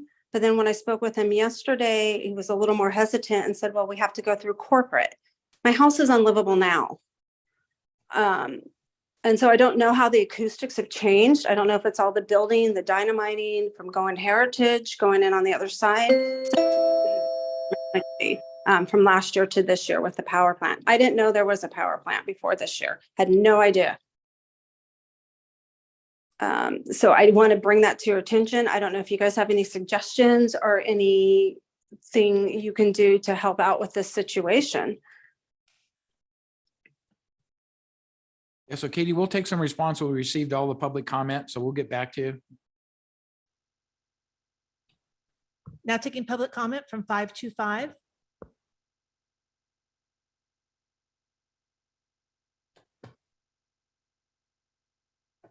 Hi, this is Leo Bennett Koshon. Glad to have you guys back in my life on Tuesdays. Hope the strategic plan part's going well. I'm a citizen, obviously, of El Dorado County and also California. And I just want to commend your voting department, the Registrar of Voters. I am impressed by their efficiency, transparency, and commitment to having valid and safe elections, as was experienced in the last two that I voted in this county. And I also find the voting center approach, which allows much more access, to be compliant and consistent with expanding the franchise as much as possible so that all citizens' voices are heard. So again, thank you for what you're doing to maintain our citizenship. Thank you, Leo. There's no additional public comment. County Council, do you want to comment at all on the first set of speakers, the first three relative to receiving? You don't have to. Okay, very good. So each of the supervisors have received the information that was handed out. So we'll review that and determine what the appropriate actions might be. With respect to the questions that Katie raised, I know George, you probably have talked to her. Yeah, well, I've reached out to Brandon Sanders, and Brandon Sanders is supposed to be giving her a call. Okay. And let her know what's going on, and maybe he could, and he's looking into it, so. All right. So Katie, the best thing to do is keep in contact with your district supervisor, George Turnbull, and if it doesn't get some resolve, if somebody isn't out there, just keep letting him know the status. Yeah, and by the way, Brandon Sanders is the Northern California Director of PG&E. Right. So hopefully we'll get a response. And with that, I think we're concluding with open forum. And so is it your determination we should go into closed session as soon as possible? Is that? Yeah, and I mean, we can certainly take whatever additional items you wanted, the items to and from, but I do expect there to be a report out from one of the closed session items. So we will likely be reconvening for that report. I was thinking about the Zoom connection and stuff. Is it better and timely to do it now if we did it in 15 or 20 minutes? Because I saw the text message and I don't know the availability. I'm assuming somebody's tying into the Zoom closed session. I'm not aware of Oh, really? any Okay. constraints on the timing. So. Okay, all right, Not So- related to Zoom, just related to the labor item. right. Yeah. Okay, all right. So the timing doesn't matter with that. It's, okay. I don't believe so. All right. So what's the pleasure of the board? You want to do the to and froms and CAO's report and then go into closed session? Kind of wrap things up and then come back, or? Yeah, that usually makes the most sense. It kind of flows nice if everybody's ready. Get her done. Okay, would you like Yeah. to start? Sure. Uh, We've been out and about for a couple of weeks, right? Yes. But still working hard. Um, So let's see, things that the board might be interested in. May 17th, we had an Eldorado Water Agency meeting and we approved the appointment of Rebecca Guo as our interim general manager effective June 10th, because remember Ken Payne is retiring on June 9th. So we have our interim set up over there. And then on that same day, Supervisor Thomas and I attended the Office of Wildfire Preparedness and Resilience stakeholder meeting. They're working on their draft strategy wildfire document, and I don't know when, but I believe that will come to the board at some point. There'll be a presentation, so just heads up that it's coming. Let's see what's another thing of county interest. I did virtually listen in on the Cameron Park CSD meeting about Station 88 closure, just because I think that's something we all need to keep an eye on and be aware of. Yeah, well, I can talk on that a little bit Yeah. when you're done. And I'm just saying I listened in, so I'm aware. Yeah. And then on Thursday, the 18th, Supervisor Thomas, Sheriff Lykoff, Under Sheriff, Interim CAO, and I met virtually with CDPH representatives regarding, so to follow up on our conversation from last fall regarding Sierra harm reductions, operations in the county. We had this virtual meeting with CDPH. We explained our concerns that were brought up last fall, and there will be a follow-up board item. I think it's on June 20th. Are we doing that on June 20th? Do you think? Yes, that's the target. Okay, so on June 20th, there should be some results from that meeting. I think it went really well. And just so you all know, I did have a meeting with SCLAR, which is our large animal rescue group in the county during evacuations. And that's why I had the item, I think it was on today for no, that'll be on the 20th. It's coming, a request for a community benefit grant because they're buying additional panels for when there's an evacuation. And I did want to say thank you to Supervisor Lane for allowing me to do a swappity-doo on our community because these things are coming at the last minute at the end of this budget. So thank you for your understanding. Let me swap on that with the other item I had. Oh my God, there's so much going on.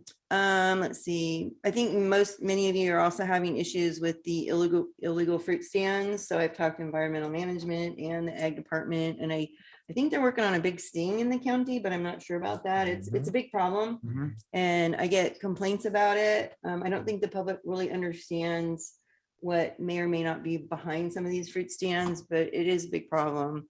And then that's no. Oh, just so you know, Supervisor Thomas attended on Wednesday, the 24th.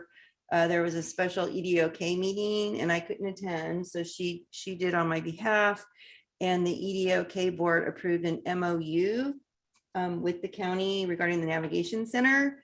And so they approved it. Now it will be coming to the board at some point for us to discuss. I think it's with county council right now. So just heads up, that's on its way. And then this is kind of like something you might be interested in. I had a great meeting with OES regarding setting up a CERT, which is a community emergency response team for Georgetown. There's kind of faded and has been gone since COVID. And we've found in the last disasters that we've been having, we really need that back. So I'm working with Chief Brown to bring that back. And I asked him to get going on it while we're not in an emergency, because that's a good time to create one of those. So he's working on it. He put it higher up on his priority list because I said, this is important while we're not in an emergency. You just can't stand up an emergency response team during an emergency. It just doesn't work. So we're trying to get ahead of that. And then let's see that one. Oh, this is just a shout out. I had phone call with a constituent. He was getting on an airplane ready to go, but he said, Lori, I just want to call and thank you for stepping in. He had a project that had stalled and he really appreciated Rob Peters down in planning stepping in and helping review his project and get things moving again. So just, you know, when we get those nice phone calls, want to share that with everyone. I really appreciate Rob, and he seems to get all the really gnarly projects and he's really good at them. So thank you for that, Rob. I think everything else is boring. Let's see. Well, some of the stuff's just like my stuff. I put it because I take this list and I put it out on my website. Oh, and then Supervisor Trimby will elaborate, but we had a really good meeting with National Forest Supervisor Joe Stout talking about Grizzly Flats Community Center and some potential options for that. And oh, did go to the fishing derby. I carpooled with my Fish and Wildlife representative, and just want to thank our Fish and Wildlife Commission for sponsoring those fishing derbies. They're great events out in our community, and I think they're all over the county now. I think they are. So just really appreciate that they do that with those funds that they get for our fishing derbies. You have to purchase the fish. And I think, oh, and then yesterday I just virtually listened in, but at Taxpayers Association, our parks manager, Vicki Sanders, was the guest speaker, and she did a really great job of explaining all the projects. She's got a lot of projects in the hopper.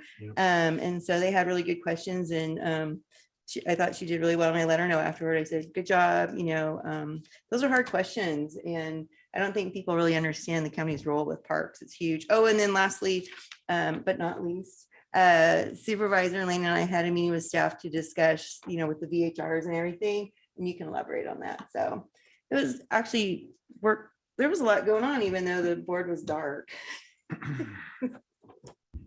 Okay, George. You ready? Okay. I don't have specific dates, but I'm just from 14th through the 20th, and we'll just base it on that.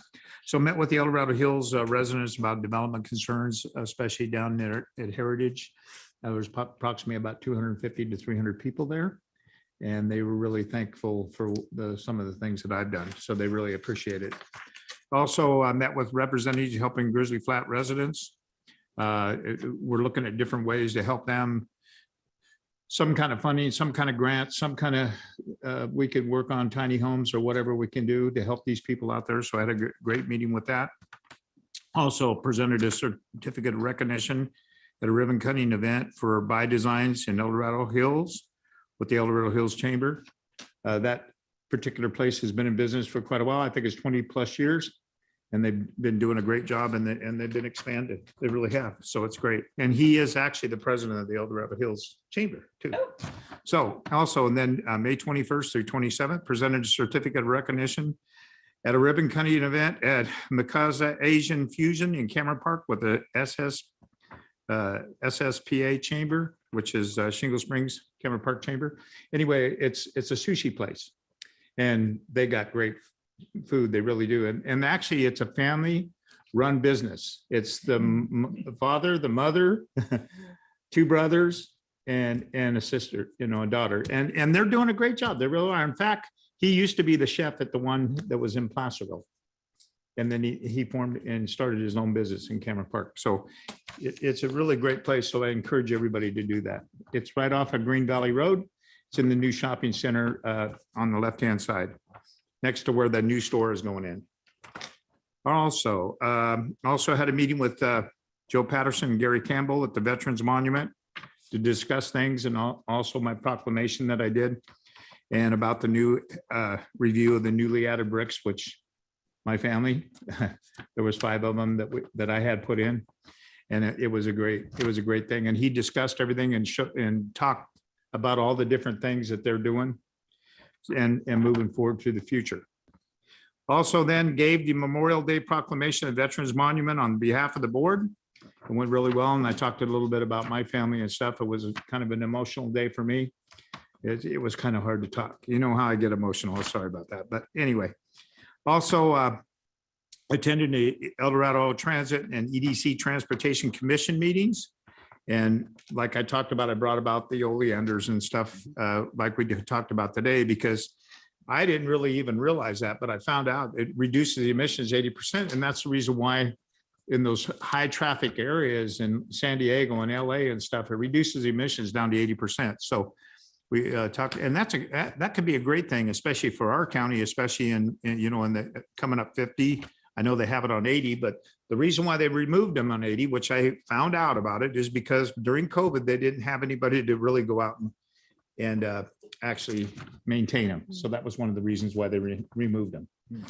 So also, we had the CAC meeting last night. It was a good meeting and stuff. John will elaborate more on that. But also met with the U.S. Forest Service officials. I've been working on this project for all year, almost a year and a half, to try to get some property donated for the new community center in Grizzly Flat. Well, they are going to donate 5 acres. We're working on out all the details and stuff, and it's a great thing. I talked to the Secretary of Ag and met with them and stuff, and he said that they're going to make this happen no matter what. I was shocked when they already had the CEQA NEPA already done. So that's a great thing, and they're moving forward this. They want this to happen, according to what the Secretary of Ag said. So, okay, that's all I got. Very good. Good work on that, Supervisor Yeah. Turnbull. I know you've been working on it for a long time. A long time. I'll just do a quick shout out to Happy Homestead Cemetery and the American Legion Post 795 up in Tahoe that put on a Memorial Day event for the community. They did a fantastic job and it was a great turnout. I provided the weather, so that worked out really good. I also want to mention to the supervisors that I had another VHR public forum held up in Tahoma. Tahoma is a community that really has saturated VHRs. A lot of them were grandfathered when all the rules went into place. So they have more than they normally would, and they have absolutely no enforcement up there. So there was a lot to talk about, a lot of similarities to what we're experiencing in other parts of the district, but they appreciated the opportunity to be able to speak about it. I created an advisory council early on in my term, which is made up of one representative from each of the 11 communities that make up District 5. And it is kind of cool because we met in March for the first time, and then we just met again in June. So we not only meet every quarter, but we meet in a different part of the district. So we all get to know each other's neighborhoods. We're very scattered, much like you are, Supervisor Parlin. But what's great about it is it reminds all of us that we're all in this together. Nobody's the redhead. Everyone thinks they're the redheaded stepchild, depending on where, right? So it's a great ability to have a conversation with your constituents and hear what's going on in the various different communities, share ideas. This is what we did. We tried this, it didn't work, just great information. And they're a good group. So I look forward to those quarterly meetings. Also, you appointed me last meeting to be the local member on the South Shore Transit Committee, and that is being led by the City of South Lake Tahoe. We had our first meeting a couple weeks ago, and we're off and running. So that was a great effort that the city is putting together. Finally, I just wanted to end with last night. There was a meeting that was sponsored by the California Highway Patrol up in Pollock Pines regarding the really tragic accident that happened on Wednesday in the morning of last week. 5 children were injured, and not to mention the fact that there was a 21-year-old driver of the vehicle whose life will forever also be changed. And the community was very supportive of that notion. They spoke passionately, sometimes a little bit frustrated, but in general, the community was able to ask a lot of questions of the Department of Transportation regarding Pony Express and the speeds that are traveled on it and the problems that they're having. The Department of Transportation was represented by Mr. Mullen. Mr. Martinez is on vacation right now, so Mr. Mullen served in his place. And he did a really terrific job of listening, being open to ideas. We took a lot of notes, and he promised the community that he would look into any and all of their ideas to see what's viable. So I just really want to thank the Department of Transportation for being there, and thank the California Highway Patrol for that timely ability for the community to speak about the real traumatic event that they've gone through. And in that, I would also mention that the CERT came up, the Community of Emergency Response Team idea, and Pollock Pines would also like to re-energize that. So maybe I can work with you on getting that started and going. Yeah. Thank you. I think that's a great thing. And I just, my heart breaks for those children that were, involved in that accident. So, and also the driver too, because that is gonna forever change his life too. So anyway, I reached out to all the family members and stuff and praying for them. So. Thank you, Supervisor. The difficult thing is we have so many sites near schools that have that same kind of scenario, crosswalks that aren't properly monitored, different age kids. These were kindergarten and below, as I understand it. So not as savvy relative to traffic flows and all that kind of stuff, but it sounds like the kids weren't at fault with anything they were doing. They weren't darting out. But we not only need to look at what's going on in Pollock Pines and try to address that, but where are there similar areas in the county? And I'm getting to the point, I'm a very strong proponent of these flashing beacons. Yes. Because they're inexpensive, they're solar powered, you see them everywhere. And if that gets people to pay more attention when they're coming up to a crosswalk, particularly when it's not at a stop sign, maybe that helps, but we need to look at a county-wide program to figure out what we can do to try to implement those things, year over year, keep addressing the highest priorities and not just focus it as one incident, because like I said, there's any number of other areas that have a very similar situation that we've heard about near misses and those kinds of things. It's a matter of time and something happens again. So, yeah. And I know DOT is very receptive to it, but I think the board has got to take a little firmer position on, pushing towards that use of the technology and finding the funding and on a priority basis. We don't do everything at once, but see if we can't work that. So Yeah. that was kind of And my I think, takeaway. I've seen a lot of those where they step right into the crosswalk and the lights come right on. So it's not like they have to push a button. Yeah. And it's all solar powered, and we need to start some kind of thing there to basically promote it. Lights save lights, lights save lives. So something like that. I mean, the county can get behind them. So. and Unfortunately, start it that. doesn't affect some drivers. They're still going to speed or, the inattention part, but for some, it will give them an extra opportunity to recognize there's Right. something unusual going on and maybe, look around a little bit more. detail. Right, exactly. Okay, so I'm going to start back on Wednesday, May 17th. We did have a meeting, and this was Wendy and I talking about Health and Human Services restructuring, and so you're going to get more from the CEO's office and stuff as that goes on, but that is an active conversation. That's the message. We're not ignoring that. We're trying to address it and figure out what is the appropriate steps forward. So that's happening. 22nd, 23rd, obviously we had our strategic planning. Everybody's aware of that. On the 24th, it was interesting. We had a meeting with GSEC up here in El Dorado County.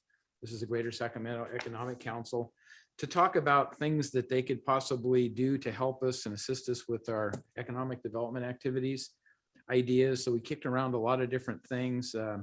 I was favorably impressed with their willingness to step up and get involved more with helping educate all of us in terms of what are some of the opportunities we should be looking for sites to bring new businesses in here, because they have a pretty broad view of what potential businesses are looking for, what they're trying to move to.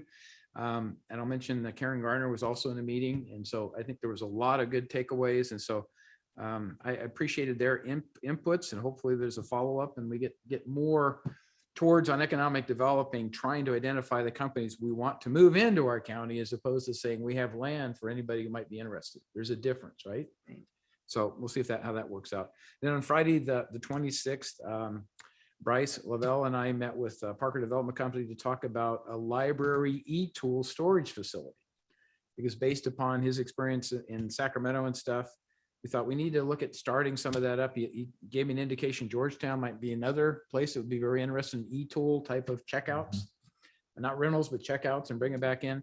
So it was a favorable meeting. The Parker Development Company said they have sole authority to determine what can go in there from an architectural perspective. That was a part that bothered me. How fancy does this storage facility have to be? How much is it going to cost? So at least the ground level has been set in terms of, they're open to that. We need to work with the Friends of the El Dorado Hills Library and other organizations, as well as county facilities, to make sure all that's ultimately going to come in place. But my biggest concern was getting over that architectural review, because if it had to be a first-class building, it would, be beyond, cost prohibitive. But they're saying no, something like a tough shed that was done properly in the right place on a temporary basis. So we'll see. Bryce has kind of got the lead in following up on all that stuff and talking to people, but hopefully something will happen there. On Tuesday, May 30th, we had a budget ad hoc review, and obviously we're all reading through our budget books, right? Becoming infinitely detailed with every number that's in there. Yeah, exactly. The 31st, Lori mentioned we had a chili bar ad hoc meeting. So I think that's moving again. Yep. It's not consistent with the original vision, but it's putting it more in phases and doing things that we think break down and make sense. So And we're anticipating an update to the full board, I think this summer yes, soon. So just, right. it's coming. Right. So we have, not lost track of, we need to report back to everybody once we kind of got the plan all gelled, and give you identification of what funds have been committed so far and what's available, et cetera. So then we had the transit and transportation meeting, nothing there. Last night, we had our El Dorado Hills Community Council meeting, as George mentioned. Brian Richard, our chief probation officer, was our guest speaker. And I'm always impressed by how much probation really is doing in terms of providing services. Most people have a very narrow view of what probation is, and they are very broad in the programs they have and what they're involved with, and just an impressive list of things that they do that are really helping everybody in El Dorado Hills with that part of the circumstances associated with probation, trying to make sure that the youth gets back on track and the various programs they have. So it was very informative. He gave us like a 3-page summary that was really good. It might be something you might want to consider sending out in the newsletters and a link or something, but very, very short synopsis of all the things they do with photographs, and very impressive. So I wanted to thank Brian again for that. He made a very good presentation, well received, a lot of good questions, and a lot of it got to do with what's coming in the future with funding and what happens with the realignments. And if they close the state prisons, what could possibly happen with relative to what happens with probation, because the view is parole goes away entirely, right? And it's shifted to probation. So we've got to anticipate those kinds of things. He talked a little bit about what about the funding, where would the funding come? So it's all videotaped. If you want to hear his comments firsthand, it will be put out on through our email that identifies the YouTube link, but you can't listen to any section of that you're interested in. Finally, as a result of that meeting, I did have a conversation with Chief Johnson since he was present. And we were talking about, what happens with our EOS operation, emergency operations service, with the path we're going down now. And he expressed a very strong concern, a very strong interest in having a fire services chief embedded within EOS. And I thought, yeah, that makes a lot of sense. Makes sense to me. Are you talking OES? Oh, yes. Office of Emergency Service. Yes. Okay, thank Office you. of I was Emergency like, Service. Oh, what? yes. No, it's OES. Do we get another? I transposed the E and the O. That's It's okay. OES. I just want to make sure I was thinking the same thing. I was you were thinking talking about. Emergency Operations Center, but yeah. So Got it. OES. Thank There you you. go. And so he wanted to get more active in that conversation. I guess he's already talked with our sheriff. There's reception. And I just want to make sure that we don't go down a path with a consultant and get into a lot of investment and stuff only to come up with an answer that we could come up with a better answer on our own. So I'm looking at that as an alternate path, even though we've directed it. So I just wanted to make sure that Chief Johnson's interests were known to all the board, and they certainly are to Tiffany. So that might be helpful. And then maybe we say, if that's going to open up, maybe there's other key people that get embedded in the same way, not when there's a disaster, but are really embedded in doing the planning for OES and making it, improving it from where it is now in terms of communication paths, et cetera, et cetera. So I just want to make sure everybody was aware of that, because I think it's a great idea, but we'll see where it goes. Okay. With that, are there any go backs? Okay. No, then- I got one go back. Okay. Anyway, that meeting that we had at Heritage and stuff, it was a good conversation, but then I handed the mic over to Chris, and I had to take the mic away from him because he was talking too much. So anyway, just a little joke in there. If you're hearing that, Chris, you know that. Okay. Okay, CAO update. What have you got for us? Well, to acknowledge what you were just talking about Yeah. regarding OES, there are a lot of very healthy, good positive conversations being had with internal county staff as well as fire regarding OES. So we will be coming to the board in the near future with an update on those conversations. I'm We just haven't committed to a really, consultant, right? really pleased. That's correct. Okay, because I want to make sure, what I'm hearing now, that we don't just. keep marching That will down be a that. board discussion. Yep. This is just to and Yes, from. I understand, I Yep. understand, but I thought we gave direction before. So that's what I Yes, wanted to and that clarify. will be a board discussion. Yep. Very good. We'll be coming back soon. Yes. And then just a reminder that next Tuesday is the most exciting day of the year for the CAO's office. Ah. We have a special meeting to hear the 23-24 recommended budget. It's a culmination of a whole lot of work. So You have a warped sense of best day of the year. Or whatever. I agree. Celebrate the budget. Yeah, exactly. So anyway, The god of budget. But yeah, we get it. okay, we understand. All right, so I think with that, we're ready to read the preamble for the closed session. The board will now recess into closed session to hear items 61 through 64 as specified on the agenda. Anyone who wishes to provide comments concerning those matters may do so at this time. So Kim, if you open that up. Now taking public comment on closed session items. Individuals will have 3 minutes to address the board. The timer will notify you when you have 30 seconds remaining to comment. Public comment will be taken first from those participating in the boardroom and then from those participating through Zoom. For those participating by Zoom, please make sure you unmute yourself when called upon.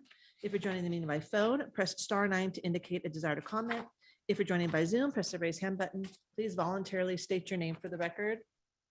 Seeing no public comment from the boardroom, now taking public comment from Zoom participants. There's no public comment. All right, so we will recess into closed session. I understand we're gonna take number 64 first, right? That's the significant, no, labor negotiation, 63. So we'll start with that and then we'll go through the other 3 items. So, very good.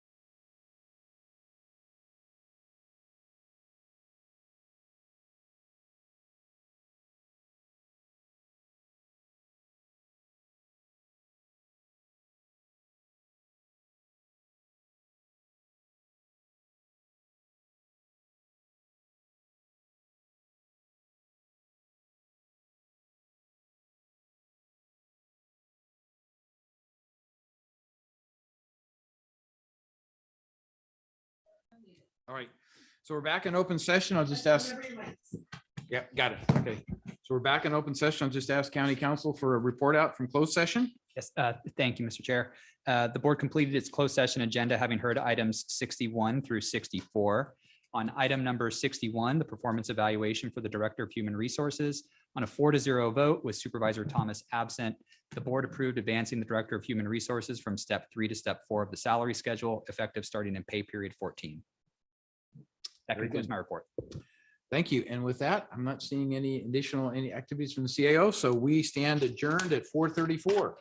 Thank you. Okay, all right.